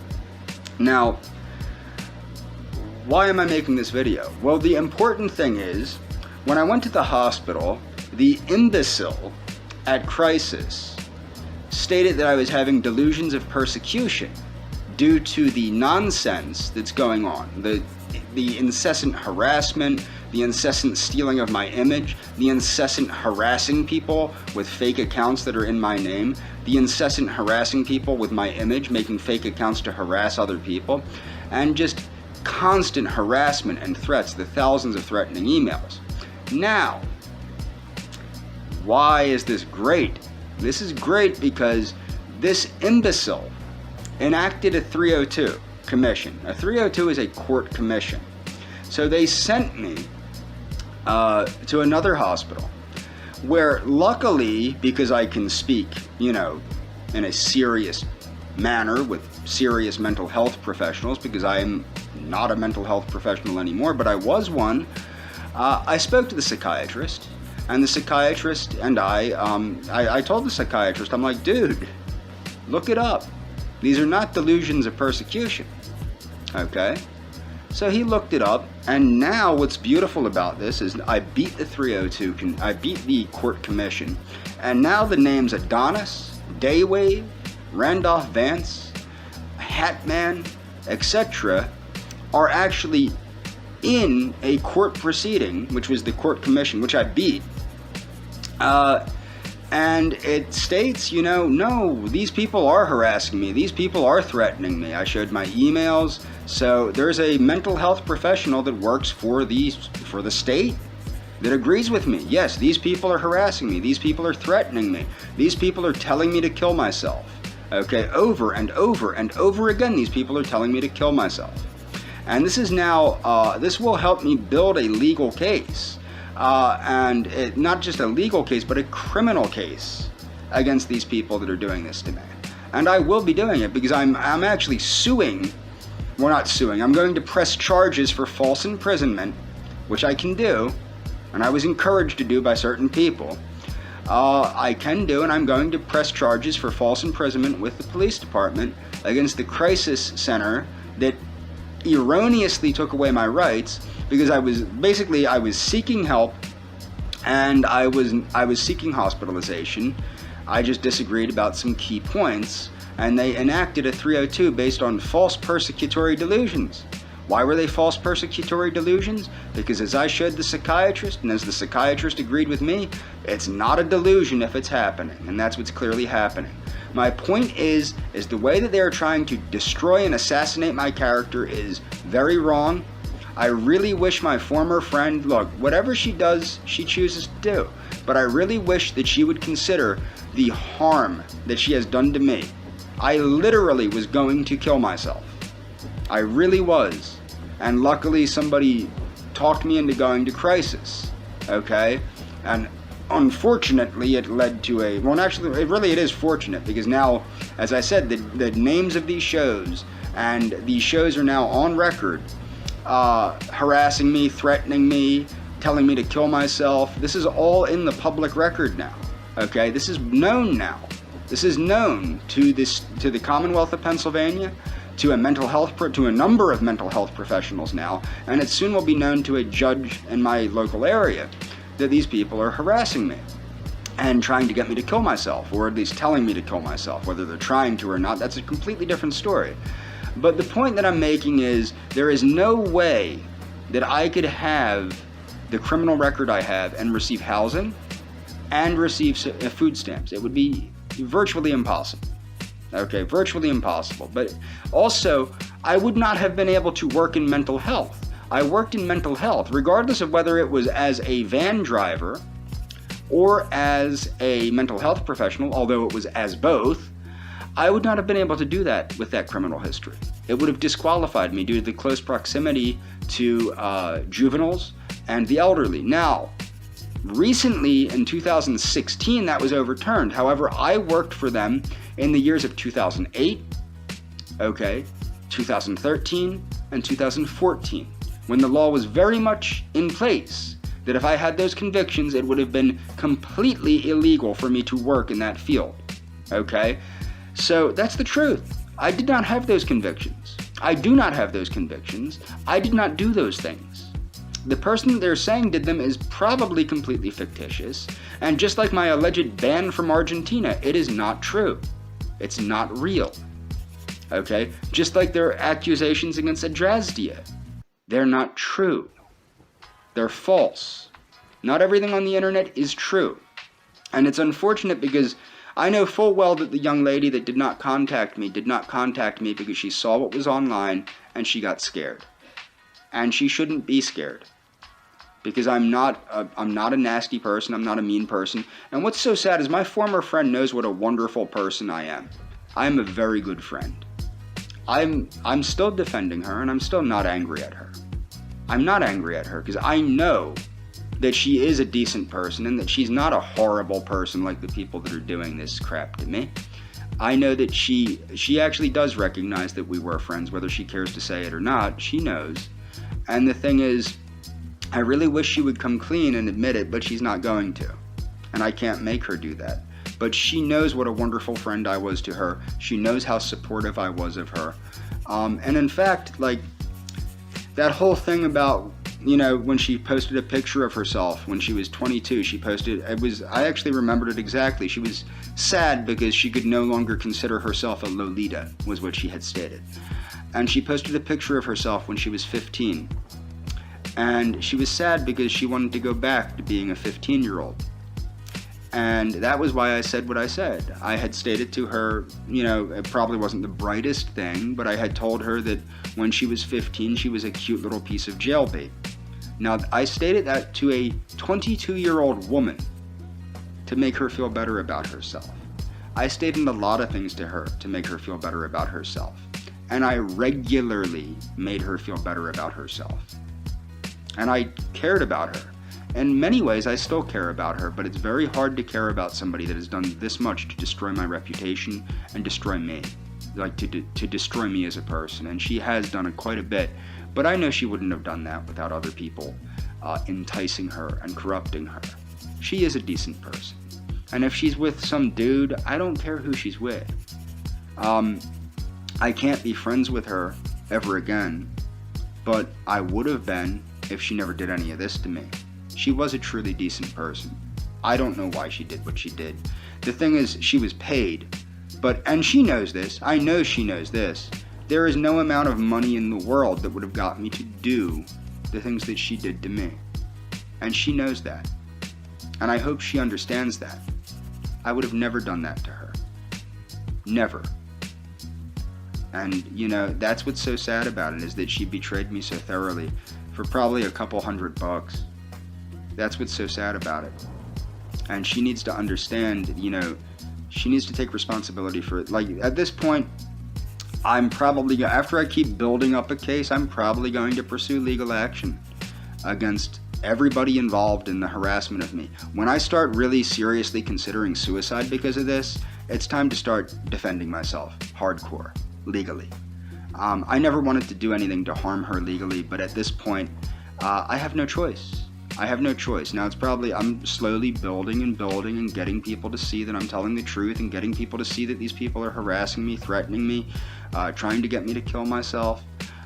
Slowly building it up. First, I'm going to press charges against this crisis organization, and then I'm going to, build from there. I'm going to see who I can get to help me out. But ultimately, it's sad because the young lady that I had met, her and I shared so many interests. And, it would have been wonderful if I could have had a friend. But I can't have a friend because everybody's afraid of me. And I hope she got the card that I sent her. I gave her a card so that she understood, it really meant a lot to me that she went out of her way to make me feel comfortable, that she spent so many hours talking to me about things that interested both she and I. Because it's very hard to find people that, have those interests. And that's what really mattered, was that she didn't just do her job, and she wasn't just being nice to me. We share many unique interests, and I thought it was wonderful that somebody was willing to take her time to share those interests with me, to make me feel better when I didn't know what was going on. I didn't know if I was dying, for all I knew. I didn't know if I had a heart murmur or what exactly, or if I had had a heart attack, a small heart attack or a cardiac event. I didn't know.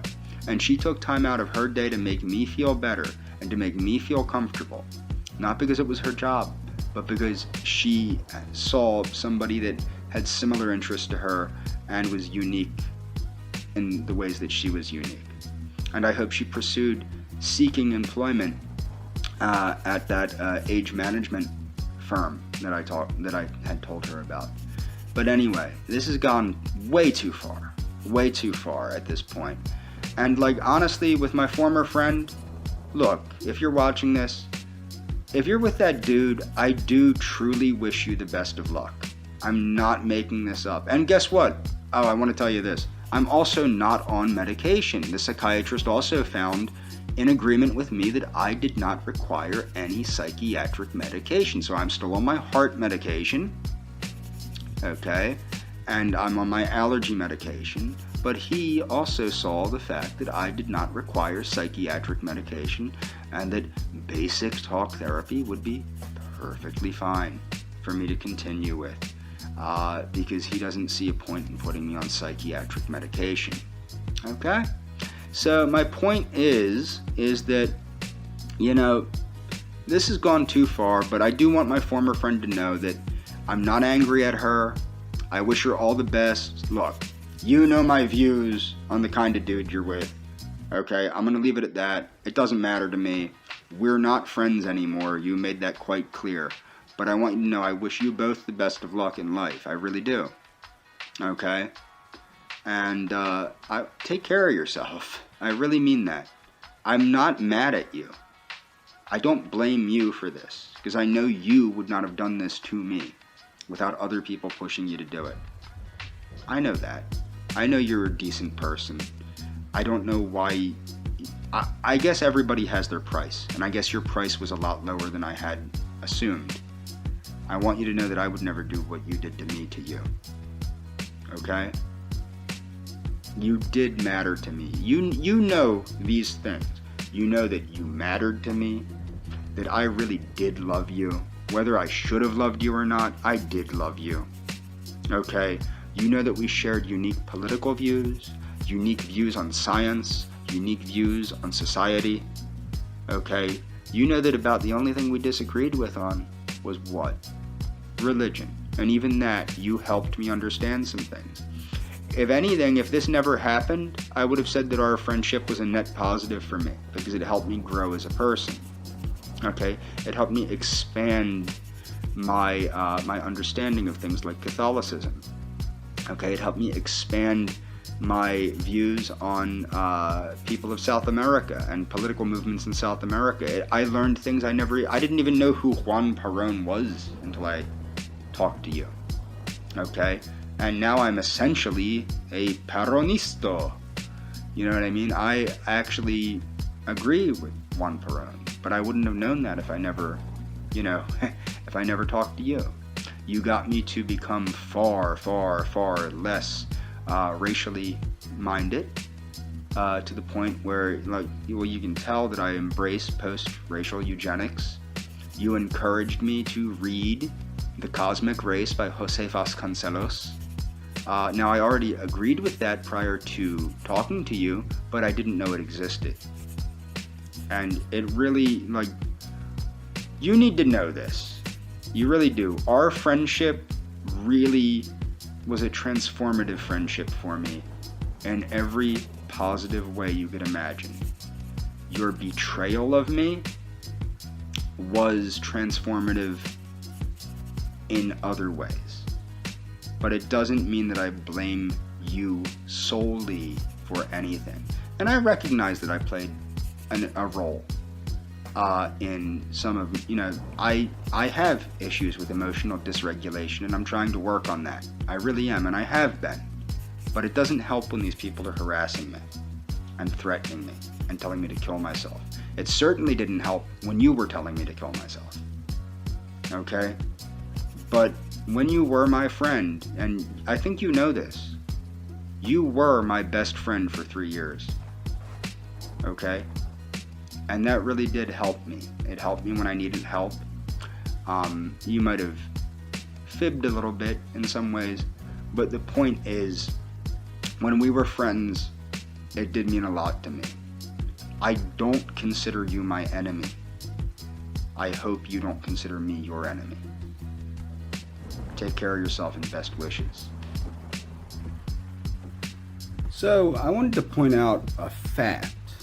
The fact is that I could not have, quote, been grooming my former friend from Argentina, whom I did not know existed until she was 19 years old, and I did not even attempt to start going out with her until she was 21. Okay? So this is something that needs to be set straight. So the dimwit that is dating the other dimwit, or allegedly dating, for all I know she's a made up person. But the point is, you want to call me a groomer, please enlighten me as to how a man of consensual age can groom a woman of consensual age. Think about that. Now, when I'm told to stay away from somebody because I'm a, quote, groomer, again, how can a man of consensual age groom a woman of consensual age? This might shock people, okay? But believe it or not, despite what these trolls think, the women that I seek companionship with have the right to make up their own minds as to whether or not they wish to spend time with me. It's not up to random anonymous people on the internet who people spend time with.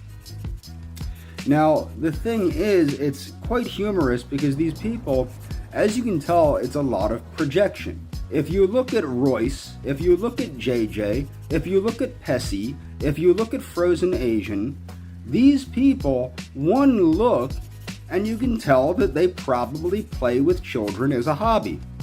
That's probably what they do. I do not. I do not have these problems. I do not project these problems onto other people. These people do that. Okay?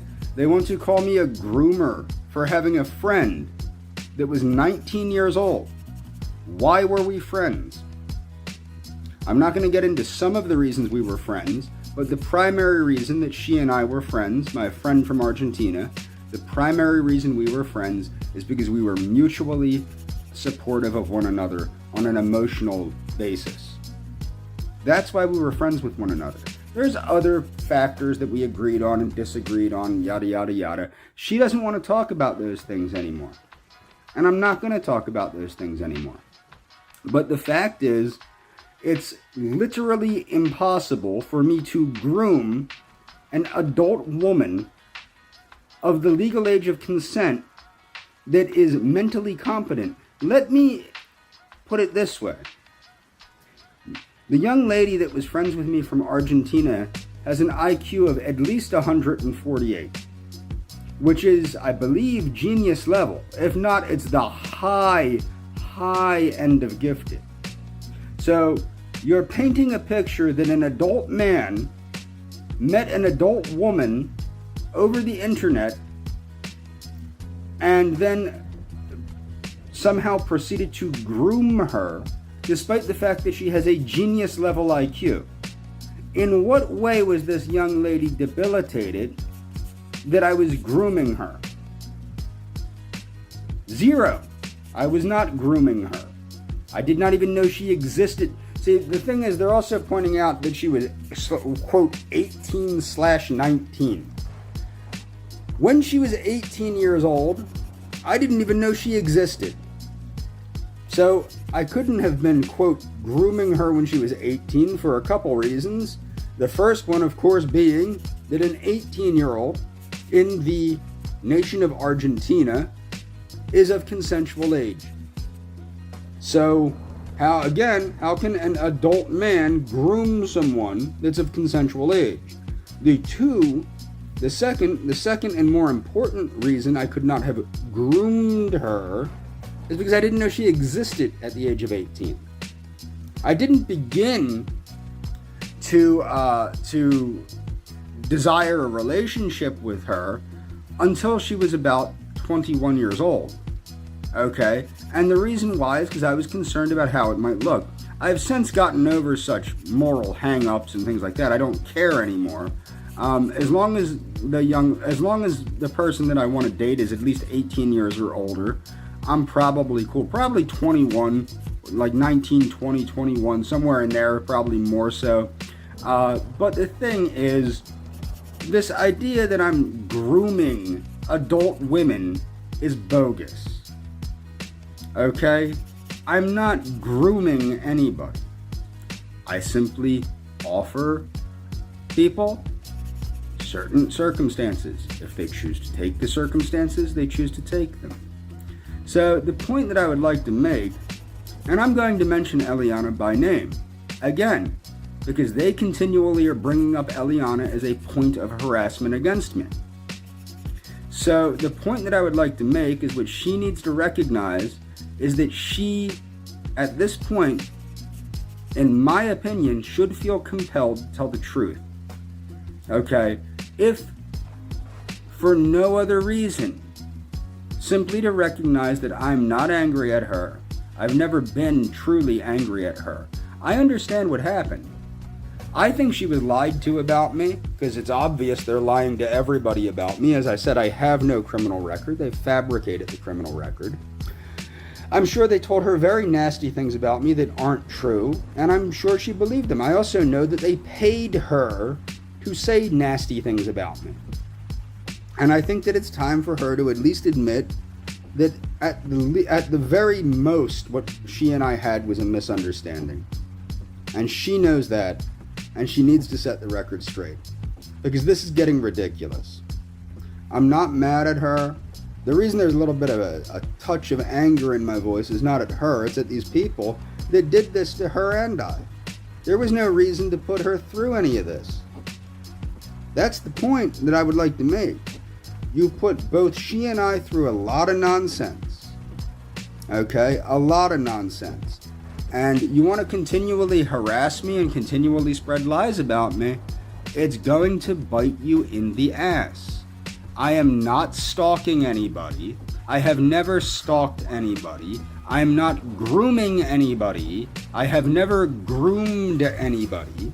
And it is impossible for an adult man to groom an adult woman with an adequate level of intelligence. Let's remember that her level of intelligence is where my level of intelligence is. So I was not grooming a 21-year-old woman, because that's when I started trying to be her boyfriend, and it didn't work out too well, I suppose. But the point that I would like to make is I was not grooming her when she was 19 years old. She was of consensual age. If anybody believes that an adult man can groom an adult woman with an adequate IQ, they're an idiot. Now, I know that the people that work at Daywave are probably groomers. I know that they're probably sexual perverts from the way I've heard them talk about my former friend and other women. And the thing is, they like to project that onto me. Good luck with that. The fact is, reality is reality. Okay? The fact is, reality reigns supreme in reality. The internet is baloney. So you can keep talking crap and keep accusing me of grooming adult women.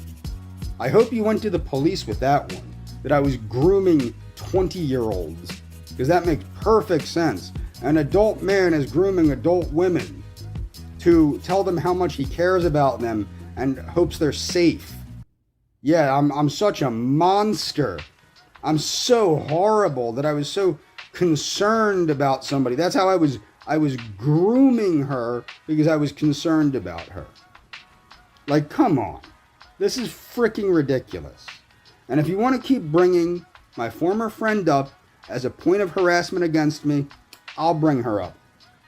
And I hope she understands that at this point in time, she needs to start recognizing that what she did was wrong. I'm sure she already does recognize that what she did was wrong, but she needs to start recognizing that her not saying the truth is allowing these people to continually harass me. It's driven me to the point of suicide almost, and it's not right that she continues to simply lie by omission after she flat out lied. And she needs to know that. It's not okay to lie about me like that, especially when I was concerned about her. I was a true friend of hers. I never betrayed her. Even at the height of this, I didn't betray her. And I will never betray her. I was offered to appear on Daywave so that they could make it look like I was saying nasty things about her. I never did, because I'm not stupid. I knew what they were about, and I knew they were trying to turn her and I against each other for ratings. I didn't do that, and I never would do that. I would never do anything to her purposely that would harm her. I never would. I never tried to. She, as far as I was concerned, she and I were friends throughout most of that. I never did anything to betray her or lie about her or anything. Everything I said was the truth, and she knows it was the truth. She knows damned well that she told many lies about me. And she can continue to double down on those lies, and she can continue to not care how this has affected my life. She can continue to not care that she's driven me almost to the brink of suicide through her lies. Okay, she can continue to not care about that. She can continue to not care that, when she told me to kill myself, several times, that really affected me. That really affected me because I cared about her deeply. I very greatly cared about her as a friend. And when she said that, it really did upset me. And, recently I haven't been feeling all that hot because of this harassment. And she's participating in it by not telling the truth. And she needs to recognize that she is actively participating in it by passively omitting the truth. That there was no possible way I was grooming her at the age of 19 years old.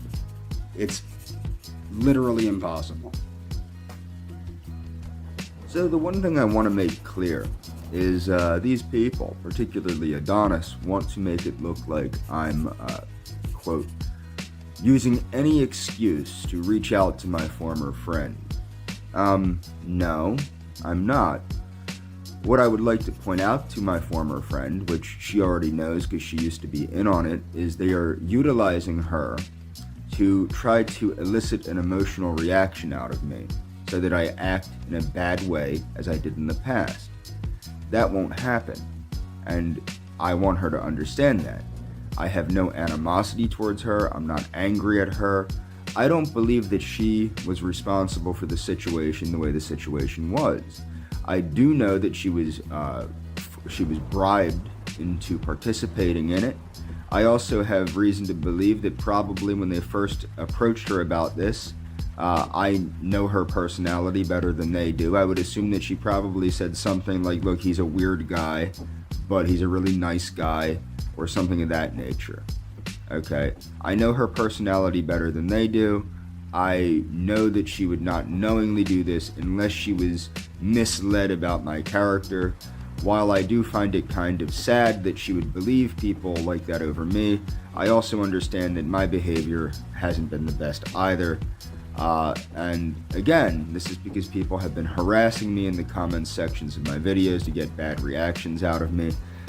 They used to do this, like for example, when they would try to impersonate members of her family. They did this so that I would go on anti-Hispanic tirades, and I did a couple times. That's not me, that's not who I am, and she knows that's not who I am. Okay, so there. Okay, so let's get into this. Now, about the forgery of the criminal documents that Royce so proudly showed the public that he forged, and they were forged. The Commonwealth of Pennsylvania knows they were forged. I know they were forged, and Argentina knows they were forged. So that's a lot of people that know that those documents were forged. Okay, now, the threatening of contacting the hospital regarding these false criminal records to try and paint a negative picture of me, that also is forgery. Now, did they attempt to defraud me with forgery? Well, I don't know. Does making up fake criminal records about somebody, falsely, like forging a restraining order against somebody, and forging a ban from Argentina, and then insisting that somebody sell you their ticket at rock bottom prices because of all of this forgery? Does that constitute defrauding somebody with forgery? I would say yes. That would be for a judge to determine, I think, though. The point is that these people, and this is the thing, I'm not the only one they've done this stuff to. Who remembers them trying to extort money out of Mary, and insisting that she pay Virgie money? And that, I'm sure that's not the only time they've tried to defraud Mary. Of course, they erroneously tried to use her PayPal account to defraud people so that her PayPal account would be banned.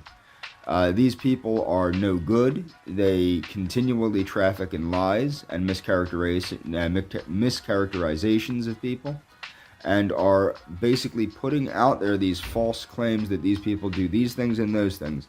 The stuff they said about me was absolutely abominable. None of it is true. None of it is true. That's what the problem is. If it's not a blatant lie, it is an exaggeration.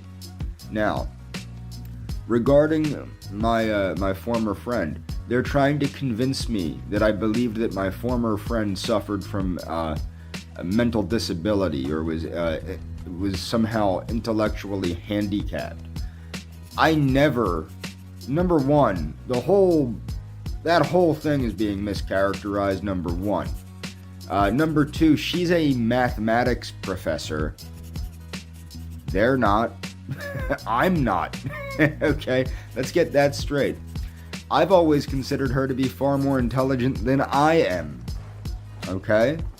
Now, she has been very insistent that I misunderstood something, and that I thought something about her that and at this point, if she's this insistent, perhaps she might be telling the truth. Okay? Perhaps that might be why she's so angry. Look, if that's the case, I'm sorry. But the point is, even if that were the case, emotional and social shortcomings are not the same as intellectual shortcomings. And I think what's most important to understand there is, regardless of any challenges or any type of shortcoming that she had, it didn't matter to me. I still cared about her, I was still protective of her, and I still wanted what was best for her no matter what. And she was still my friend no matter what. And I put up with a lot. It took a whole hell of a lot to get me to lose faith in her friendship with me. It really did, and I think she understands that. Okay? So the thing is, whether or not I'm mistaken, or whether or not, which it's a moot point, the actual point is that regardless of anything, I cared about her. And the idea that I was attempting to take advantage of somebody is absolutely bogus. I had continually insisted that she meet me in a public place in Buenos Aires, mind you. I no hablo de español. I no look like an Argentine. And, I be a very big disadvantage. She have a home team advantage, Taco. Okay? So for the people that can't understand, I did not do that for her. For the people that are having difficulty understanding, I would purposely be putting myself at a severe disadvantage by simply going to a country where I don't speak the language, where I don't look like the people that live there. And furthermore, why was I doing this? The reason I was doing this is people can tell from a lot of my community tab posts, from conversations on Instagram and emails and everything like that. I had truly believed that she was in a state of duress, and that's why she wasn't talking to me. And at first, that's why I believed she was saying some of the things that she was saying about me. I thought somebody was making her say those things. Okay? And I think that that's reasonable, considering that if you look at the stuff that people are telling me. When somebody tells me they're going to murder me, when somebody tells me they're going to murder me if I go to Argentina, and these same people were interrupted by her, and her stating that they were lying and that she didn't know who they were, but yet they keep telling me they're going to murder me if I come to Argentina, but she kept insisting that she was single and what have you, I was very concerned for her well-being. That's what led me to purchase a plane ticket. Okay? I was concerned for her. I did not know if somebody was hurting her. I did not know if somebody was taking advantage of her. And this is the thing.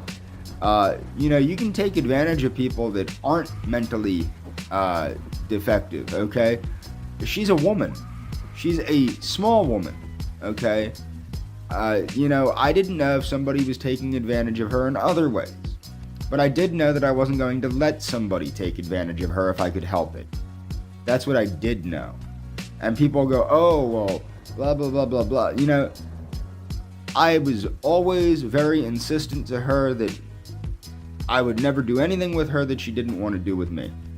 Period. Okay? The other thing that I was very insistent about was that she understood that we were friends no matter what, regardless of anything. And honestly, unfortunately, this has been taken to such a point where it has made it so I understand that we can't be friends anymore, but I also understand that she's not the sole reason that we can't be friends anymore. I played a large part in that, okay, through my overreaction to things, and by me not being reasonable, and me not understanding that, these people were doing things that should not have been happening, that led her to do things that she shouldn't have done, okay? I don't blame her solely for how she treated me, but I do think that taking it to the level that she did, it does show that, our friendship is not salvageable. However, it also shows that, the people that played a role in this were criminal in their actions. You can't forge a person's criminal record. You can't forge a restraining order from a foreign country, and you can't forge a ban from a foreign country. These are all crimes. And at least in the state of Florida, they're felonies. In the Commonwealth of Pennsylvania, Some of them are felonies, some of them are misdemeanors, third-degree misdemeanors. My point is that these things that were done with the intention of turning me against her and turning her against me for the purpose of making profit by marketing this to their audience. She knows this because she was involved in it. I don't think she was purposely involved in it at first, but she did become purposely involved in it. And that's the truth. So anybody that thinks I'm bringing her up, this is the thing. Okay, I'm reaching out to her to let her know I have no animosity towards her, and that, I'm going to do everything I can to make sure nothing happens to her legally or whatever. Whatever I can do that's in my control. I'm not the one that had her associate with these people. Okay? I didn't do that. She chose to associate with these people. I didn't choose to have her associate with these people. In fact, I continually warned her about these people. Okay? So that's number one. Number two, I'm not the one continually bringing her up to harass me. The reason her name keeps coming up is because you people keep bringing it up. So if you don't want, so this is the thing. If she's truly concerned about her name coming up, she needs to take that up with the people that are bringing her name up. And those people are Adonis, Royce, JJ, and the people that claim to be her friends. And as I've said in the community post, if she has friends like this, she certainly doesn't need any more enemies, and I am certainly not her enemy. I never have been her enemy. I do not seek to be her enemy. I had only sought to be her friend the whole damned time. And I think that she understands that. And that's all for this video. Hopefully later today I'll get into my one on biotin, followed by one on the death of the Me Too movement. The Me Too movement is falling apart like crazy because of the false accusations against people like me. In fact, I think we need to make a counter Me Too movement. I want to talk a little bit about my harassers and how they try to malign me. A lot of people might be wondering why I'm posting so much. Well, the reason I'm posting so much is I have a side of this story to state, and people are finally understanding and looking at my side of the story and seeing that what I'm saying is true. And my harassers like to malign me and like to paint a picture of me that is inaccurate. For example, I don't watch the shows. I do have friends that watch these programs, and people watch Daywave and things of that nature. And I try not to. I try not to because it's not healthy for me to be watching them. I found that out a long while back, and I quit watching them.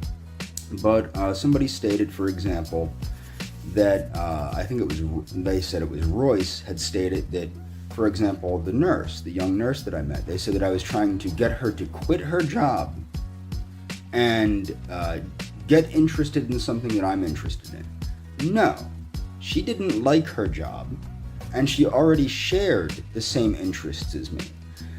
This is what you call something this is how you know these people are narcissists, because they assume that everybody thinks as they do.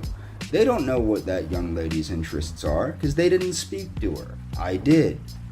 She spoke to me for well over an hour on the topic of orthomolecular medicine, on the discovery of Dr. Abraham Hoffer about the treatment of schizophrenia with nicotinic acid.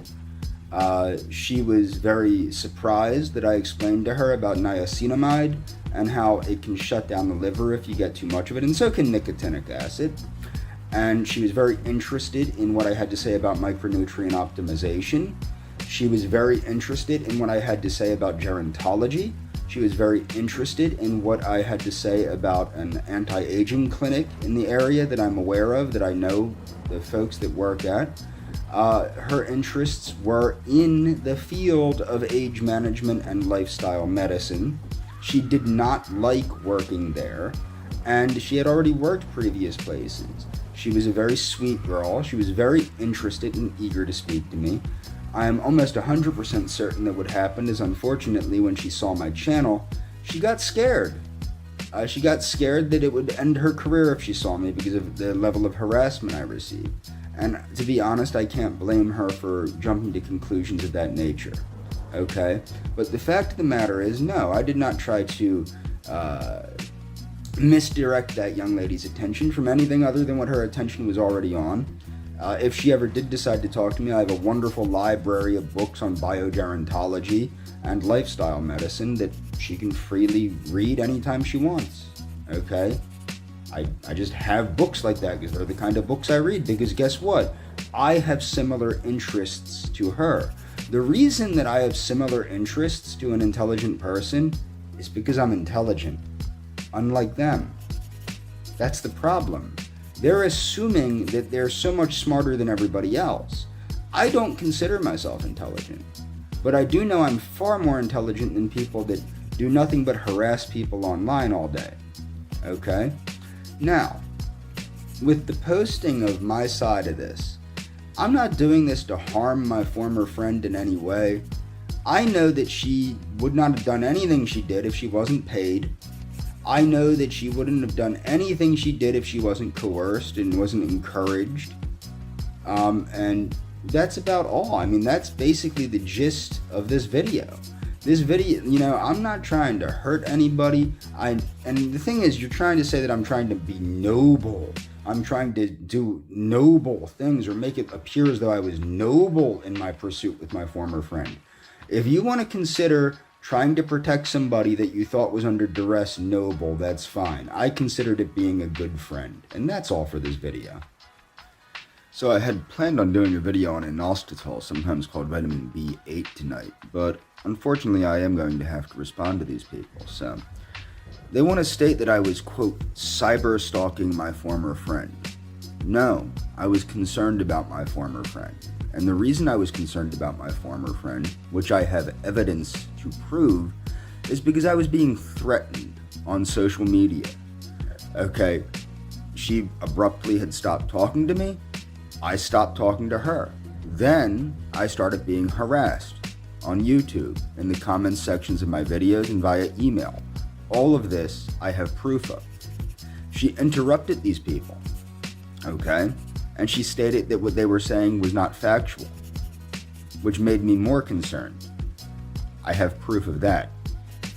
She then went on Daywave Radio and knowingly misrepresented facts, which were not really facts, they were just flat out lies regarding my criminal record, knowingly lied and said I was banned from the country of Argentina, and knowingly continued to participate in the lie that I had a criminal record that I did not have, and knowingly participated in the lie that I had some ban from Argentina and a restraining order that did not exist in Argentina. These are crimes. These are crimes that she committed. I have no interest in doing anything to her at all. The reason that I don't care is when I found out she was safe, that satisfied things. But they kept harassing me, using her as a point of harassment against me. Okay, because they knew I cared about her. Okay, I cared an awful lot about her. Okay? I already stated this, alerting her to it. How much did I care about her? I am not a wealthy person, but I cared enough about her to get a plane ticket to make sure she was okay, because I was being stalked by somebody that made it appear as though they were stalking her. Now, what it really looks like, when I really put it together, is that she helped in collaboration with these people to set me up to make me look bad. Now, I don't really believe that, but that's what it looks like to me. Okay? I don't want to believe that, but that's what it looks like at this point. But I have conversations with various people over many social media platforms. I have conversations with people over email. Okay? The same trolls with the same names have been harassing me for nearly 8 years now. I have evidence of that. I have friends that have witnessed this. I have people at the county level and the police and other people that are in law enforcement, basically law enforcement people that have witnessed threatening voicemails, intimidating emails, okay? These are all things that are on record in police reports that you people have been sending me, okay? I have police reports about people coming over my home and trying to get into my home, okay? These are things that coincide with the nonsense online. These are all facts. The one good thing is when this goes to court, because it's a when now. It's not an if, it's a when. When this goes to court, the thing I have on my side, I never lied and I never fabricated anything. I only told the truth. You people lied, fabricated a false criminal record against me, fabricated a false ban from Argentina, fabricated a false restraining order against me, and continually lie about me, and continually make exaggerated claims about me. Negative exaggerated claims, of course. Okay? I've never lied. Everything I've said, there's a police report to back up, and evidence. There's evidence of the conversations, evidence of the harassment. There's evidence. All you people have is your own exaggerations. Keep in mind, why did I overreact? Well, because I was being harassed and threatened. People were threatening to murder me if I went to Argentina. At the time, I was not even communicating with my former friend. I was simply being threatened online by trolls, who I had assumed were her family because they were posing as Hispanics. Okay? Now, like I said, I don't want to believe that she was in on this from the beginning. But at this point, I must have to believe that she was in on it from the beginning.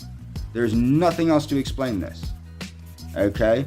So it's a sad thing to think that she would be in on this to make me look like a freaking maniac like this from the beginning. But it's the only thing that actually makes sense. The thing is, like I said, I never lied, I never exaggerated anything, and I never took anything out of context. You people have. The only reason I acted the way I did was out of concern for somebody that I cared about. I never threatened her. I never purposely tried to make her feel uncomfortable. Okay? That was not anything I did on purpose. But with the amount of harassment and agitation I got, using her to harass me because they knew I cared about her. That's what you people did. You used her against me to agitate me so that I would react in negative ways. Okay? I have evidence of all of this. The other thing is, I'm not your only victim. Okay? I might look potentially dangerous, or I might look potentially this way or that way. You've also harassed Mary. You've also harassed other people. Okay? One of your victims, Brandon, seems to have just up and disappeared. Okay? Because you had harassed him to the point where it seems that he was too mentally unstable to get the help that he needed. Okay? So this is what you people do. And there's evidence because you leave evidence. You try to capitalize on the evidence. You're stupid. An example of the Daywave defense. So there was this guy that we presumed was like totally cyber stalking this chick.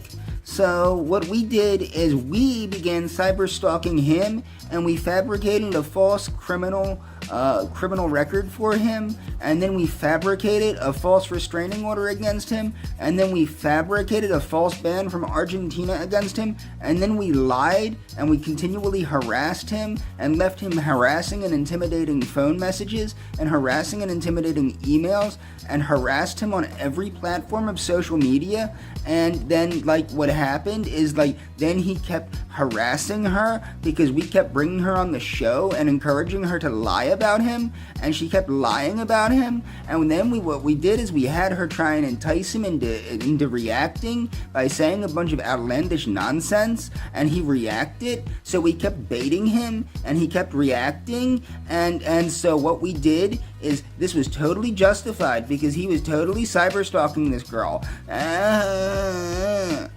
My defense. I was very concerned about somebody. Okay? And I was concerned about somebody because I continually received threatening messages over YouTube that involved her, and I did not know if she was okay or not. I considered her my friend. That was the biggest mistake I ever made in my life, was considering her my friend. Okay? At one point in time, I would have done anything to protect her. And all that did was cause what Daywave did to me to happen, and what Daywave's affiliates did to me to happen. The good news is this harassment is getting taken seriously by a number of different agencies. Okay, this is being taken seriously. I do have witnesses. I do have evidence. Okay, you're not getting away with this. It's just not going to happen. You people are so stupid that you basically record your own evidence. And as I've stated in my previous video, I'm not the only victim. Not the only victim. Some of your victims you were stupid enough to send physical evidence to. With me, you send people over my place. You send people to video record where I live. You doxed me a number of times. You've encouraged people to commit acts of violence against me. And on top of that, you've falsified nonsense, claiming I'm a pedophile when I'm not, claiming that I'm all sorts of things that I'm not, claiming I have a criminal record that I don't have, claiming I had a restraining order against me, which I didn't have, claiming I was banned from Argentina, which I wasn't, and you go on and on and on. I have tried to drop this. I have tried to drop this. As soon as I found out my friend was safe, I wanted to let it drop. You people continued this. You continued milking the situation to get reactions out of me. And because I cared so much about my former friend, I allowed it to happen. Because I did not think that she could be in on it. And boy, was I wrong. That's what happened, is I made a bad choice of who I chose to be my friend. And she betrayed me. But that didn't change the fact that at the time I was concerned about her. And it didn't change the fact that the threatening emails regarding her and the threatening emails regarding the situation aren't going to be seen as a reasonable person going, well, this is crazy. I'm concerned about this person. Consider that. You're the ones that did this. This will go to court. Okay? You think I'm spurging out? I'm not the one resharing everything. I'm not the one harassing her. I'm not. I want to make her aware of the fact that she needs to speak to you people. She needs to explain to you that you need to quit bringing her up and quit bringing the situation up if she wants the situation not to come up. I don't want to bring the situation up anymore. I'm done. I was done the second I knew she was safe. Okay? When I found out she was safe, I didn't care anymore. You people continued to harass me regarding her. All I wanted to know was that she was safe. When I found out she was safe, I wanted it to end. But you guys couldn't stop harassing me. And that will come out in court. I have the evidence and I have witnesses. I have witnesses that know full well how much I cared about her. Okay? That's the truth. That's the truth. And she knows. When she's under oath, assuming she didn't lie about being a devout Catholic, assuming she didn't lie about being a good Christian, assuming that, when she's under oath, she will tell the truth. And she will tell the truth that she knows I was never a threat to her. She'll say that because she knows it's the truth. I was never a threat to her. And that's the truth, and she knows that. I never stalked her. I was very concerned about her because she had abruptly stopped talking to me, and after she abruptly stopped talking to me, people began threatening me regarding her. And I have that evidence. That's all for this video. I'm going to point this out to the public, okay? I'm not the one continually bringing up my former friend as a point of harassment against me.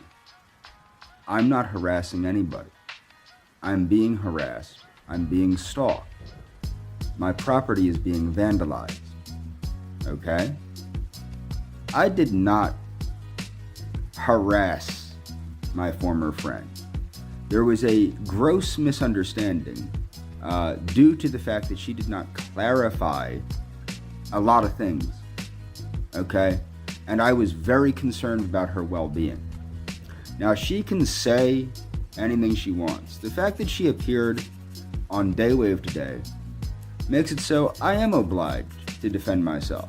Now, she can pretend that her and I didn't share similar views about race, about science, about society, about politics, okay? She can pretend that. She can pretend that she was never interested in me. She can pretend a lot of things, but the facts are the facts, and I have the facts. I have access to the facts. I have witnesses, okay? The fact that she has sided with these people, I have given her chance after chance after chance to disassociate herself with these people, okay? I have. She doesn't want to, okay? And today she tried to get me to speak to her yet again. Yet again, she tried to get me to speak to her. So the thing is, you either want to be left alone, which is what I'm trying to do. Okay, I'm trying to leave her alone.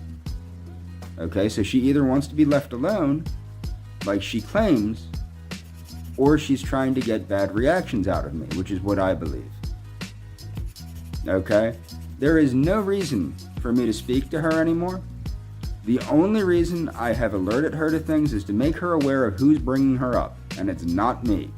If she is so concerned about her coming up in conversation and her coming up in harassment of me, she needs to bring that up with the people that keep bringing her up, because it's not me. And I'm done with it. If they want to involve her this next time, I am not going to be as nice as I was the last time. Okay? I am not going to respond the way I did the last time. Okay? I will seek legal action. Okay? This is not a joke at this point in time. And I have oodles of evidence and oodles of witnesses. Okay? So keep intimidating me. Keep trying to intimidate me. You're the one seeking contact with me. I am trying to disassociate from this person. I am trying to let this go. I am trying to respect this person's wishes. But the people that she has associated with herself do not stop harassing me and do not stop using her as a point of harassment. So if she continues to associate with them the way that she is, and she continues to work to harass me and continues to try and get negative reactions out of me, she is effectively harassing me and using third parties to harass me. That's what that is. Now, what I did, I take full responsibility for what I did, and what I did was wrong. But what I did was not harassment. What I did was because I was concerned about somebody that I thought was under duress. And I had lots of reasons to think that. From the messages that I've received in my inbox on Gmail, to the Instagram message that I've had, to messages on Facebook, to the comments sections of my videos on YouTube. And the thing is, believe it or not, I have witnesses that have seen me arguing with these people. People want to pretend like it's me talking to myself. No, it's not me talking to myself.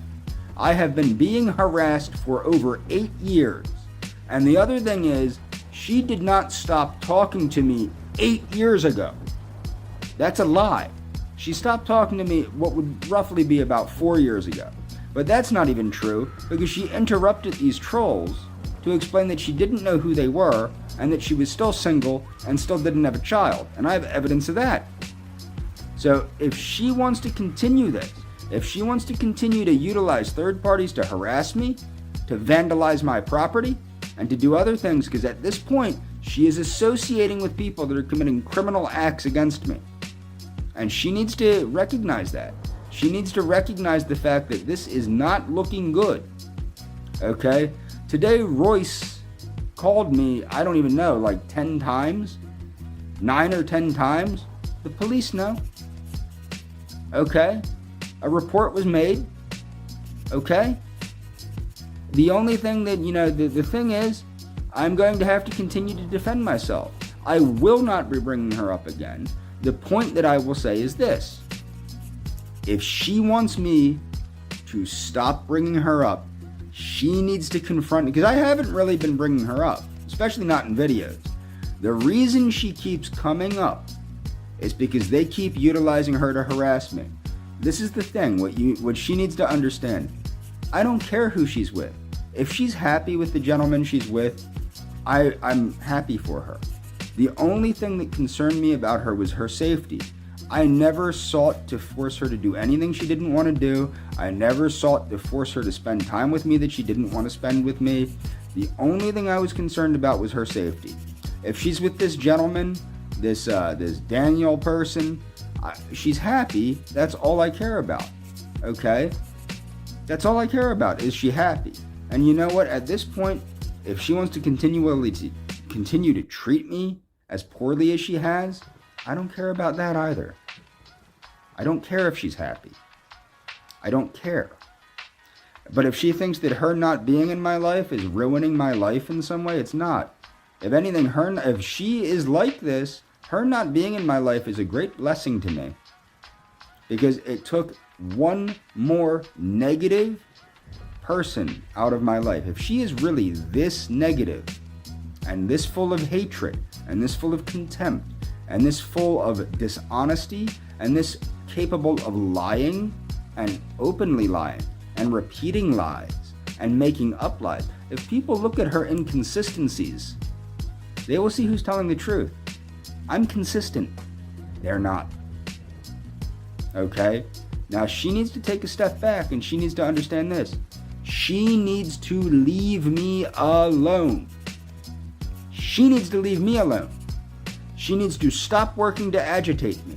And she needs to stop using third parties to harass me. And she needs to disassociate herself from these people if she doesn't want to be involved in this nonsense. I don't want her involved in this. I cared about her.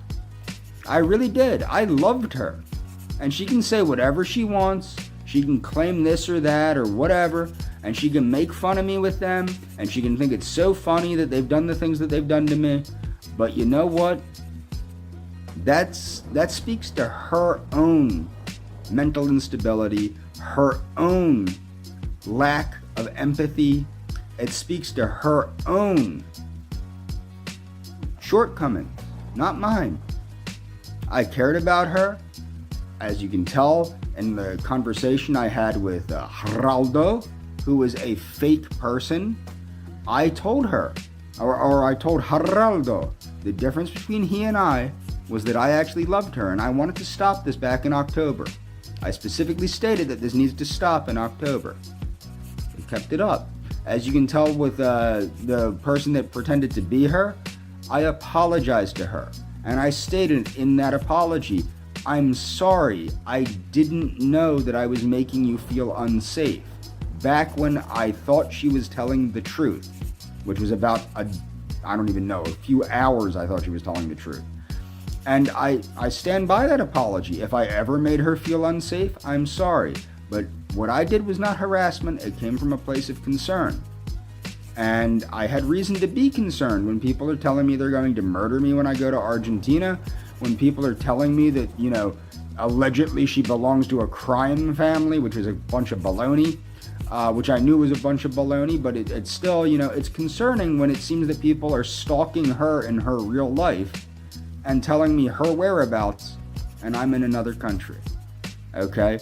Now, the truth is, what I should have done from the beginning is just said, finito. I don't need anything to do with this woman. But I was concerned about her. I've made concessions toward her. I've tried to be nice. I've tried to, not be overly aggressive with some of the stuff. But, when you're getting harassed 24 hours a day, 7 days a week for years, which is what happened, it gets to you. And it seems like she was the one, it seems like perhaps that she was behind this from the beginning. And if that's the case, her not being involved in my life does not hurt me at all. It liberated me.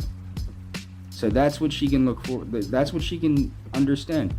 Her not being involved in my life and her insulting me, every insult she makes towards me, every time she aggressively attacks me with these people, every time, it is one more point towards my liberation from her, because it shows me what she really is. It shows me who she really is. And it shows me that I was mistaken. It shows me that she is not a good Catholic girl. It shows me that she is a person like these people. And regardless of how much I don't want to believe it, her actions speak louder than my beliefs.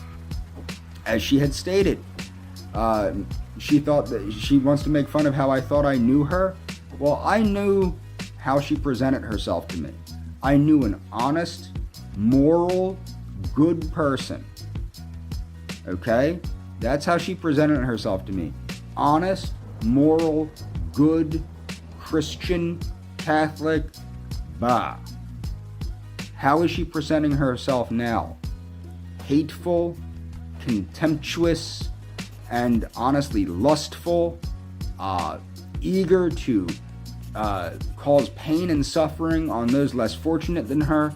Completely opposite than the way she presented herself to me for years. For years. And I have witnesses that we had friendships for years. One of my friends used to state it that in the early morning hours, it was always, she would see us commenting back and forth on each other's posts. And that we were very friendly with each other. You know, if she wants to pretend like things were another way, she can pretend like things were another way. But the fact of the matter is, they weren't. The fact of the matter is, I was concerned about her. The fact of the matter was, I did believe she was under duress. The fact of the matter is, people were telling me things that were disturbing, that I thought she was in danger. And that's all for this video. She really needs to know. At this point, she needs to leave me alone. Okay? That's what she needs to know. Leave me alone. If they want to keep screwing with me, that's on them. But if she wants to stop being brought up, she needs to take it up on herself. To take up with these people that she claims are her friends, she needs to tell them, please stop bringing me up in conversation with him.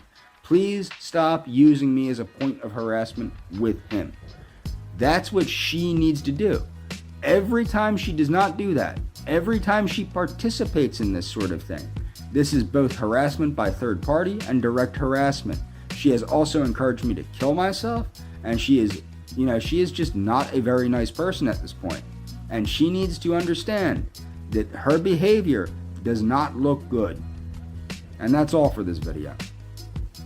So this is going to be the last video I make regarding this topic, and this time I'm dead serious because I'm fed the hell up, okay?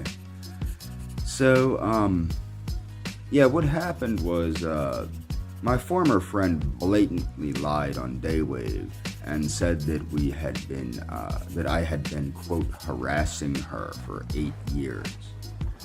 I haven't even known her for 8 years. I didn't know she existed for 8 years. Now, I may have misspoken in the past, but I'm also not a math professor. I did the math, and when I started talking to her, it was in the year 2017. It was well into the Trump administration. Because that was one of the things that we agreed on, was that Trump was an idiot, okay? That was what brought us closer together on a political and intellectual basis, was our disdain for Donald Trump and for Donald Trump's supporters. So yeah, that's kind of where that came from originally. So now, how does this go? Well, she blatantly lied about how long I knew her, because that's impossible. It would be impossible for me to have known her for 8 years. These trolls are bragging. Initially, they bragged that they had turned me against her. Okay, and I'm not going to name her because I really am trying to respect her, even though I think she's a scam artist and that this whole thing was a setup from the beginning, and I'll get into that. But I am trying to respect her because honestly, what is sad is I really did care about her. For the time period that we were friends, or that she said we were friends, I really did genuinely care about her. I don't anymore. So these trolls wanted to say that they had turned me against her. Nobody turned me against her but her. The only person that had the power to turn me against her was her. And she did that. Okay? I did everything in my power to allow her to disassociate from these people because I refused to believe that she was the vile, disgusting, horrible person that she is. Okay? I really did. I didn't want to believe it. I had friends at the time, when I was talking to her actively, that warned me about her, that were telling me she was setting me up, and I didn't believe them. And in some ways I still don't, because it doesn't really make sense. Perfect sense, anyway. But the thing that is important to remember, her and I were friends actually for 2 years. Okay, I messed that up and said almost 4 years. It wasn't really. It was like 2017 to almost 2019. So a little less than 2 years. Okay, but in that time we were very good friends. I started redoing I started actually trying to understand the timeline, because when she said I knew her for 8 years, or that I knew of her for 8 years, that made no sense, because Trump didn't get a second term, if you know what I mean. So I started looking back and I realized, wow, she's a liar, just like everything else she said was a lie. And that's what's important to understand. Most of what she said is a lie, or a complete exaggeration. The one that I think that is used most against me is the idea that, okay, when she was 22 years old, she had posted a photograph of herself when she was 15. And she stated that she was sad that she couldn't call herself a Lolita. If people want to get where that Lolita lover thing comes from. So what I did is privately, I didn't expect it to come out publicly, because I thought she was a better person than that, with more morals than she obviously has demonstrated. And I thought she was a God-fearing Catholic girl, but she's not. So what happened was, she posted a picture of herself when she was 15 years old, when she was 22 years old. And what happened was, I privately told her, because Lolita means jailbait. Okay? So what I told her was, wow, 15-year-old Eliana was a really cute piece of jailbait. That's what I said. Okay? And the reason I said Lolita, I was a, quote, Lolita lover, was a way when I thought there was a way to get through to her. I clearly state there is absolutely no goddamn way in hell to get through to this girl. She has probably been setting me up from the beginning, like friends of mine had stated.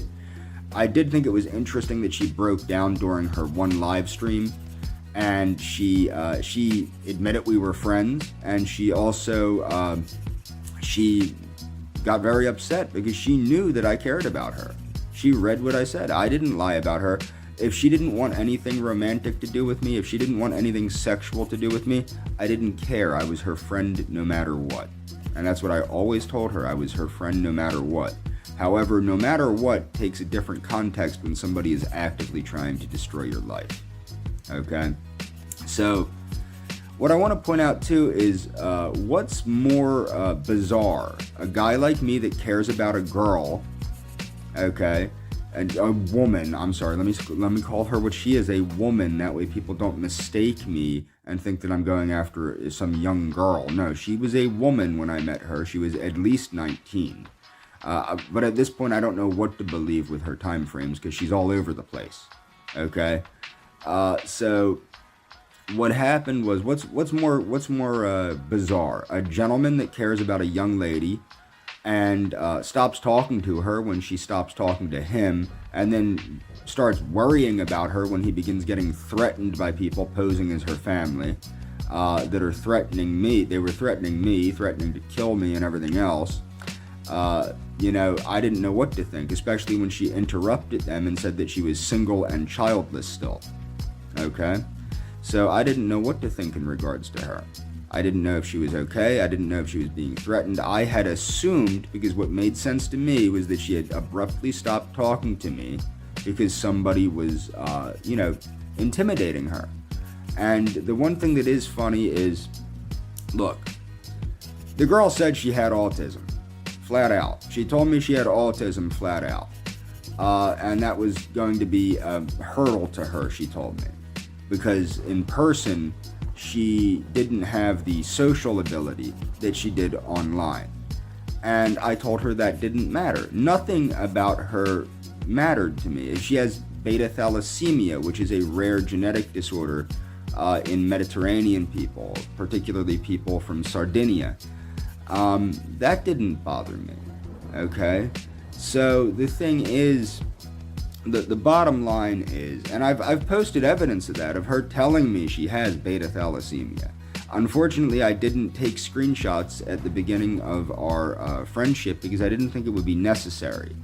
I only started doing that when friends of mine kept telling me, be wary of this girl. She's out to get you. A lot of people thought she was out to get me, and that's when I started taking screenshots of, of our conversations, and also other people started taking screenshots, and thank goodness they started taking screenshots. But unfortunately, I don't have a screenshot of her saying that she had autism. Whether she really has autism or not, that I don't know. I'll be fair and say that. I do not know if she actually has autism or if that was a ploy to get me to empathize with her, to get me to feel sorry for her. That's what I think at this point. I don't think she has autism. I think she was just trying to make me feel sorry for her. Does she have beta thalassemia? I don't really know that to be true. Okay, she said so, but she said a lot of things. So that I don't know either. Does she really have beta thalassemia? I don't know. I know she told me she did. That doesn't mean that she did, because she told me a lot of things. Okay? Now, what's more bizarre? Me, a gentleman, like I said, a guy that was concerned about a girl that he was being threatened over, or these weirdos that are stalking me, threatening me, intimidating me, sending people over my apartment, sending people to literally slash my tire. These things are actually happening. The voicemails were not made up. The thousands of emails I have are not made up. These people have been continually threatening me for years now. And they can deny it all they want, but the truth is, that's what's happened. That's the reason that I have been the way I have been. That's the reason I have reacted the way I have reacted. It's unfortunate that I have to come to terms with the fact that she was in on this from the beginning. I never wanted to believe that. And in some ways I don't believe that. But that's what there's two possible scenarios. The first possible scenario, which is the scenario that I have chosen to accept up until this point, well, not up until this point, up until about a week ago when she appeared on Daywave. The first scenario is that they convinced her that I'm a big scary monster and that I'm out to get her. I don't believe that that's really plausible. I don't think that she is that stupid. I really don't. I mean, she did talk to me very much. She knows me very well. Okay? And the thing is, she knows everything about me. I don't know everything about her, which leads me to the second scenario, which is what everybody had warned me about, was that she was catfishing me and setting me up for disappointment. And I think that might be what happened, because she was always fishing for information from me, but never really gave any information about herself. Now, could she just be a narcissist? A covert narcissist? Now a communal narcissist? Possible. That's very possible. I noticed the blame shifting. That's a big thing, is the blame shifting. That comes up in narcissism quite a bit. I tried very hard not to blame her. I tried very hard to accept that she was having a rough time, that she was being taken advantage of. I don't think that's true anymore. So ultimately, yeah, when they're bragging that they turned me against her, nobody turned me against her except her. The only person that could turn me against her was her, and she successfully did that. I'm moving on with my life. I don't care. Now, I might not be posting it up with fancy pictures or anything like that, but I'm not a picture person. I don't post a lot of pictures of what I'm doing or anything like that. Other people do. If you look at my Instagram, there's not a lot of pictures of me. There's not very many pictures of me. A lot of it is political commentary, food that I'm eating, things of that nature. I don't post many pictures of me online. I did for a time period when I was friends with her, because I wanted her to get to know me better. Same reason I made this YouTube channel. Originally was so that she could get to know me. The same reason the real reason I wanted the math class was so that I could learn math. I'm ashamed of my lack of ability in math. But the other reason that I hired her to teach me math was because at that point in time I was going down to Argentina, and I thought that if she had begun teaching me math, perhaps it would be a nice way to build a rapport with her if she wanted to meet me. That's what I had thought. So the constant harassment, I've been harassed longer than I've known her. She is not the reason I was harassed. She is a tool of harassment. They try to refocus. Every time they try to refocus, first it was my former employer, then it was her, then it was the karate match. Which, by the way, that karate match, this is what's funny about that. Royce did not challenge me to a karate match. He challenged me to an MMA match, which, despite him outweighing me by at least 2 or 3 times what I weigh, I accepted that. And I don't mind that. But Adonis challenged me to a karate match. And what happened there was he wussed out because he's a wuss. That's what happened. He wussed out because he's a wuss. I didn't, and that was not, they had never intended on following through with that karate match, although they tried to make me think they did. What they did is they did that for reactions. Do I care that I'm not going to be able to have a karate match with these people? No. Although if Royce actually did challenge me to a karate match, that would be hilarious. I would dominate the hell out of him in a karate match. Mixed martial arts, he has a little bit of a weight advantage on me. I'd still dominate the hell out of him, but he has a little bit of a weight advantage on me. It'd be like me grappling with 2 or 3 people at once. But I still think that he would lose, and lose very badly, if we had an MMA match. The other thing is this, one of the things I want to point out, like the lies that have been told about me, the lies that have been told about my family even, and I don't even like my brother after what my brother has done to me, but they lied about what happened to my brother. They just spit things out. They don't understand what they're saying. I had rewatched some of the programs, and I have debated whether I want to rip apart the programs and show where the inconsistencies are. And I realize it's not worth my time. It's time for me to move on from this bull crap. But the thing is, like, one of the things JJ was saying that my brother had,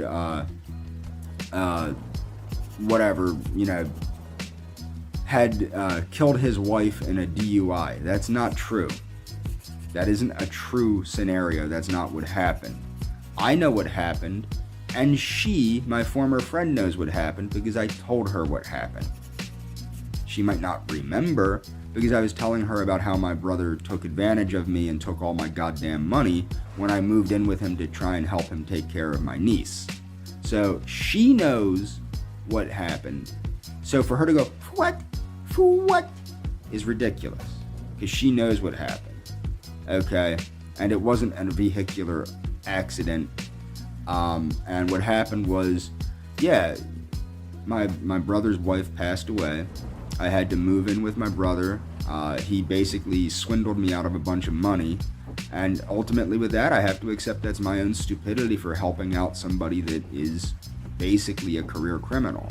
And that's what I get. I get swindled by a swindler. It's not, I should have seen it coming. After all, I hadn't talked to the guy for almost a decade prior to that because of what a prick he was. But my point is, the slander against myself, against my family, it's absolutely ridiculous. None of it is true. Well, some of the stuff about my brother is true, but the point is, the one thing that cracks me up, so they use a guy from Minersville, Pennsylvania, a James R. Clark, not James Robert Clark III, James R. Clark. Again, not James Robert Clark III. I am James Robert Clark III. I am 39 years old. I was born on January 28th. I was born at Lower Bucks Hospital in Bucks County, Pennsylvania. That's who I am. I never have heard of Minersville. And the gentleman in Minersville, who is James R. Clark, was born on November something, is 38 years old, and was born in 1983 also, but on a different date and in a different place. Okay, so for them to put this out there as who I am, and number two, that's not his criminal record either. What they've simply done is they've simply read my brother's criminal record as this dude's criminal record. It's not my criminal record, and I highly doubt that this dude from Minersville has committed the exact same offenses as my brother. That would be very difficult to believe. Okay, unless they were long-lost identical twins or something like that, and it's identical twin research. But I still would highly doubt that it would be the exact same criminal record. My point is this nonsense has gone far enough. One more thing. JJ never sent me any clippers, or they went to the wrong address, and the reason that he can rest assured of that is because if he did send me anything in the mail, he would be being prosecuted for using the mail to harass me. Now, people are saying, oh, I was told to shave my head. I didn't know that. I honestly don't watch these shows. So, although that may have been, I know that my former friend had told me that, because that was one of the streams that I watched, was one of her first streams. Yeah. Why did I shave my head? I shave my head very regularly. Why did I have long hair? Well, because I was planning on going to Argentina. Okay? So the reason I had long hair is she liked my long hair. When I had first started talking to her, I had a full beard and very long hair. And she liked that. She thought it looked very nice. That's why I was very gaucho-esque. And that's why I had long hair. Okay? And I didn't have a full beard. Why didn't I have a full beard? Well, because of the coof, and because of, and because of the impending threat of nuclear annihilation, I need to make sure that respirators and gas masks and N95s and things like that actually fit my face so that I don't get sick from either COVID or radioactive fallout. That's the reason I shave pretty much every day. I actually have to shave right now from the looks of things. But the point is the reason I grew my hair long was because she liked my hair. Why did I shave my head? Well, I shaved my head actually, I was still going to go to Argentina at that point, but the reason I had shaved my head was she had expressed that she didn't want to talk to me, she didn't want to see me, she didn't want anything to do with me. The reason I keep a shaved head is because in the martial arts, we like to pull the hair a lot, okay? Like you'll pull the hair back and, chop a guy in the throat and whatnot. The hair is a very easy thing to grab a hold of. So when you have long hair, it puts you at risk of being assaulted, particularly in a country like Argentina with a lot of knife offenses where they rob you at knife point a lot. I didn't want to have long hair and go to a country where I could, get my throat slit and my money taken. Now, it is uncommon, more so in Argentina, they just take your stuff, they don't kill you. But the thing is, that was the reason that I had long hair, and that is the reason I shaved my head. I regularly have short hair for the simple fact that long hair is a detriment. If you ever wondered why jiu-jitsu guys shave their heads, or why a lot of karate guys used to shave their heads, it's because a lot of our techniques, we pull the hair, and it's used, because where the head goes, the body follows. So if you grip somebody up by the ears or by the hair, or what have you, you can make them go wherever you want. And that's the reason I shaved my head. It wasn't any political reason. It wasn't any social reason. It wasn't because I was told to. If you look at my past videos, I would regularly shave my head on a regular basis. The first reason I had shaved my head initially, again, it was my ex-girlfriend at the time. She had always loved my hair. And she, I have very nice hair apparently. So when I actually broke up with her, when she finally decided, okay, we can break up, that was when I shaved my head. Because I had no reason to have long hair if I wasn't with somebody that, their whole, oh, your hair is amazing, which I think is kind of ridiculous. But that was the reason that I had shaved my head years back. It was the first time I could shave my head in a long while because she wouldn't let me have a shaved head. She didn't want me in public with her with a shaved head. She also thinks that when I shave my head, I look too young, and she's self-conscious about her age, being that she's a couple years older than me. So that's what that was about, okay? So, I mean, it's not like shaving my head is anything new. When I was younger, I shaved my head pretty much every day for a number of years. Okay, so that's the reason my head was shaved. And no, I didn't receive clippers. If I did, JJ would be being prosecuted for using the mail to send people harassing objects.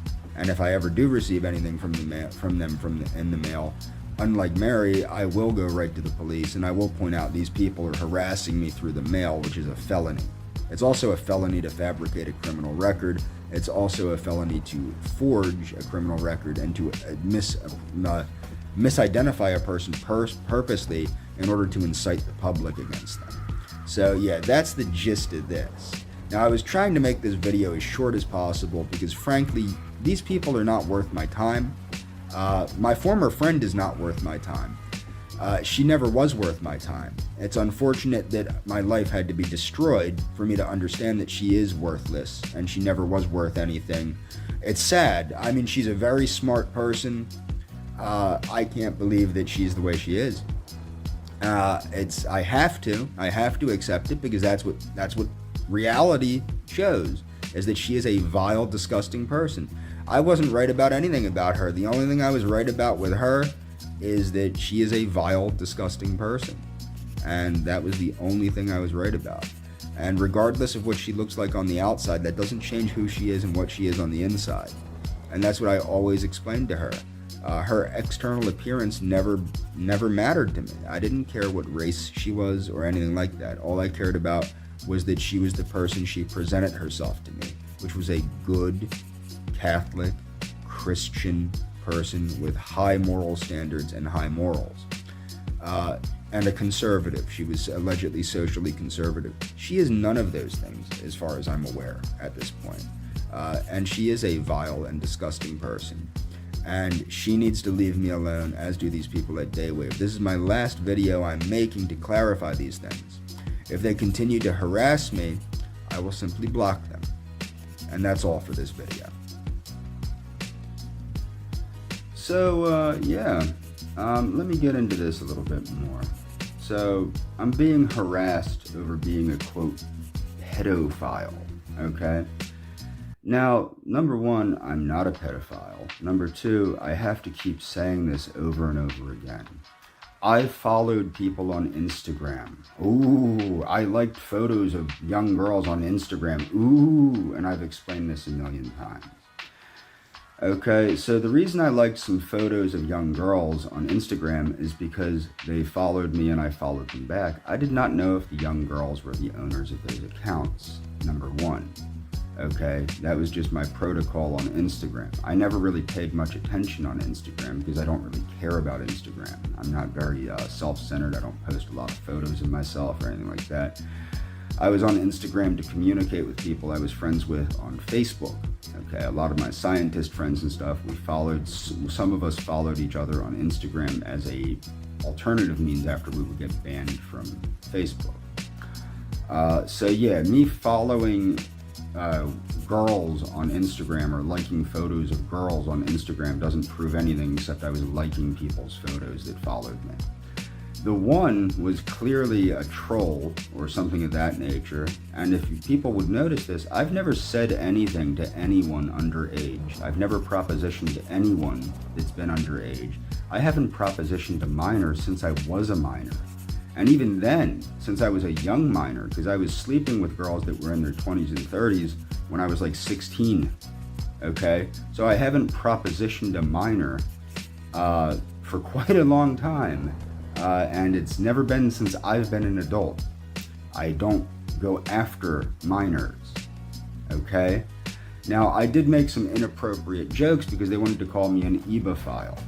An ebophile is allegedly somebody that is attracted to girls that are, well, actually not girls, women that are biological adults that are under the legal age of consent. The problem with that is they are biological adults. They are post-pubescent, okay? I like youthful, vibrant women. I like young women with energy that don't have wrinkles all over their face and that look like they might have some years left in them because I plan on living a very long time, okay? And I don't want to be dating a woman that's 35 that looks like my mother. Okay? So I go after women that are in their early 20s, their early to mid 20s, that look healthy. Some of them don't even look like they're in their early 20s when they're in their early 20s anymore. Okay? But my point is, no, I am not a pedophile. I'm not an ebaphile. I have stated that, women that are biological adults, they are post-pubescent, okay? This is why ebaphilia didn't pass the smell test of the Psychiatric Association to be included in the DSM-5, is because it's not a thing. The problem is the age of consent differs very greatly from state to state, from country to country, etc. So to state that, that can be the determining factor in what a mental illness is based on the law is absurd, okay? That's not really grounds for the basis of a mental illness, okay? So that's why ebaphilia failed. Pedophilia is the attraction to pre-pubescent girls. I have never been attracted to prepubescent girls, and I never would be attracted to prepubescent girls because I'm not like these freaks that are harassing me and stalking me and encouraging the public to attack me. Okay? So that's the difference between me and these people. They are projecting their own pedophilic urges onto me. They have these pedophilic urges. I made a bunch of jokes. I made a joke about a Slavic girl. I made a joke about a number of things. It doesn't really matter. These people can take my jokes out of context all they want. They're the pedophiles. If they weren't the pedophiles, they would not be fabricating nonsense and exaggerating nonsense. They would accept the fact that they're idiots. But they're not, because they're pedophiles. Every one of these people is a pedophile. Look at how giddy Royce got when he thought he could get with my former friend. Look at the giddiness. Look at the weirdness. Okay, he's a creepy bastard. As is Adonis Paul. Okay, they're all a bunch of creepy bastards calling me a creepy bastard. Okay, do you understand the difference? I'm not a creepy bastard. They're trying to make me into a creepy bastard. I don't give a damn how the public views me. I never did. I only care how people that I care about view me.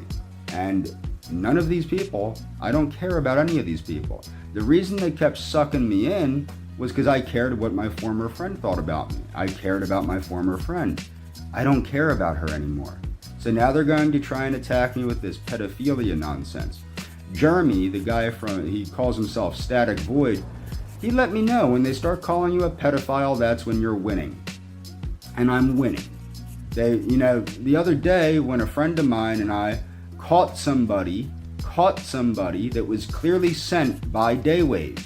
Guarantee you they were sent by Daywave, and I guarantee you it's probably the same person that slashed my tires was taking pictures of the inside of my vehicle and the outside of my vehicle probably, but they were doing this probably before we got there. Okay, so the thing is, they basically are harassing me, stalking me, vandalizing my property, making up stories about me, making up a false criminal record about me, a forged criminal record, making up a story that I was banned from Argentina when I wasn't, making up a lot of lies about me. Okay? I'm not making up anything about anyone. I'm not lying about anything. I'm not a pedophile. These people are projecting because they're pedophiles. That's the bottom line. That's the whole story. If you look at them, for example, look at Mersh, look at how goddamn creepy Royce is. Okay? Look at these people. And then look at me. Okay? It's all complete bullshit, is what it is. Now, I want to make sure people understand this. You'll see,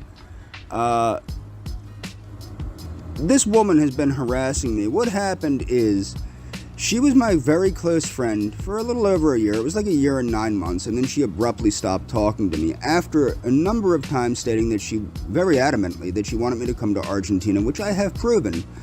And I have a number of witnesses that know for a fact, both mutual friends of ours online, and also, of course, someone else that knows very much what was going on. So she's stating that I was posting screenshots of her views to try and, quote, ruin her life. Now, what were those views? Now, those views are the fact that she is a racialist. She is not only a racialist, but she is someone that seethes with hatred of people that are not white, that are particularly those of black descent. She is very hateful towards people that are black. Now, apparently she's pretending to be with this Afro-British gentleman. Okay, I have my doubts due to the bad green screening that was obviously used to cover up the backgrounds that didn't make sense because they had different backgrounds, which also explains why they kissed like a couple of school-age children instead of like adults in the videos. Now, what you need to understand is this video here, which is her trying to make it look like I'm a pedophile, because what happened was essentially she was feeling very bad, and she was very sad that she had turned 20. I think she was 21 at the time. She might have been 22, and she was 22. She had just turned 22, and she was upset that she could no longer call herself a, quote, Lolita.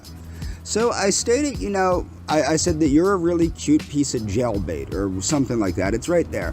Now, you have to understand, I stated this to an adult woman. She was an adult woman at the time. Was that the appropriate thing to say? No. But I said it to her privately, assuming that she wouldn't be doing things like this to me. Now, what I want to make clear is a lot of people are pretending like I should know. I should know what she thought. Well, all I know is she abruptly stopped talking to me. And then I'm getting death threats about I better leave her alone. I wasn't talking to her at the time. I'm just getting death threats saying I better leave her alone from people I assumed were her family because they were speaking Spanish, well, broken English.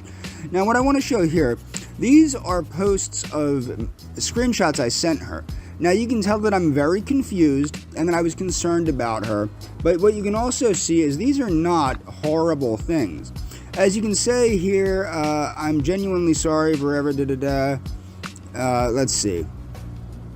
Now, let's see here. This is some stuff that I sent her, blah, blah, blah. Now, some of this, I was actively her friend during some of this, and she's trying to make it sound creepy. This is not the case. If you actually look at what I'm saying here, this one about the sex doll, what this is about, when she was talking about the sex doll, I was making a joke because she was stating that she wanted to buy a sex doll because at least it doesn't fart. Because I had made a joke about farting earlier that day. Now, what's funny is she's acting as though it's some kind of horrid thing.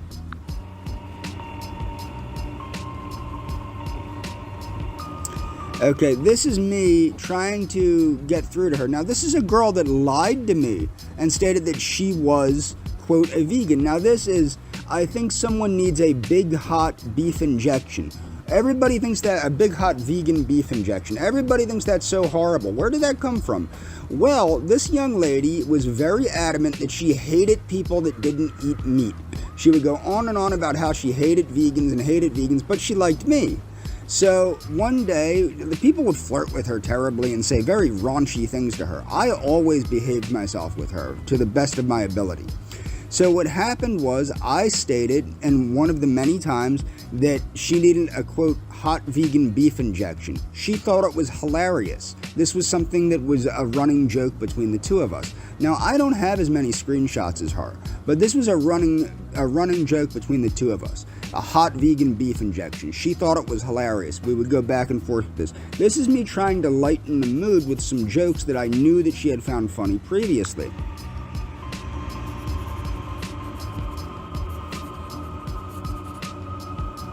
Now, this is her trying to make me look creepy, but this is the thing. I'm trying to get through to her. This is a woman that claimed that she had autism, claimed that she couldn't even speak to me in real life.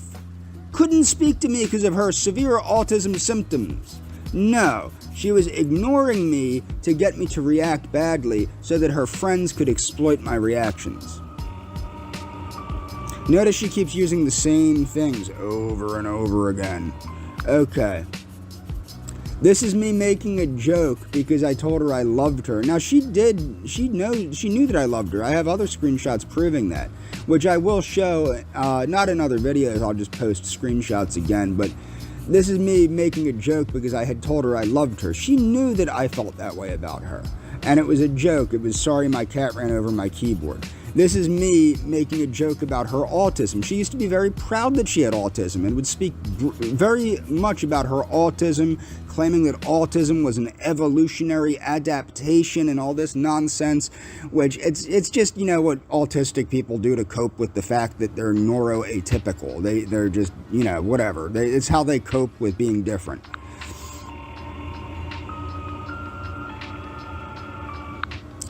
Friendship must have been, especially with how much your family seems to... Okay, yes. That is true. That is me wishing her a Merry X-Wingmas. I don't like Star Wars. In fact, I'm not a big fan of science fiction at all. She is a huge fan of Star Wars, obsessed with Star Wars, or at least was for a very long time. That was why I sent that to her, because I'm trying to lift her mood. Okay, I didn't know why she had abruptly stopped talking to me. I didn't know why people were giving me death threats. Okay, but the same people that were giving me death threats are the same people that are trolling me now. Even some of them have the same names, the same troll names.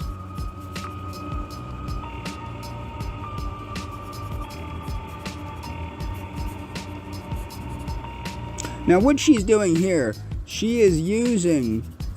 So this is me explaining to her, Eliana, no matter what, we're friends. So what I was trying to explain to her, she was always very concerned that I didn't really want to be her friend, and that I wasn't her friend, and that I didn't really care about her, and that I was making everything up, when in reality it seems that she was making everything up. She was pretending to be my friend. She was ignoring me so that they could exploit my reactions.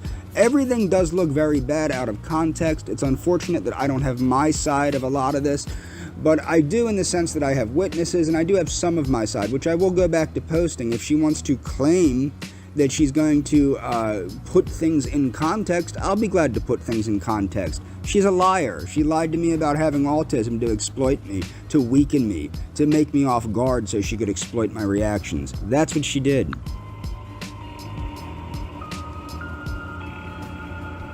Now, she used to like when I would make ethnic jokes, particularly about her ethnicity. She is Italian, French, Spanish. What is it? Italian, French, and Spanish. And Incan. That's it. I'm missing Incan. Italian, French, Spanish, and Incan. She used to love when I would make ethnic jokes about especially the ethnicities that she was, because she truly despised Hispanic men. In fact, one of my first conversations with her was about how she did not like Hispanic men because they beat women and are very mean to women. That's what she told me. And as particularly Argentine men she did not like. That is what she stated to me. Okay? So she used to love when I would make jokes. This is her again. The same one with the hot vegan beef injection, trying to make it look bizarre because it's out of context. Hot vegan beef injection isn't half as bad as what other people would say to her. Meanwhile, you have to keep in mind, this is a joke. You will notice the emoji afterward, the laughing emoji. I'm trying to elicit a response out of her that says, oh, this is funny, I remember James used to make this joke and it would make me laugh. Because again, she had claimed to have autism.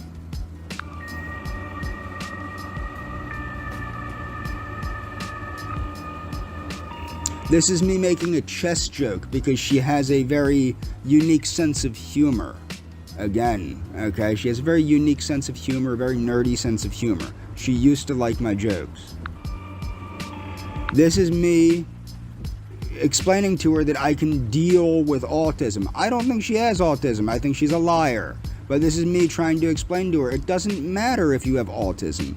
I can still be your friend, because I had assumed that the reason she had stopped talking to me might have been that, you know, her autism kicked in. She would regularly block and unblock me, block and unblock me, block and unblock me, block and unblock me, based on her level of frustration with her life, primarily her life, with school, with teaching, with things of that nature. It was very difficult for me to understand where she was coming from. Now I see it wasn't autism, it was her screwing with me to get reactions out of me.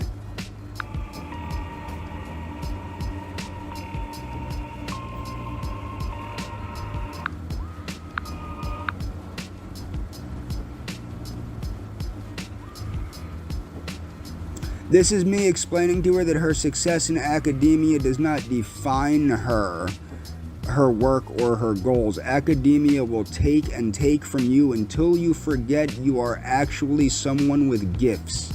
I warned her about this. She experienced this. Now she's just ghetto fabulous. This is me trying to be cute. Now, is this threatening? This is me being cute, explaining to her that I sometimes come off weird. Again, trying to, show her that I can relate to her weirdness, okay? This is me explaining, because she always wondered why I cared so much about her. And it's that thing from Charlotte's Web, because, they got along because, she was nice to him or whatever.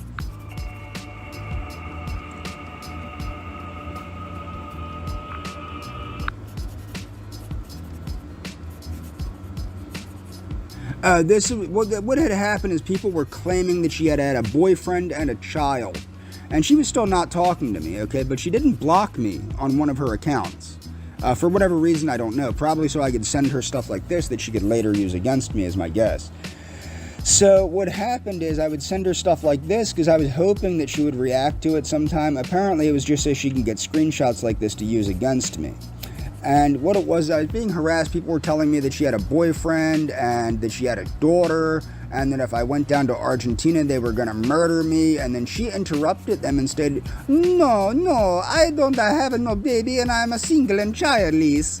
And I said, okay, that's all she said. So I assumed that when she told me she was single and didn't have a baby, she was telling me the truth. And then she again abruptly stopped talking to me. So my assumption was that these people must know her, must be threatening her in real life. There must be something going on that I don't know about, that I can't know about. So this went on for a couple years until I finally had enough and bought a plane ticket to see how my friend was doing. I wanted to make sure my friend was okay. This is me again. You have to understand, her sense of humor is very childlike. She was a very big fan of Disney movies, very big fan. She really liked Pocahontas. My guess is because she identified with Pocahontas because they have a similar phenotype. She liked The Simpsons a lot.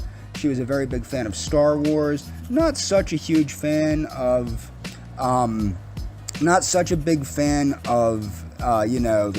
Family Guy. More so a fan of Star Wars, The Simpsons, things like that. But she did have a very childlike sense of humor. Apparently she doesn't now. I don't know. I think she was pretending. She was playing a character. She was playing the character of an autistic girl. That's what she was doing. And she was doing that to take my guard down. Now, I want to make sure that people understand. I was never stating that she had to go out with me or anything like that. I was very concerned about a girl that I considered to be my friend, who she is the one that told me that we were good friends. That was her that said that.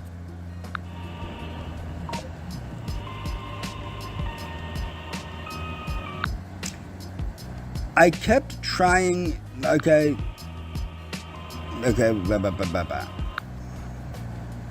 This is me making another joke. She used to have, oops, wrong one. I just used it. Okay, that was a joke that I was making. This is another joke, because again, she has a very childlike sense of humor, or at least did, or was pretending to. I'm not exactly sure. But the goal was to keep me as confused as possible, and it worked.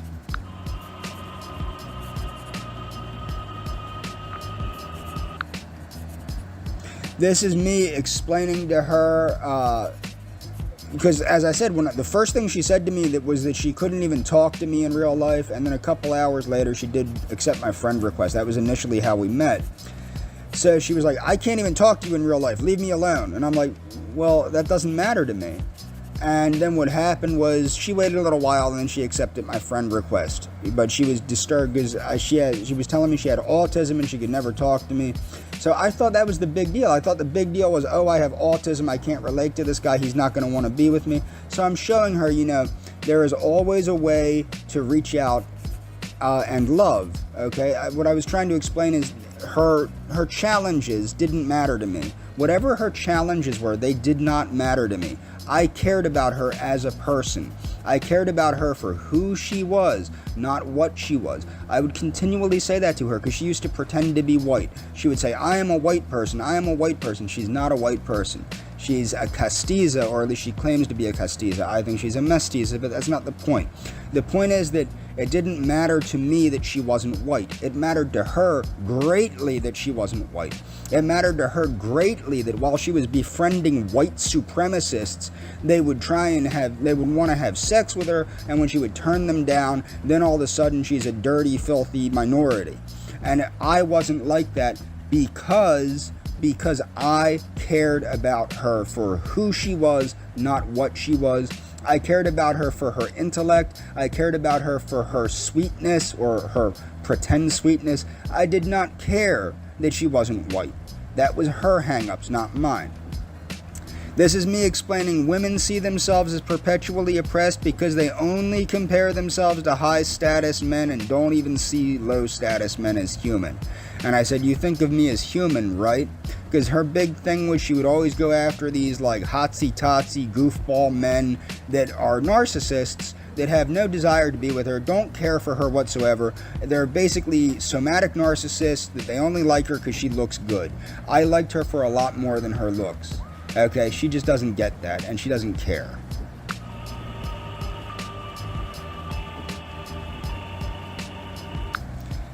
This is me saying I should have listened to this meme a while back and stopped chasing people, but I didn't know. You have to understand, at this point, I didn't really know what was going on. I had her ignoring me, people threatening to kill me, people saying she had a baby, people saying that she was married, and then her coming in saying she's not married, she's not in a relationship, she doesn't have a baby. I didn't know what to believe. All I knew is that something was wrong with my friend, and I wanted to try and get her to talk to me. That's what I just wanted to find out what was going on with my friend.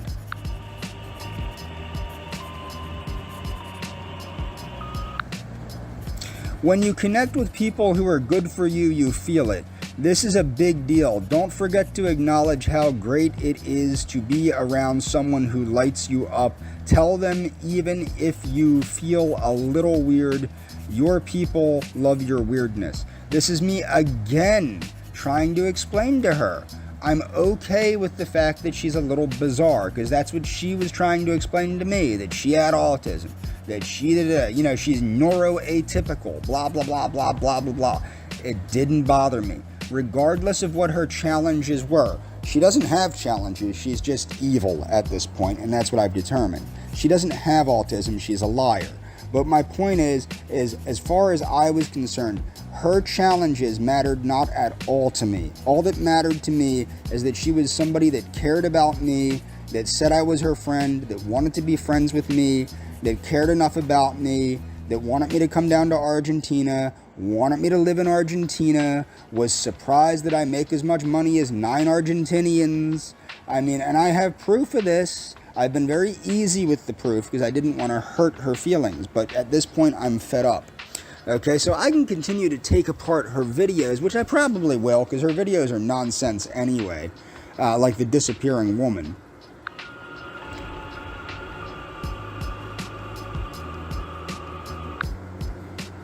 This is saying how positive traits often associated with Asperger's syndrome. Again, she used to be very vocal about having autism.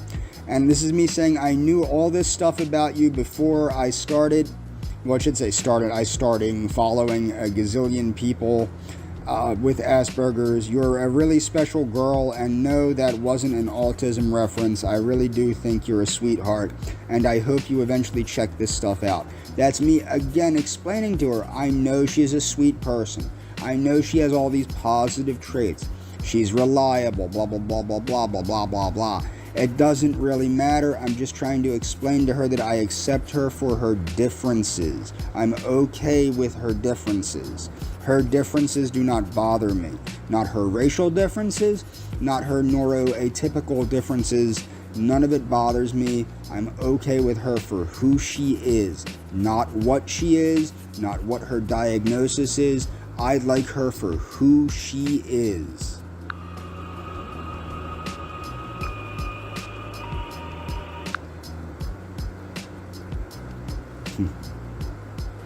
That's another Star Wars joke. This has to do with COVID. Because the Death Star is in the background. Again, she's obsessed with Star Wars. I'm not so much. She also liked the Lord of the Rings a lot. I'm not a big Lord of the Rings fan either. She was one of those people that would always try and nonchalantly hide racism behind Lord of the Rings references, because everybody knows J.R.R. Tolkien was a racist and an English nationalist and all that stuff. But what she tries to do is she tries to hide. She was one of those people that would always try to hide racism behind, like, Lord of the Rings references and stuff. Really stupid crap like that. Again, she goes back to this.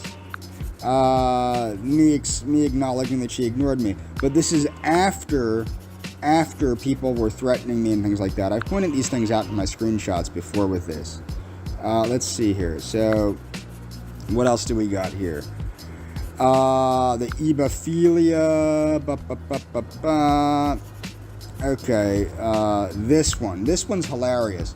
This is her claiming to marry this British African gentleman. Now notice what happens with the green screen right about here. Now this is supposedly what I'm gonna crank this, because what you have to hear. This is a guy from Utah. Now, in the state of Utah, you need witnesses that are of the age of 18. I've looked all this up just because this is ridiculous. This is so phony, it's ridiculous. So this fat Semitic-looking dude is supposedly, I guess, like a Mormon guy that's supposedly presiding over the wedding. That's green screened. If you look at his background, that's green screen. You can see how he's standing out to the background.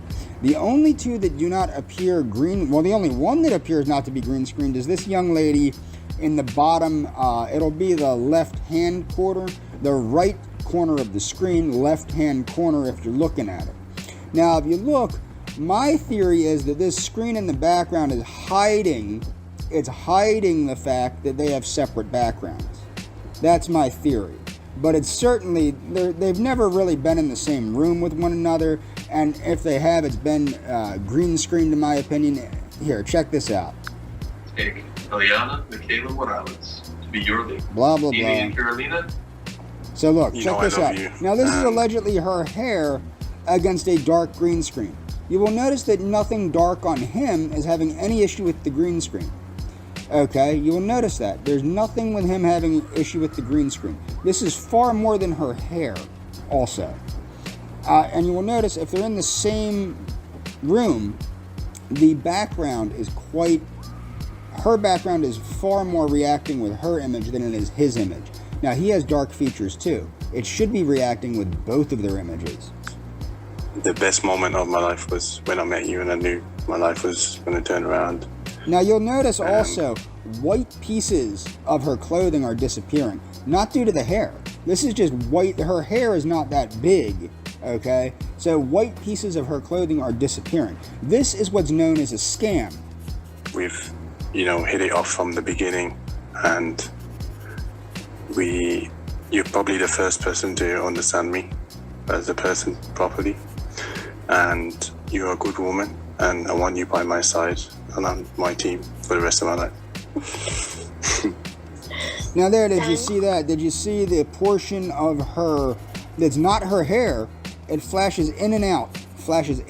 It's light. It should not be doing that. If it's an issue with her dark hair and a dark green screen, no, that wouldn't be doing that.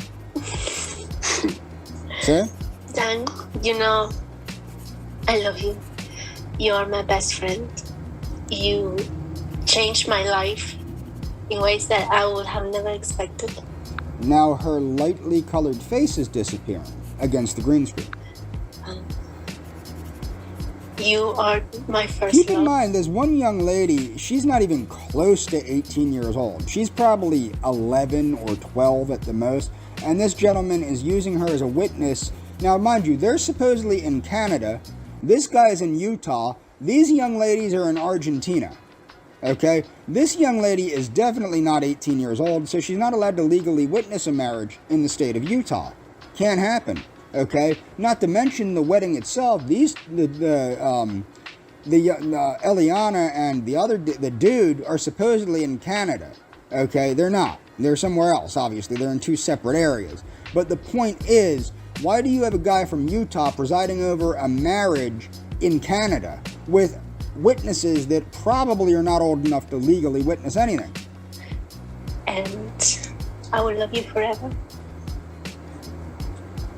All right. Thank you, you two. Well, it is now my privilege, by the authority vested in me by the laws of the state of Utah, to pronounce you Daniel Jerome Joseph and Eliana Michaela Morales. Also, Daniel Jerome Johnson, or Daniel Jerome Joseph, is supposedly a professional IFBB pro, a professional bodybuilding pro, right? He's not. Google him. He does not come up. Now, that's the truth.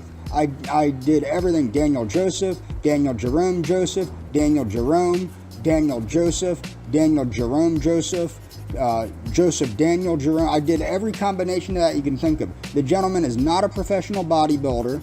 He does not exist in the world of professional bodybuilding. It's a scam. Legally and lawfully wedded as husband and wife. You can now celebrate as a married couple. Thank you. Congratulations. Thank you. Congratulations. Thank you. Well, I am...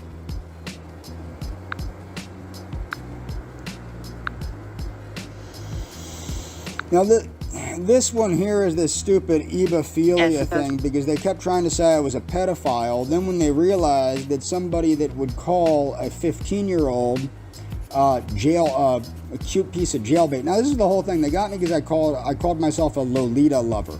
The reason I called myself a Lolita lover, as I stated, Miss Morales was very upset that she couldn't call herself a Lolita anymore after her 21st birthday, and then posted that about, when she was 15 and how she wanted to get time back and da-da-da-da-da.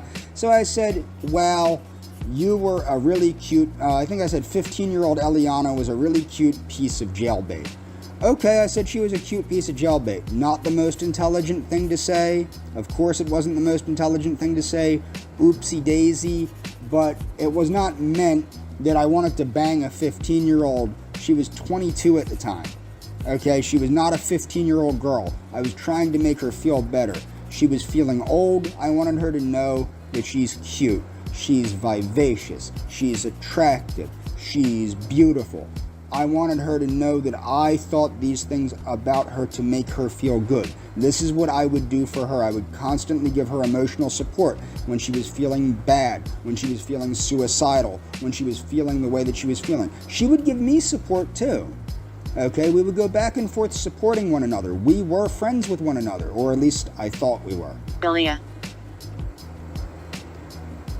A sexual preference in which an adult's primary sexual attraction is towards late pubescent or post-pubescent adolescents. Now the thing is with that, this is not a diagnosis, according to the Psychiatric Association, because as you can tell, it's to somebody that's attracted to people with late pubescence or post-pubescence. So essentially these people are biological adults. They are adults. They are biologically adults. Consensual age varies greatly from country to country, from state to state, etc., etc., etc. And the reason why is because it's an arbitrary thing assigned to whatever by age, okay? I've made a video about this already. I'm not going to make another video about it, but the point is that, my ideal girl would be probably aged like 18 to 25-ish. I would prefer to cut it off at like 21, but I got to be realistic. 18 to 25 would be the ideal woman for me, probably. Okay? But no, I'm not into like freaking kids. They keep trying to say I'm into kids. I'm not into kids. That's their own perversion, again, that they're trying to put on me. They're perverted. They're into kids. They're the ones that want to take advantage of autistic girls. They're the ones that want to take advantage of women, period. I don't want to take advantage of anybody. I'm a pretty decent guy. People don't want to see that, though. Philia for an Effie.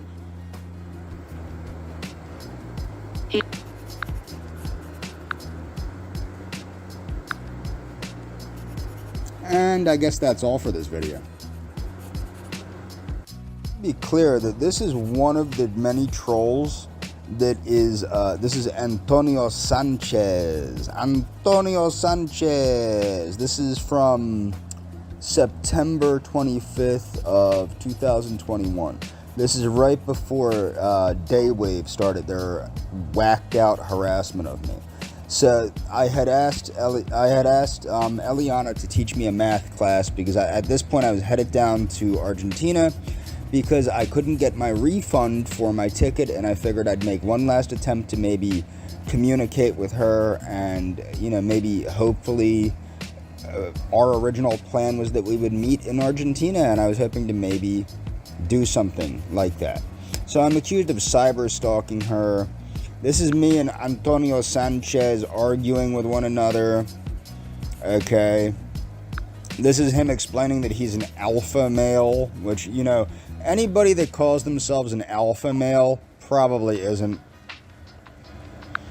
Okay. Her Facebook profile stated that she was single at the time that this guy is claiming to be her boyfriend. Supposedly they started dating a month ago. Allegedly, this guy had no idea who I was, despite the fact that there was an Antonio Sanchez harassing me for about a year prior to this on YouTube. This is me arguing with him. He's trying to explain that he's, alpha, and he's saying I can't handle the truth because he's just so alpha. I was explaining to him that he didn't know her. Okay, this is him trying to explain they're only on their third date. These two people have never met. He's a fake person, most likely Senor Lopez. I tell him to cut the alpha crap. Okay, then he's trying to get away from the conversation. Okay, so... no worries.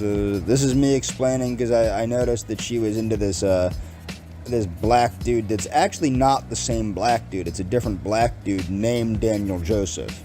Okay, that's what's funny. It's a different person. They're morphologically different. They look different. And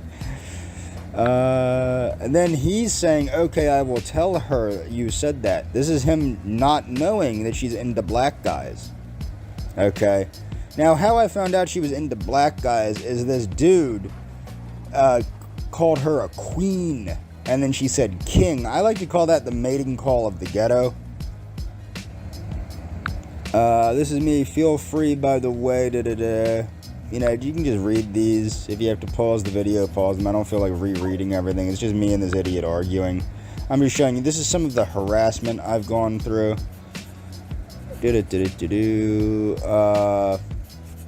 Now this is, I want people to really read this. This is the threats that I was getting for years. Once you come down and after I am finished with you, this is this guy threatening me.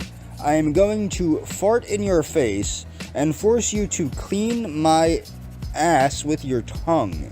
Creeps like me. This is a guy harassing me. Creeps like me need to learn the hard way.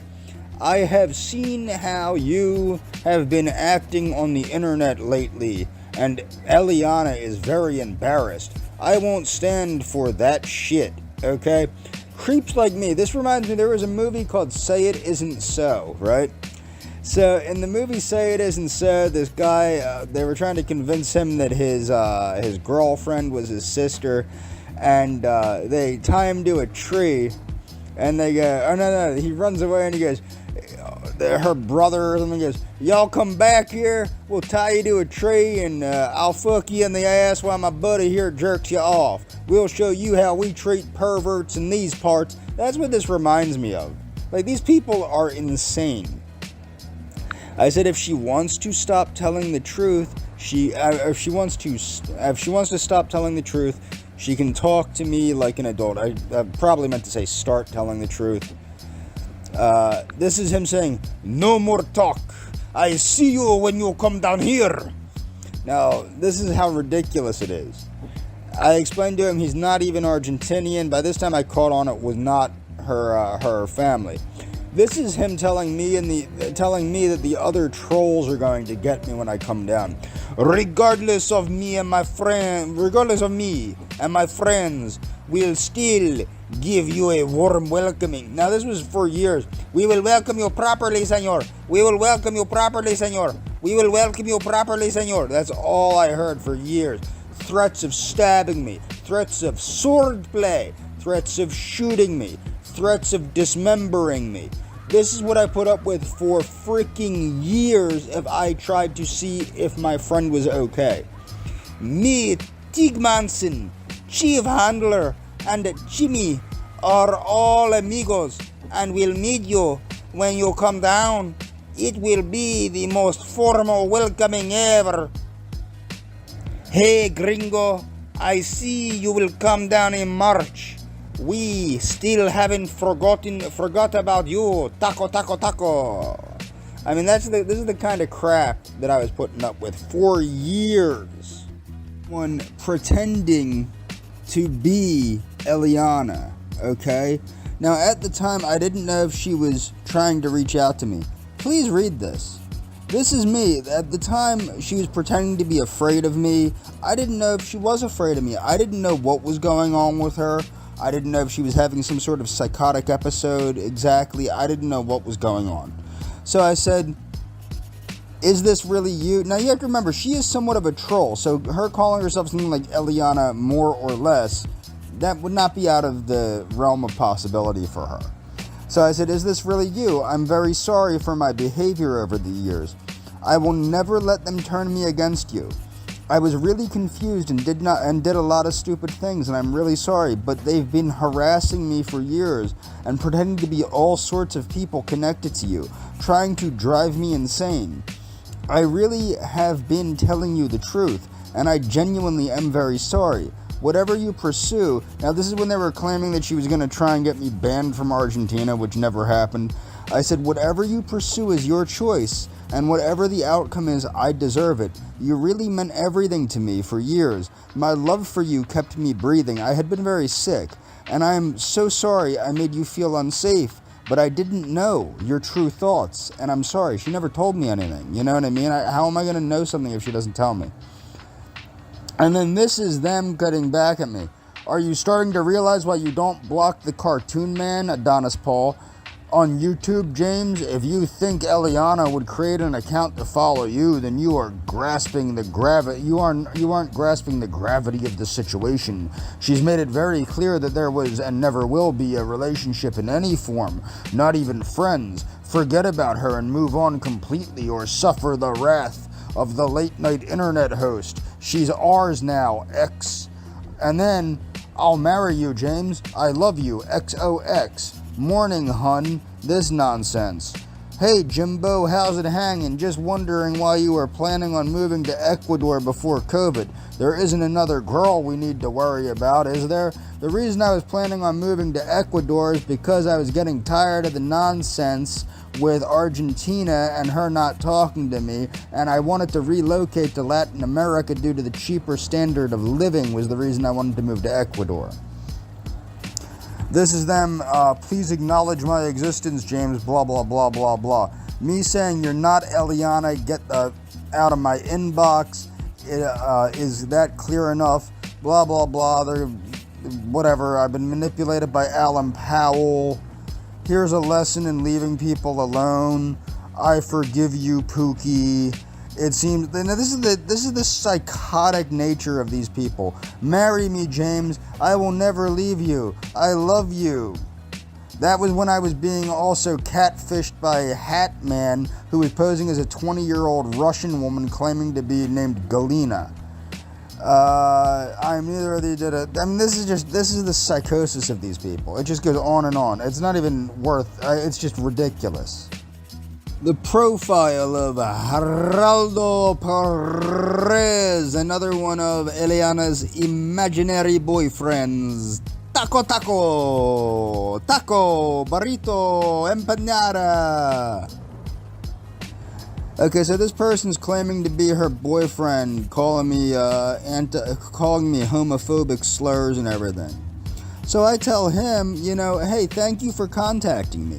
She can publicly apologize to me for giving those assholes false information about me and also lying and saying she was single. Otherwise, because she told me she was single, and I'm thinking she's with this guy.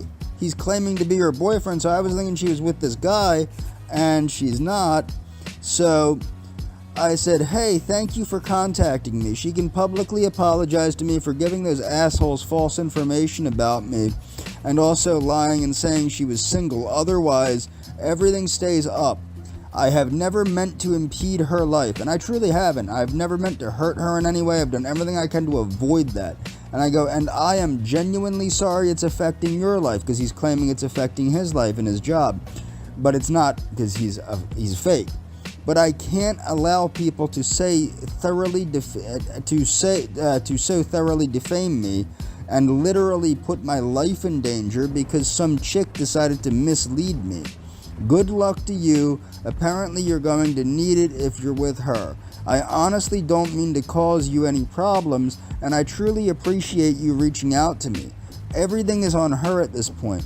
I've publicly not said that I know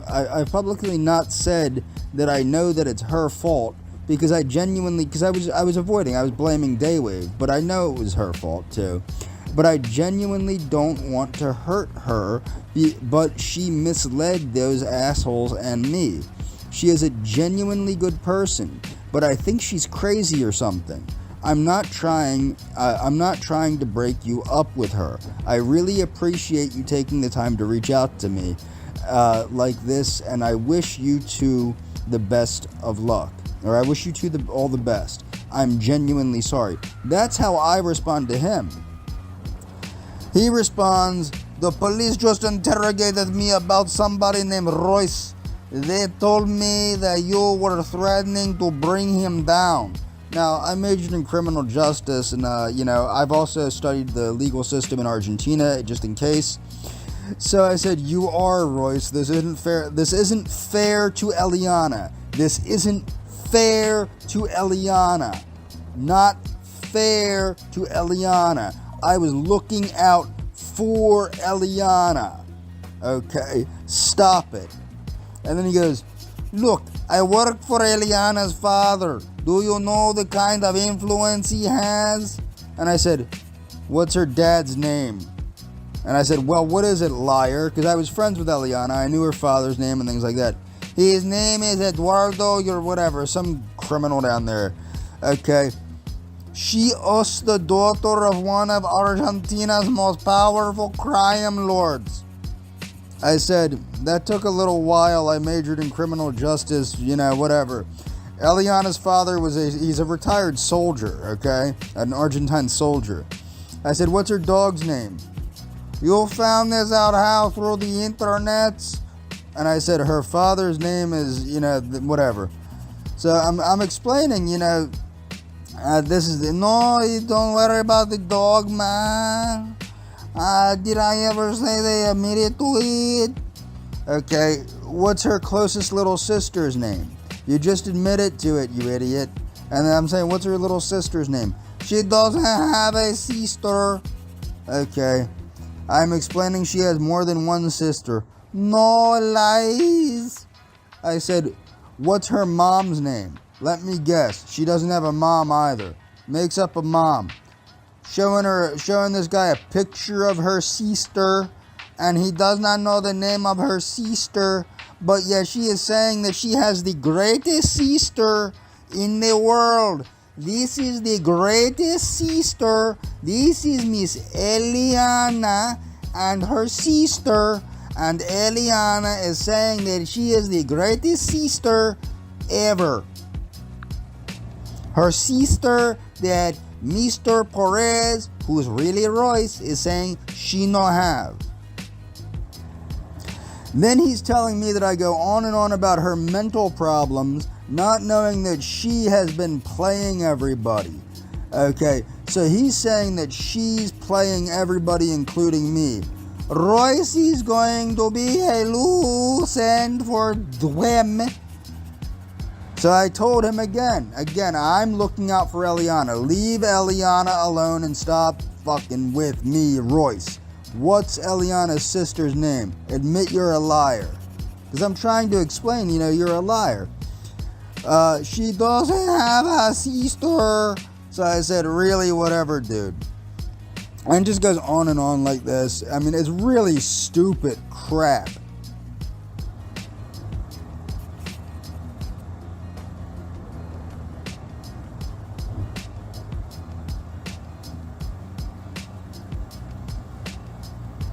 And that is the end of the videos. Understand, this is again more obsession with me. This is the guy that made the t-shirts with Eliana's name and my likeness on them and marketed them all over the world.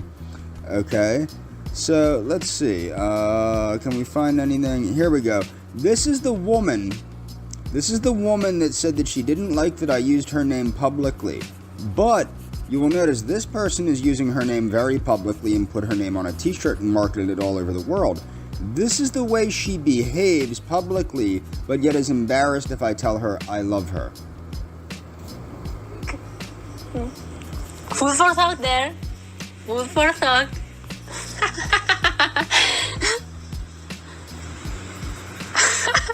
Hola, Judas Goats. Hola. I have seen all of your content. Chef's Kiss. Great content. I have been enjoying. I gotta be on my chest. Give me 2 bites.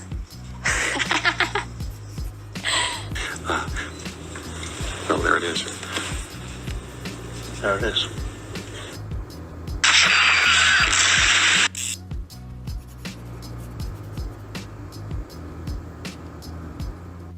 I want to outline. Oh wait, hold on here. I want to outline how they use this face-off app in order to basically put people's faces into movies. You'll see they put my face into the movie Scarface here. So long, man. See, this is my face in the movie Scarface.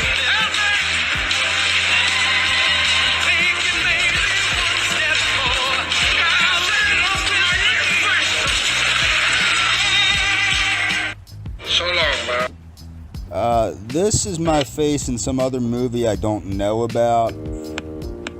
Now I want to point out the fair use, because this was now look, they've put my face on, I guess, the Pope. I don't know what this movie is, nor do I care what this movie is. This is not of particular interest to me in any way, shape, or form. But why am I doing this? Why am I pointing this out? I'll show you in a second here. So what they do is they use their trolls to make me aware of these things, okay? So the first thing that they tried to make me aware of was, of course, JJ. They used Gen Z for that. And then with the Scarface thing and the other thing, they used Gen Z for that when he was pretending to be my friend. Now this, they use some random troll or whatever, but this is clearly a taunt by my former friend. But you will see this is probably the use of that same face-off app thing that they use, for the simple fact there's not too many people on their honeymoon that go, darling, let's bring the videographer. Let's bring the videographer to document our delicious honeymoon. Nya, nya, nya, nya, nya, nya, nya, nya, nya. I will always choose you.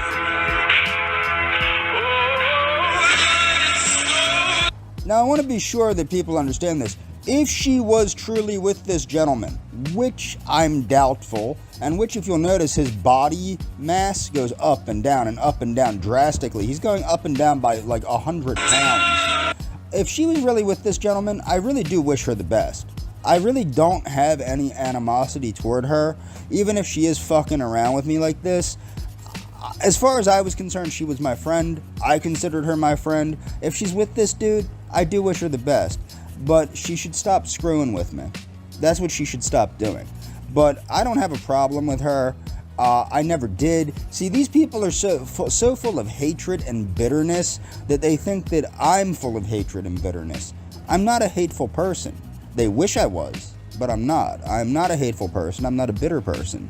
And so here, this is clearly, very few people obviously go, darling, let's bring the videographer on the honeymoon to document our beautiful wedding and our beautiful blah blah blah. Now, mind you, the low grade quality of the green screening, see, the thing is, you'll notice if you watch these videos, these are some of them have very good special effects, some of them are very poor. You noticed the great use of that app with me to make me look like I was in Scarface or some other movie. Now watch this. I think this is the same thing. It's probably some ad for some Jamaican bullshit thing. I mean, really, this is outrageously stupid.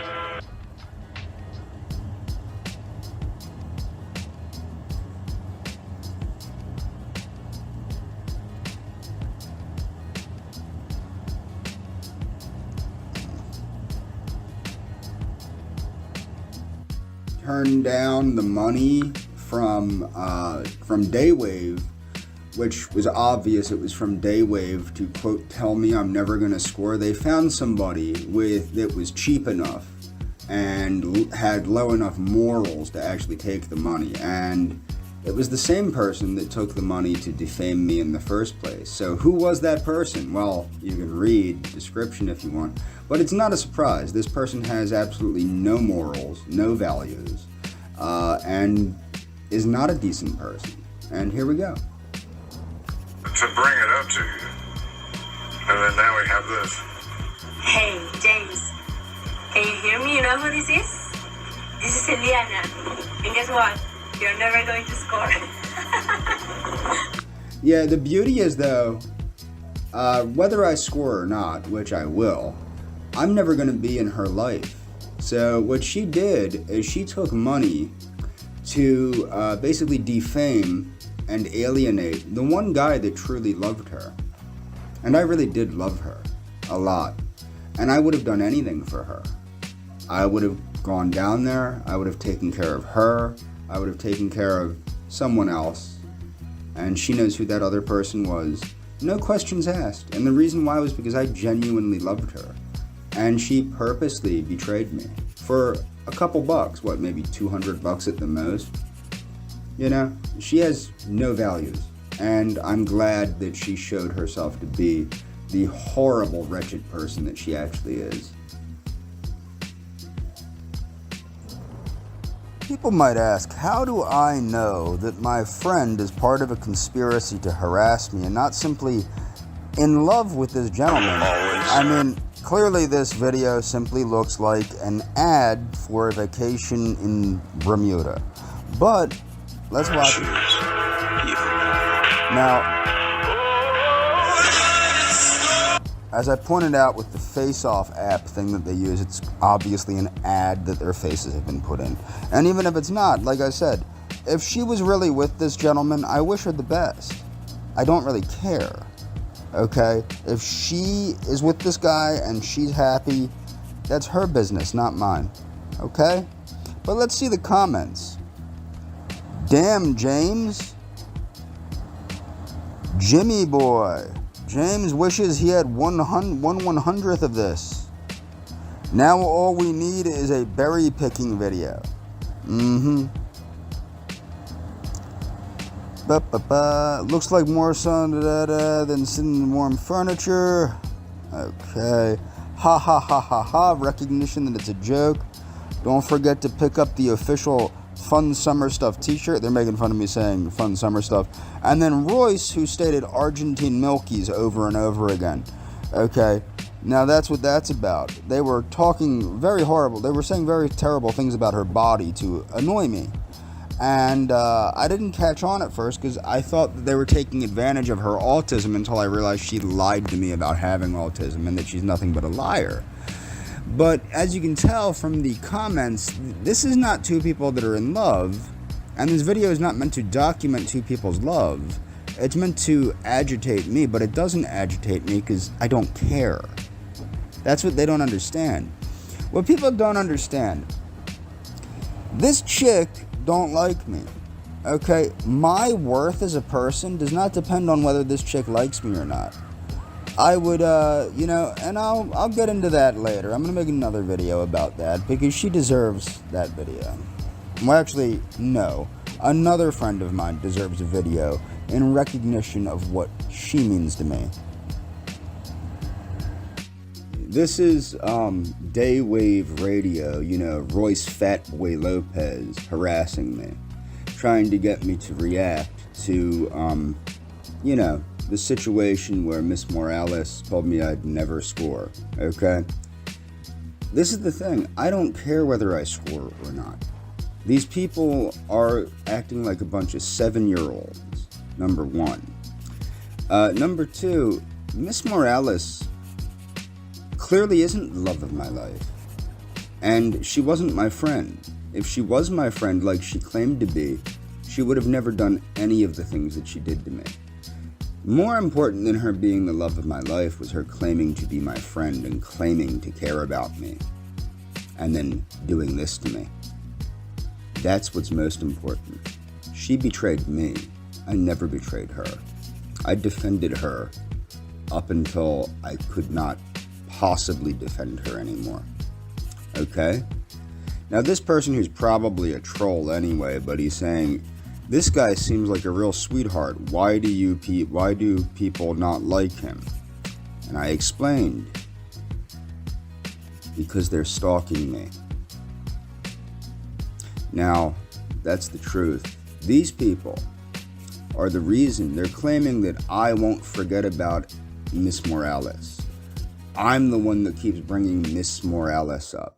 No, you keep harassing me with Miss Morales. But the point is this. I don't care. I truly don't care anymore. I've moved on with my life. She's pretending to have moved on with her life. She's pretending to be in a relationship with a dude. She can pretend to live her fantasy life all she wants. What's most important is she missed out on a friendship with me. She missed out on having a good time with me. I didn't miss out on anything. The only thing that happened with me is I saw what a piece of total shit she is. And that's all for this video. The person here is saying that my former friend and I were never friends, right? We weren't friends and she blocked me on multiple accounts, right?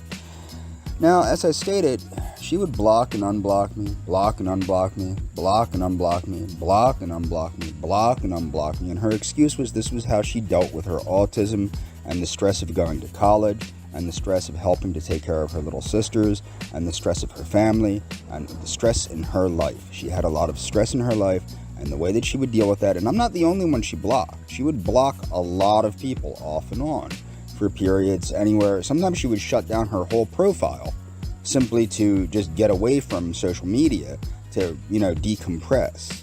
So it wasn't uncommon for her to block me, okay?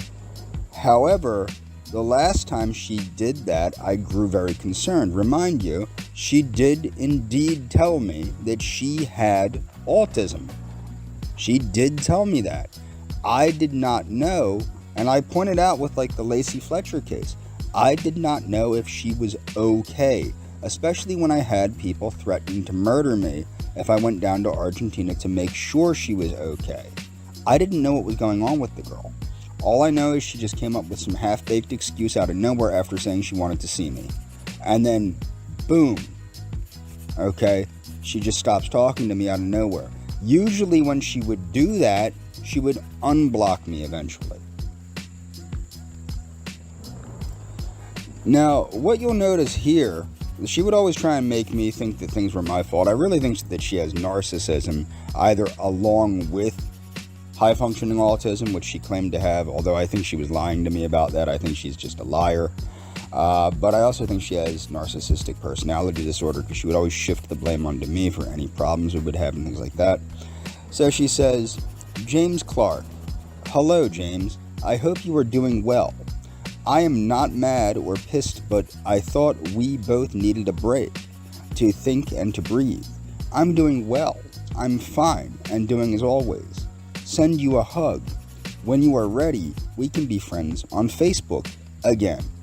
And I said, Eliana, I probably shouldn't be friends with you on Facebook, to be honest. Personal issues. But I do really care about you a whole lot.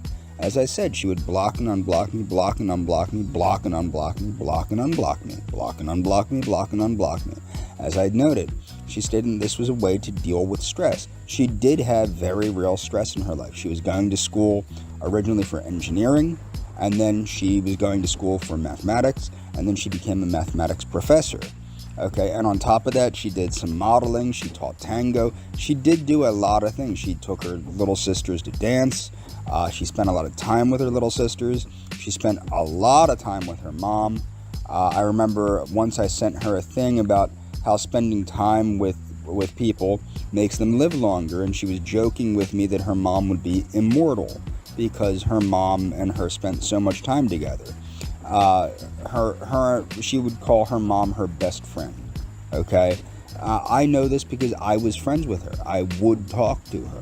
She was my friend. Okay, as noted here, she was my friend. This is me alerting her. It says, alert the most beautiful human being you know. So I said, well, duh, LOL. She laughed and gave me a heart reaction, and I gave her a heart reaction. I made a video very similar to this before, but I want to reiterate this. She and I were indeed friends. What I'm saying is indeed true. I wanted to give a message to Eliana. I want her to know this is what Adonis Paul says. I can't pursue anything because I'm an alleged pedophile, because he says so, because he made this shit up, because you Eliana, lied about me. You told untruths about me. You continually lied about me. You mischaracterized me. Not to mention you lied to me. You told me that you had autism. I thought that you were in danger for years. For years, I thought you were in danger because I was receiving death threats from people that were claiming to be your family. I've proven that, and I've continued to prove that, and I will continue to prove that. Now, the fact is this, young lady, you're responsible for this. You're responsible for all of this because you did the one thing that you shouldn't have done, and that is lie and mislead the public about me. Okay? So now, if I happen to say things about you that are true, again and again and again, like you're a racist, like you're an anti-Semite, like you hate people of color, like you, consider yourself a Nazi, I might have to do that. Okay? The difference is, I'm not lying.